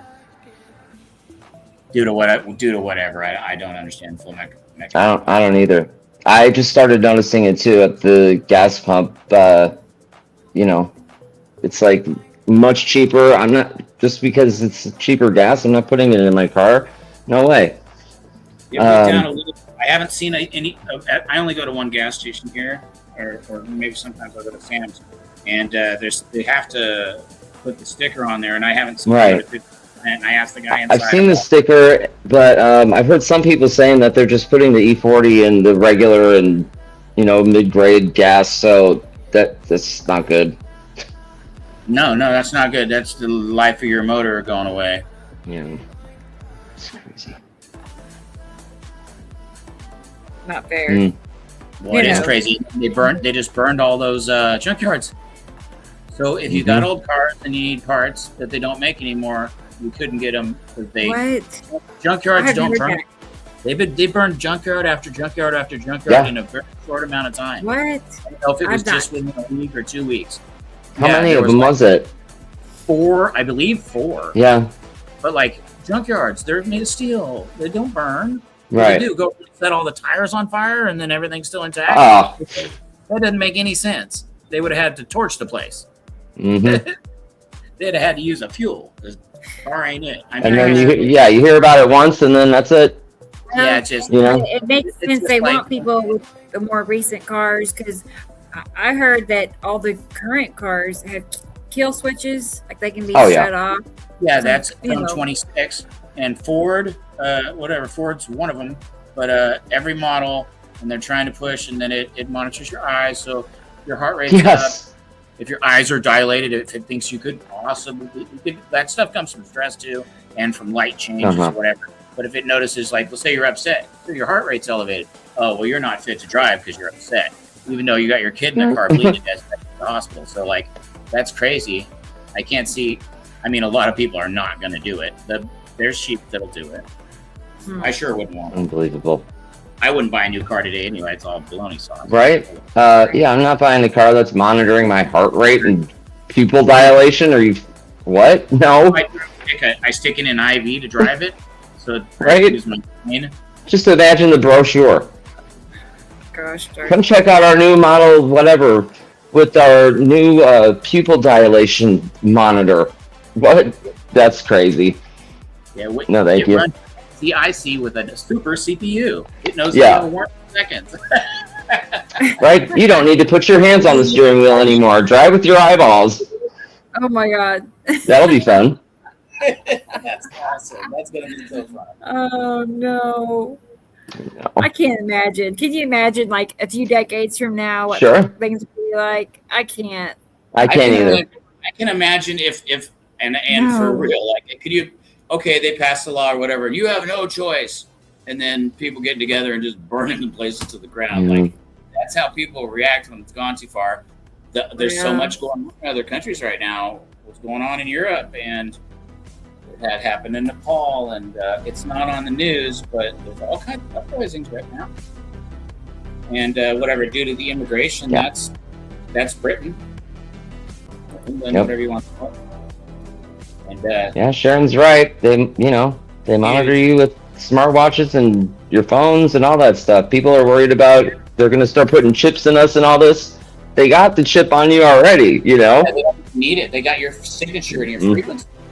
They can talk to your cells. They can read your thoughts. Yeah. And it sounds far-fetched, but it's not. Wow. And they can also make you sick and give you a heart attack. Jeez. What? It tells her if she's not looking at the road.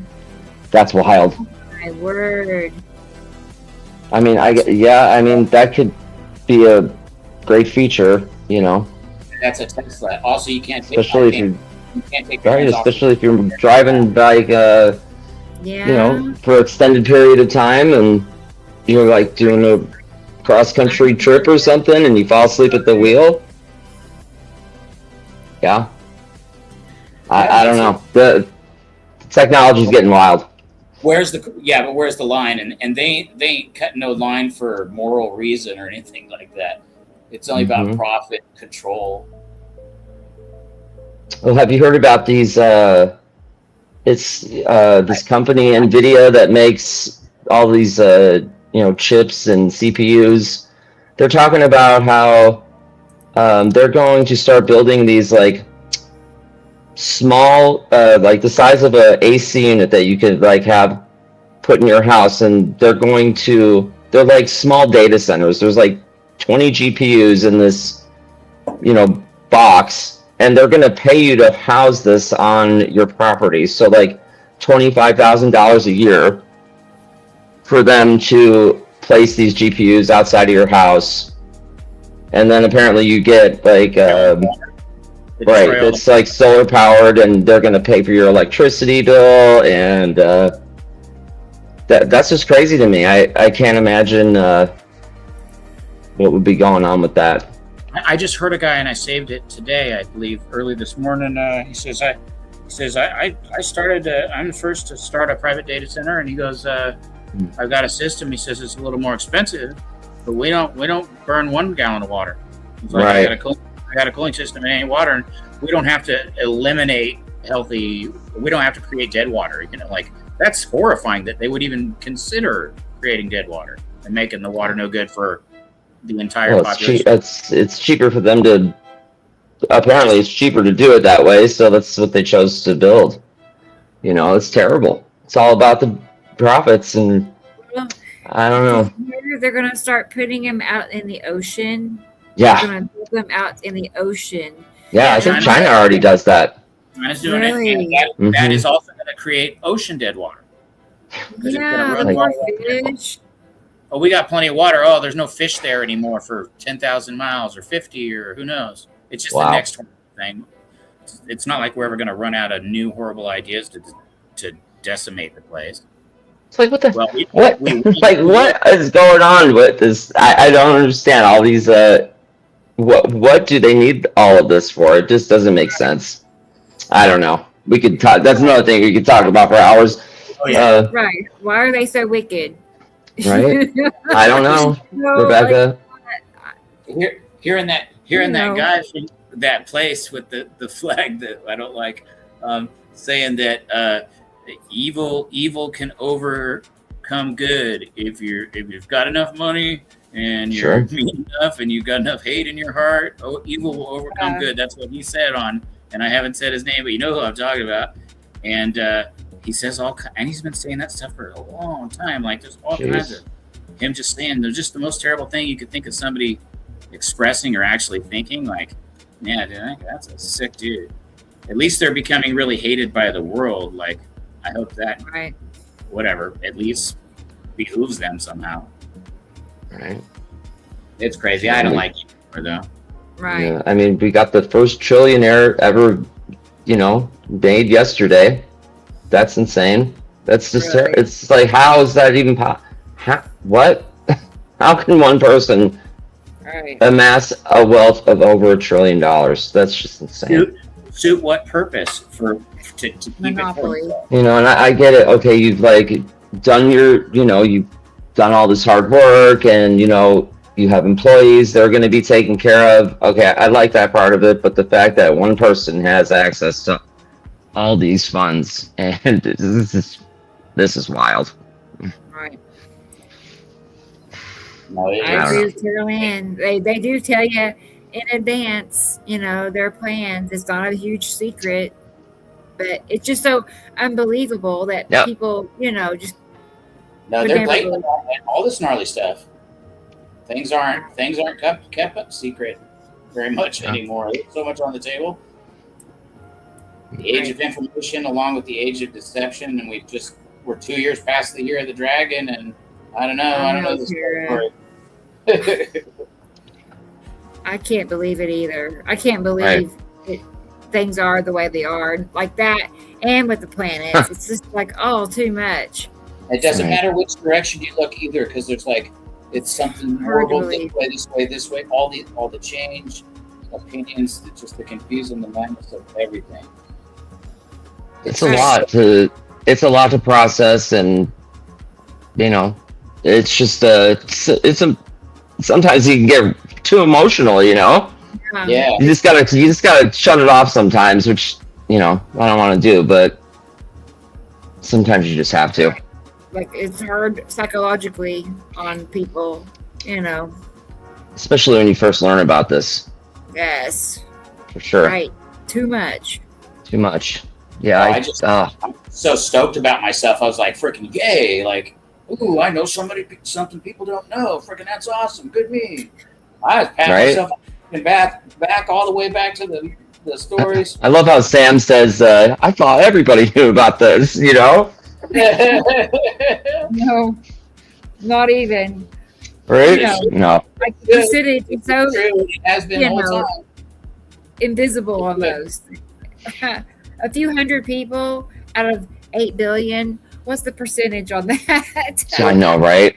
It's been years since I heard the numbers, and I don't even know if it was true or whatever. But supposedly, when I started finding out or whatever, it was less than 1%. I don't even know what 1% of 7.8 billion is, or if it's 8 billion now. I don't know. Right. Right, Dara. That's right. You know. Find out. But it ain't much. It ain't much. It's all I don't think we surpassed the 1%. Mm-hmm. They are being taken down, she said. Mm-hmm. Yeah. And just think about it. You've got all this. You've got all this wealth, but you're like the poorest person in the world. It just, you know what I'm saying? It's just sad. Makes no sense. Let's how much good could you do with $1 trillion? Like you could solve problems. You could solve them. All kinds of problems. You could probably give every person in the world several $1 million a piece, and you would still be, multi billions and hundreds of billions of dollars still would be in your possession. It's just that amount of money is unfathomable. It's kind of hard to understand what $1 trillion actually is. You could focus all your energy and all your time and all the minds that you could collect on any subject and probably come up with something that nobody's ever done before, because you could just do anything. I mean, like you could start dispersing on your own for free energy devices. You know, like you get your prototype off or whatever, and then you could just give them to everybody if they wouldn't kill you for it. But look at what Bob Meyer and everybody else that did something that big oil don't like, or the electric company. So 1% of 8 billion is 80 million. That's a lot of people. It's 1 out of every 100. So 80 million is 1%. So it's such a tiny. The people that know about the binary system. Yeah. I'll keep working on it. I'll get an answer. Yeah. Yeah. What percentage is 500 people? I don't know. Right? How many people know about it? Everybody in the whole world. Maybe 1,000. Right. Let's see. Hang on. Find out what percentage is 1,000. That's right. Yeah. Having $1 trillion wouldn't necessarily be a bad thing. No, it wouldn't. Oh boy, it's getting complicated. The answer is 0.0000125. That's 1,000 out of 8 billion. Oh, that's great. Oh yeah, I'll put it in the chat. Let's see. Okay, so everybody like, comment, and share. Yeah. We need to get that percentage up a little bit. That's fucking hot. 2, 5. Okay. I'll be right back. It's that. Yeah, let's see. Here we go. That was the number. Wow. That's if 1,000 knows. I mean, I would think at least 1,000 over the years and years of all the things we've done. Maybe a little more. Maybe it's not 0, 0. I mean, at least thousands more. I don't know how many thousands, but lots of thousands have known from this channel just from the amount of time. And yeah. But did they realize how many truly realized? I believe the ones that realized are followers, and that's it. You know. For sure. Yeah, and I don't know what our numbers are, but I know what our average is. Right. And I had heard. All right, you guys. I'm gonna get going too. I gotta help Jackie finish cooking dinner. She doesn't like chopping onions, so I get onion duty. Okay. I'll see everybody next weekend. Have a great week, everybody. Good night, Rebecca. Good night, Chris. Thank you. See you next week. Bye-bye. What's for dinner? Oh, sounds good. I know. Well, Whatever. Whatever my kid wants, I guess. Yeah, right. That makes it easy. I might go jump in the jacuzzi. Right. There's the ally. I don't know what planet that was. It's not. I was calling it Atu's moon. I forget what that is reflecting, but sun already set. It's just shining in the sky. That white reflecting back. Was it Yuri that we spoke about? That's causing that white reflection after sunset, where the whole sky's all bright. Yeah. Right. Yeah. I mean, Yuri does do that, and Saru has it's very illuminated at sunset. It's Saru. freaking. Even have you been noticing it bright. getting like really yellow, like bright yellow at sunset? That's Saru. Yeah, and then I've been noticing after sunset it being this color, and that ain't normal. Here, let me turn the camera. Oh yeah, I'll do that. Okay. Oh wait. I can't yet. Background. I don't know how to turn the background off. Oh man. Joey, son, help. Son, turn the background off. Joey, get up, sit up. Turn that background off that you turned on there. The bricks. Jellyfish light in the background. Hey, Rainbow Flame. It looks like a jellyfish a little bit. It's a lava lamp, and then a little, Thank you. One of those things. So. Yeah, well, this is what I was talking to Sam about today, and it's like that. This camera sucks. Yeah. Yeah, it's pretty bright. What time is it there? 8:24. Oh yeah, that's perfect. And time the sun has set, and it's gone. for the pictures. Sun, that's look how the shadow sunset's dark over it there to is. the left. That's Yuri. Yeah, see that's how what I dark thought. it is. Yuri. Uh-huh. And then look at all that size. That's Saru. Saru, Yep. that's what it is. Yep. Yeah, and Yep. you can see the curve. Uh-huh. And then we are if you keep recording. going to the right, that's Isatum. So it's Yuri, Saru, Isatum, all clustered around the sun, over the suns. And then if you keep going, look how green it is in the right. See, that's Nephicity. See the green and under the trees? That's Nephicity. Yeah. Yeah, sick. That's why It's right there in the corner. So that was a good idea. The camera, that layout. it was a brand new. It's a brand new computer or whatever. So at least the camera's okay. Oh sure, I'm impressed. It looks good. No, and I like that was cool. I got the curve was there. Oh, the wall lights, rainbow. Okay, I got you. Okay, I wasn't even thinking about. Yeah, little string of lights. Cool. And some red, yes, some red from my Saturn. That is true. It's 4:24 for T Racy in the morning. Wow, girl. Oh my gosh! I'm curious. Hard. Like when you get off from watching the show and you eventually get to bed, how late do you sleep into Sunday? I'm just curious. I'm just 11. wondering. 11:30. Right. If you went to bed at 5 a.m., yeah, 5 or 6 hours is about average for me. So your whole day is not just totally gone, I guess. What's this? Light being refracted, right? Hey, Jesus is in the house. I just love that what I went and what I was talking to Sam about and finally couldn't get it across or whatever, and that I saw it, and then before we split up, I got to confirm it, and the freaking curve was perfect, and I know it's after sunset. That's just wild. I love that we get clean confirmations. Our subject matter is solid, and Sam says that all the time because it's legit. Like his evidence is like solid granite or whatever's harder than granite. Yeah. What's the toughest metal? That's what it is. Right. Titanium. I don't know. I'm guessing, but Yeah, well, but yeah, it's true when you. It's better to put in your bones because it doesn't rot, but it's very brittle.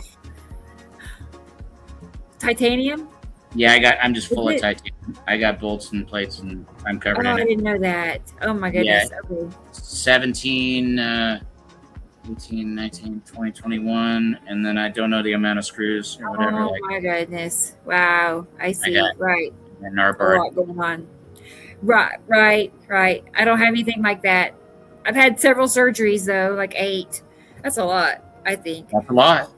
Yeah, Yeah. and then you got to beware because we get to a certain age, and then if they do something wrong enough that it won't heal, you know. So if they do enough damage, no, surgeries are dangerous. Did you have back surgery? No, I would not. That's the one thing. I'd have to be in such bad shape before I would. Yeah, don't. My best friend's mom, she's got mild dementia, whatever. I'm pushing herbs and medicine and stuff on her. She's okay, but she's got severe neck pain from an injury where she got break, and she has had work done before, and they're like, oh, well, you need surgery again, and she's 79, you know, and in declined health, and I'm on no over and over. Right. And, I do have a lot of back problems. Like that's why I'm on disability 4 is neck and back, you know, spinal stenosis and bulging disc. Oh, yeah, I'm stage 1 arthritis. Yeah, so I got a lot going on, but I could never imagine surgery. No, I have problems as it is, just in their, you know, have you ever like injections? That's the thing they want you to go through is steroid injection. I can't take steroids. I can't do your stress points for pain. Oh, you mean your body doesn't deal with it, or? Right, I don't tolerate them. I have so many bad reactions. It's so bad. Oh, well, then you just don't do it. It's so bad. The last time I had work done on my neck, I could not hold my head up. I had to wear a neck brace because my head was I couldn't hold my head up for several weeks. That's gnarly. That's when I knew. Because like when you lean over and you look in the refrigerator, I had to hold my head up with my hands just to see what was in the fridge. And I'm like, that's when I knew I'm not doing this again. I've had so many friends and relatives and whatever, friends of friends, where you hear the horror stories. Oh, well, they were supposed to do this, but this is how it worked out. Like, oh, and then they never walked again, or they freaking died. Like, me and my grandpa taking family members to the hospital, and then it just always ends up being terrible. You know, this is terrible. This we finally agree. We're like, risky. Risky. Well, I mean, he had cancer, and he went in and got COVID. Instead of getting the cancer treatment, he got COVID, and then couldn't get the treatment, and whatever. They never should have treated him or anything anyway. It was all wrapped around his colon. They made it spread. He only lived 7 days. Yeah. Right. I've done well to avoid the hospital. They do things without proper investigation. For so many years, right. That's lucky. Carolyn, what does that mean? Rebecca's match is a water sign. And then the next question is, I wonder what Sam's match is. And I'm like, what are y'all talking about? Astrology, birth sign. I'm a Sag. I don't even know what kind of. Is that a fire sign? I've never heard anybody say match, like about my matches. Huh. I mean, I am a Taurus. But I don't know about matches. I've heard a little. I wouldn't say I'm real educated on the subject. Right. Yeah, awesome picture. Chris is right. I mean, because there was 2 videos I didn't play today. One for Rachel in Canada, and then Chris, did you see that was Yuri, right? What was that? When I went out, and that might have been Yuri that I was filming out there. You could see the perfect curve of it after the sun had set. An interspicy. Did you see it, Chris, when he stepped outside with his camera and showed his sky? Onions are, don't be crying. Okay. He was working. Joe is a Cancer. Okay, I've known many Cancers, many. And BS, you are on fire. What does that mean? Oh, that's sweet. Honey. Water and fire. Yeah, I'm a fire sign. I'm guessing that's what it means. Right. I'm not sure what she's referencing. And what is this? Do you know about the Hydra? She's also like my super tight friend. Rainbow, do not know about that. That's a new term for me. I really don't know what the Hydra constellation. Too bad Sam isn't here. I bet he knows.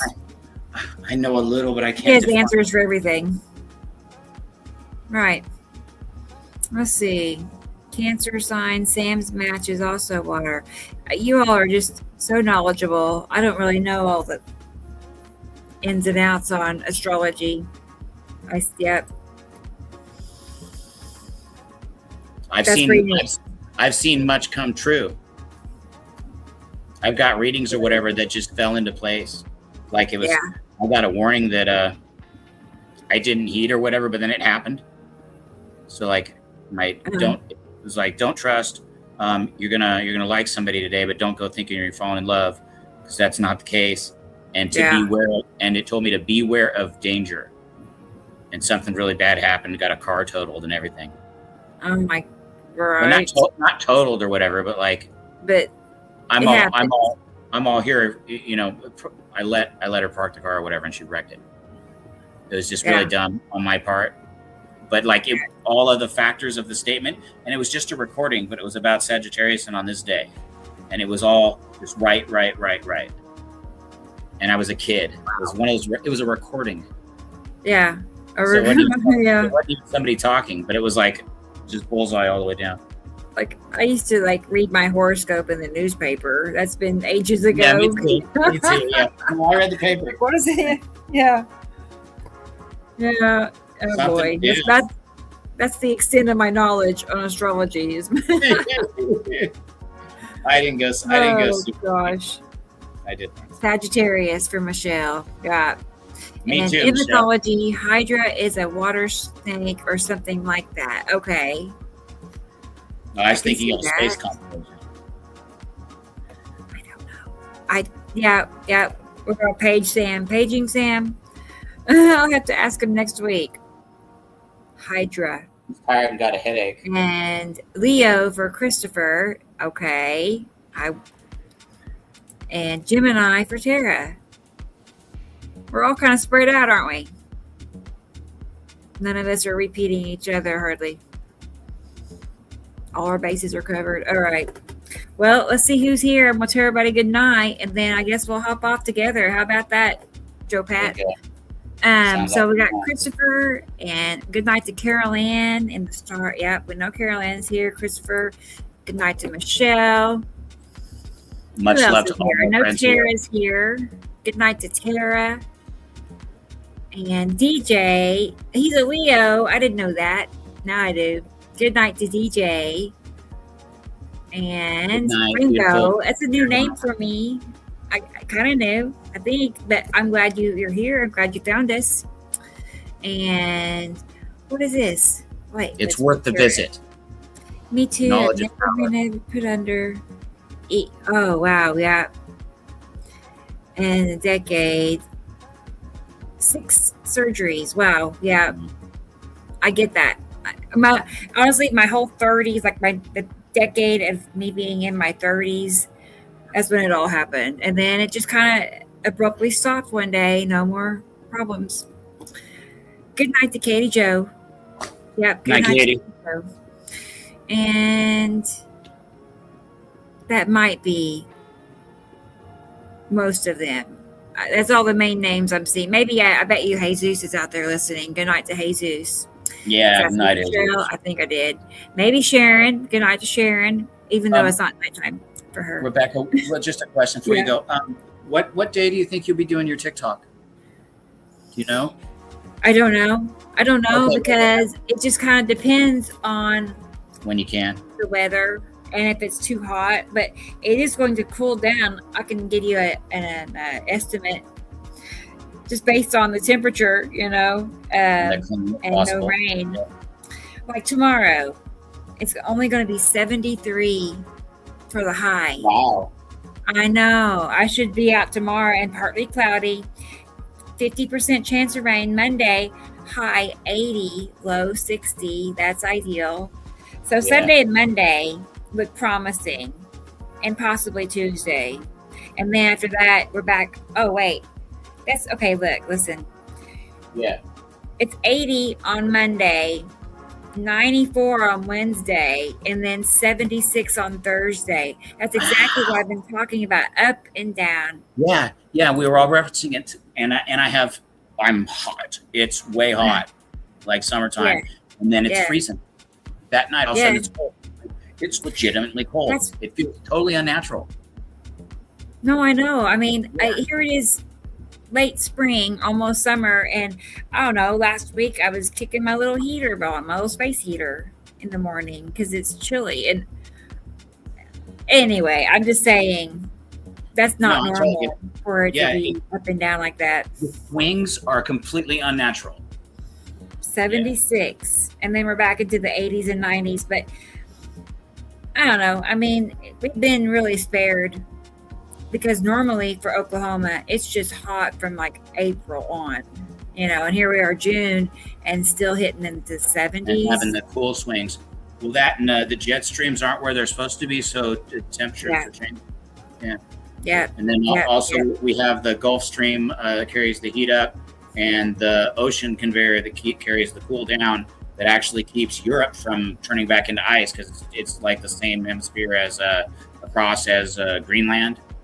And it should be ice, but it's not due to the temperature of the ocean there. And whatever, that's something else that might happen. Right. Yeah, supposedly regardless of, I mean, of course, I only hope for the best possible outcome, and it's just better to know than not know. But Trump had said it, and he's not the only person who said it. He goes, well, you don't need to be worried about the warming because the warming's going to end. What you need to worry about is the cooling because it's going to get really cold. So we're having this climate spike and everything, and it's warming up. Things are going to get wild, and then there's going to be a time of cold. And then that El Nino, super El Nino, and that's what they're talking about. Severe cold, lots and lots and lots of snow. Yeah. So this winter. How many degrees does the ocean have to get before it kills ocean life? Like it's going to be over 100. When's the last time that happened? No, it's not on paper. Oh man, that's a bad sign. That's crazy. You think if it because they were talking about it going up, and it didn't. I didn't want it to think it made sense or whatever. They're talking about it going up like 20 to 40 degrees. I'm like, that's impossible. The ocean would boil. Like, because I know the previous highs or whatever, it got up to it was like 98, 99. That's unreal temperature. And that was this last year. Like the oceans were in freaking low and high 90s. So if it went up 30, that'd be what, 128? That's insane. That's like the hottest in the water. With the data centers in the ocean, it's like on top of all that, then they're going. Yeah, as we devour the land and the resources, like make them unusable. Like that's crazy. It's like to set fire to the place on purpose. Crazy is the right word. Why would you destroy the true infrastructure of the land? It's like it's being intentionally done by an entity or whatever. Well, it is. It is, and I won't say that. They are targeting Earth itself. Like we're just like bystanders, kind of caught in the crossfire of something bigger outside of us. And I think Earth is the target because, like they just out to kill Earth. Well, because I don't care how hard they try. I think they're just gonna, because she's alive. What they're gonna do is just continue to piss her off more, and then she'll just wipe it again.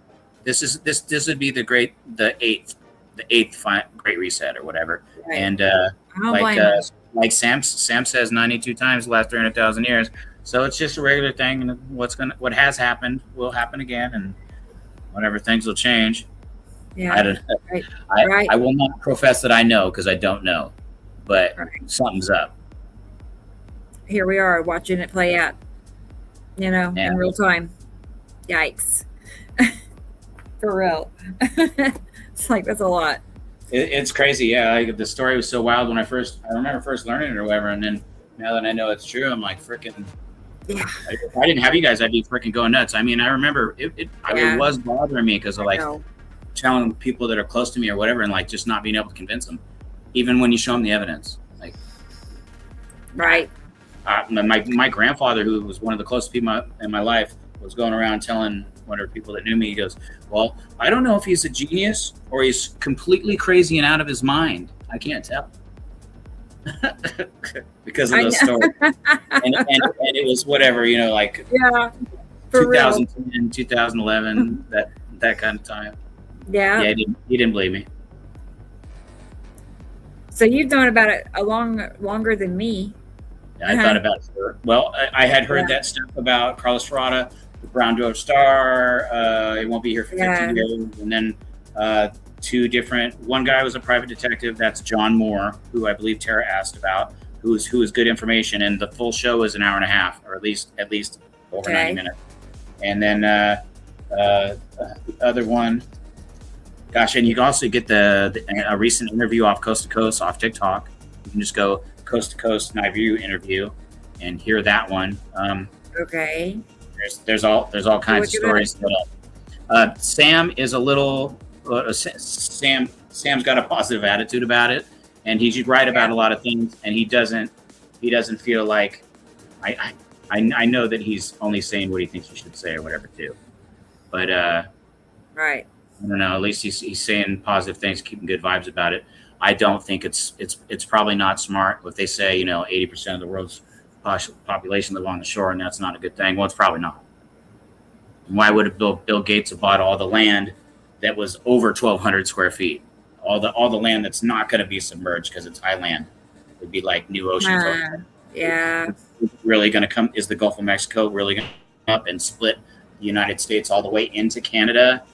And it's just wild. The Navy released the maps, the new Navy maps, for whatever they put a date on it or whatever, coming near future. And they're like, I don't know if the premise behind is what if the cap smelt or whatever, or if the world continues to heat up. But they show the maps where the 70% of the United States is gone, New York's gone, Florida's gone. Yeah, everything below 13, or it's 1258. Yep. And there's like a big split going up Arkansas, Missouri. And the Great Lakes become one again, because they were, and they will be again. Yeah, it's freaking wild. And then just imagine having a river, but having fish swimming all the way to Canada. Fish swimming all the way to Canada. You got whales blowing their spout. And I don't know area enough to name it, but what time frame do you think? Like, I'm not thinking it's an instant. I'm thinking, okay, well, I'm not trying to say over that so it's many true weeks or whatever for entertainment purposes only. But if it was to go a certain way, and the worst of two ways, if we were to actually have a new north and south, and the continent would be pushed instantaneously, something going. It was like 14,000 miles an hour, something coming in. And then it goes around and it goes out to our north and it comes back in, and it has slingshotted off the sun again, which is part of its precession, and so it gains speed. And I believe the exit velocity is 17,000. And I'd heard all these numbers or whatever. Not that they're my numbers, and I didn't make them up and create them. But like, I had been thinking that it already would have been here and passed, but then I'm just barely seeing the close passes of the planets or whatever. So the information wasn't just like Sam's saying, and he's right. Like, well, this ain't true, and that ain't true, and that ain't true, and I can take the time to deliberate on it, and then have my own perspective and see that he's right. So he's right about a lot of things. I like that.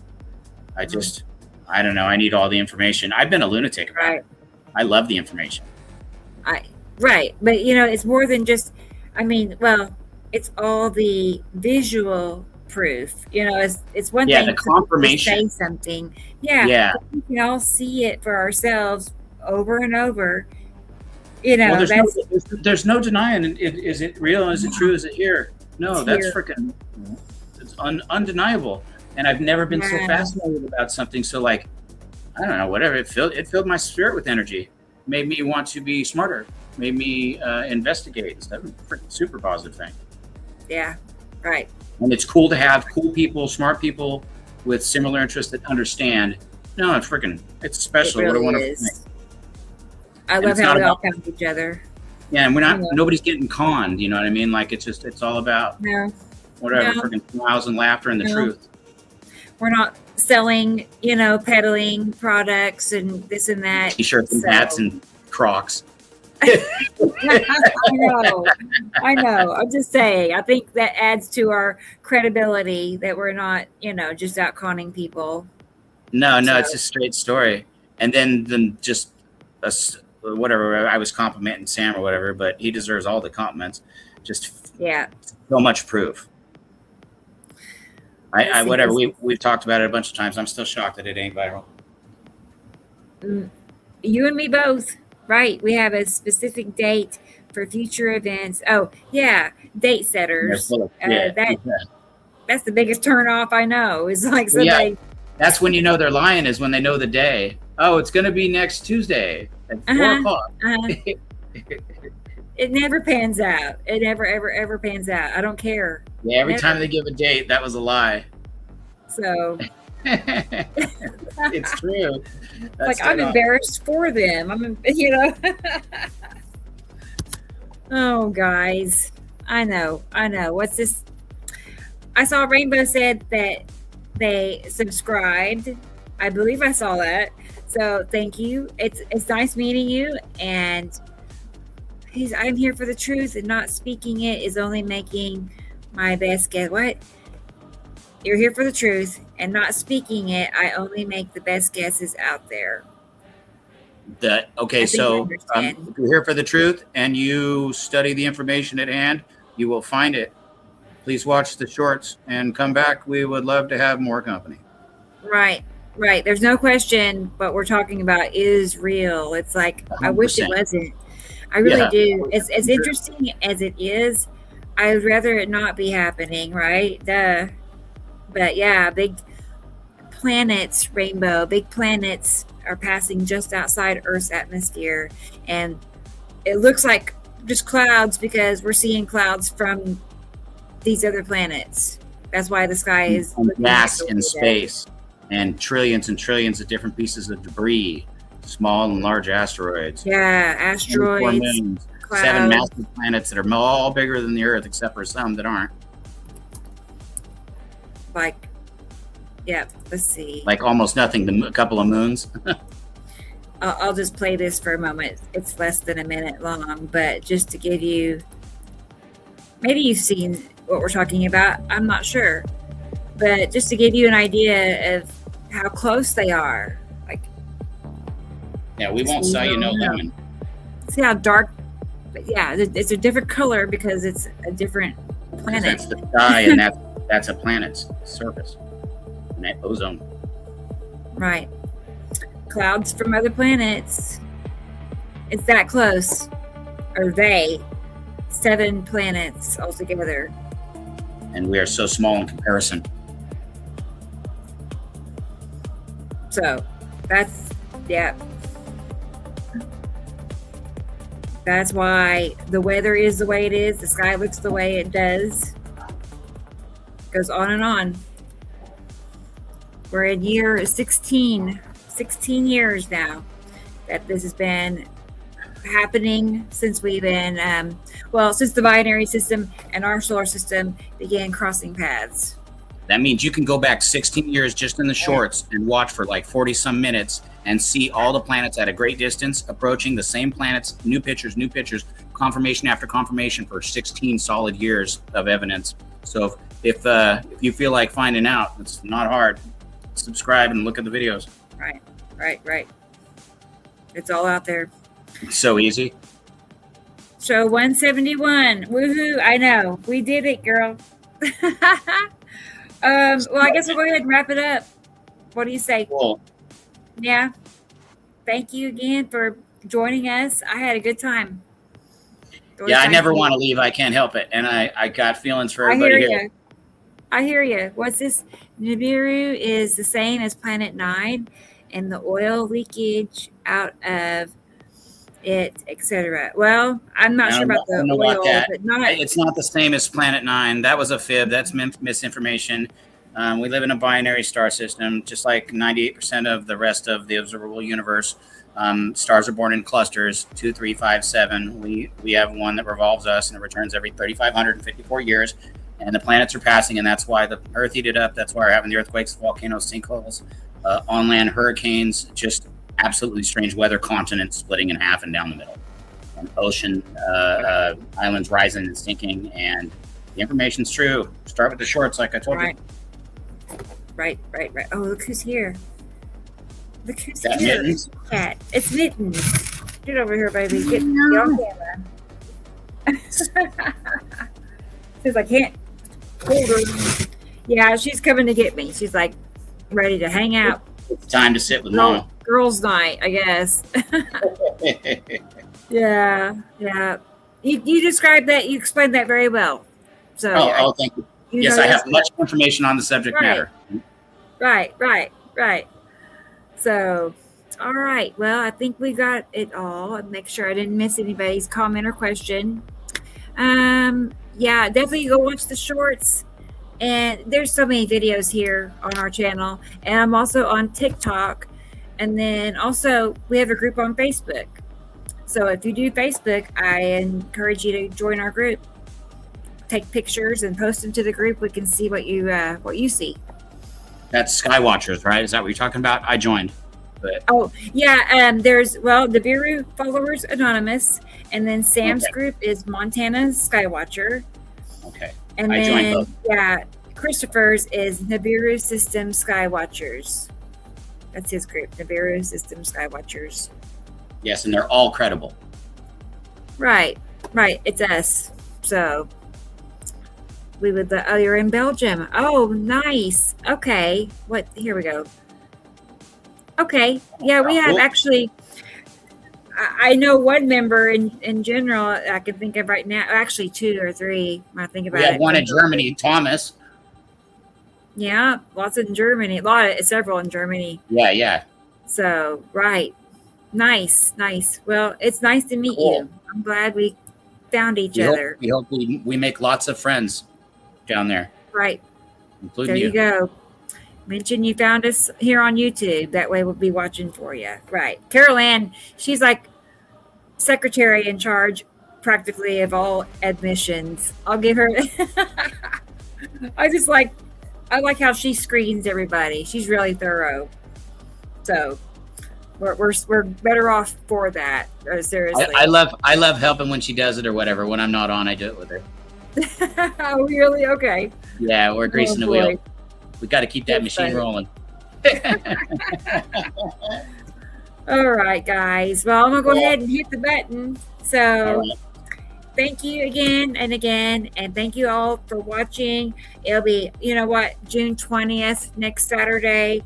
June's about over, basically, by then. So how fast the year's going. So, but yeah, we'll be back. You know the deal. Next Saturday. 3:00 Central. I'm not sure. I'm guessing in Belgium it'd be like about 9 or 10 p.m. is when we start. Most of Europe is like 9 or 10 p.m. So just so you know, 3:00 Central for Rainbow. That's specifically for Rainbow. Yeah, and please like, subscribe, and share, Rainbow. Yes, So nice yes, Rainbow. Nibiru Followers Anonymous on YouTube as well. So it's the same across all those And platforms. TikTok, yeah. So Facebook, good. I'm gonna be out looking for Rainbow now. I'll be wondering where they went. Next week, I know DJ. Me too. I've already got video. I've already got my notes started for the next show. So it'll be here before we know it. It starts flying around Wednesdays. Wednesdays, then it's Thursday, Friday, Saturday. It just flies. So that's how it works for me. All right, guys. Well, here we go. I'll hit the button. Thank you to Ceci, and we'll be back next week. So you all take care. All right. Cameras out. Keep an eye on the sky. Good night. Good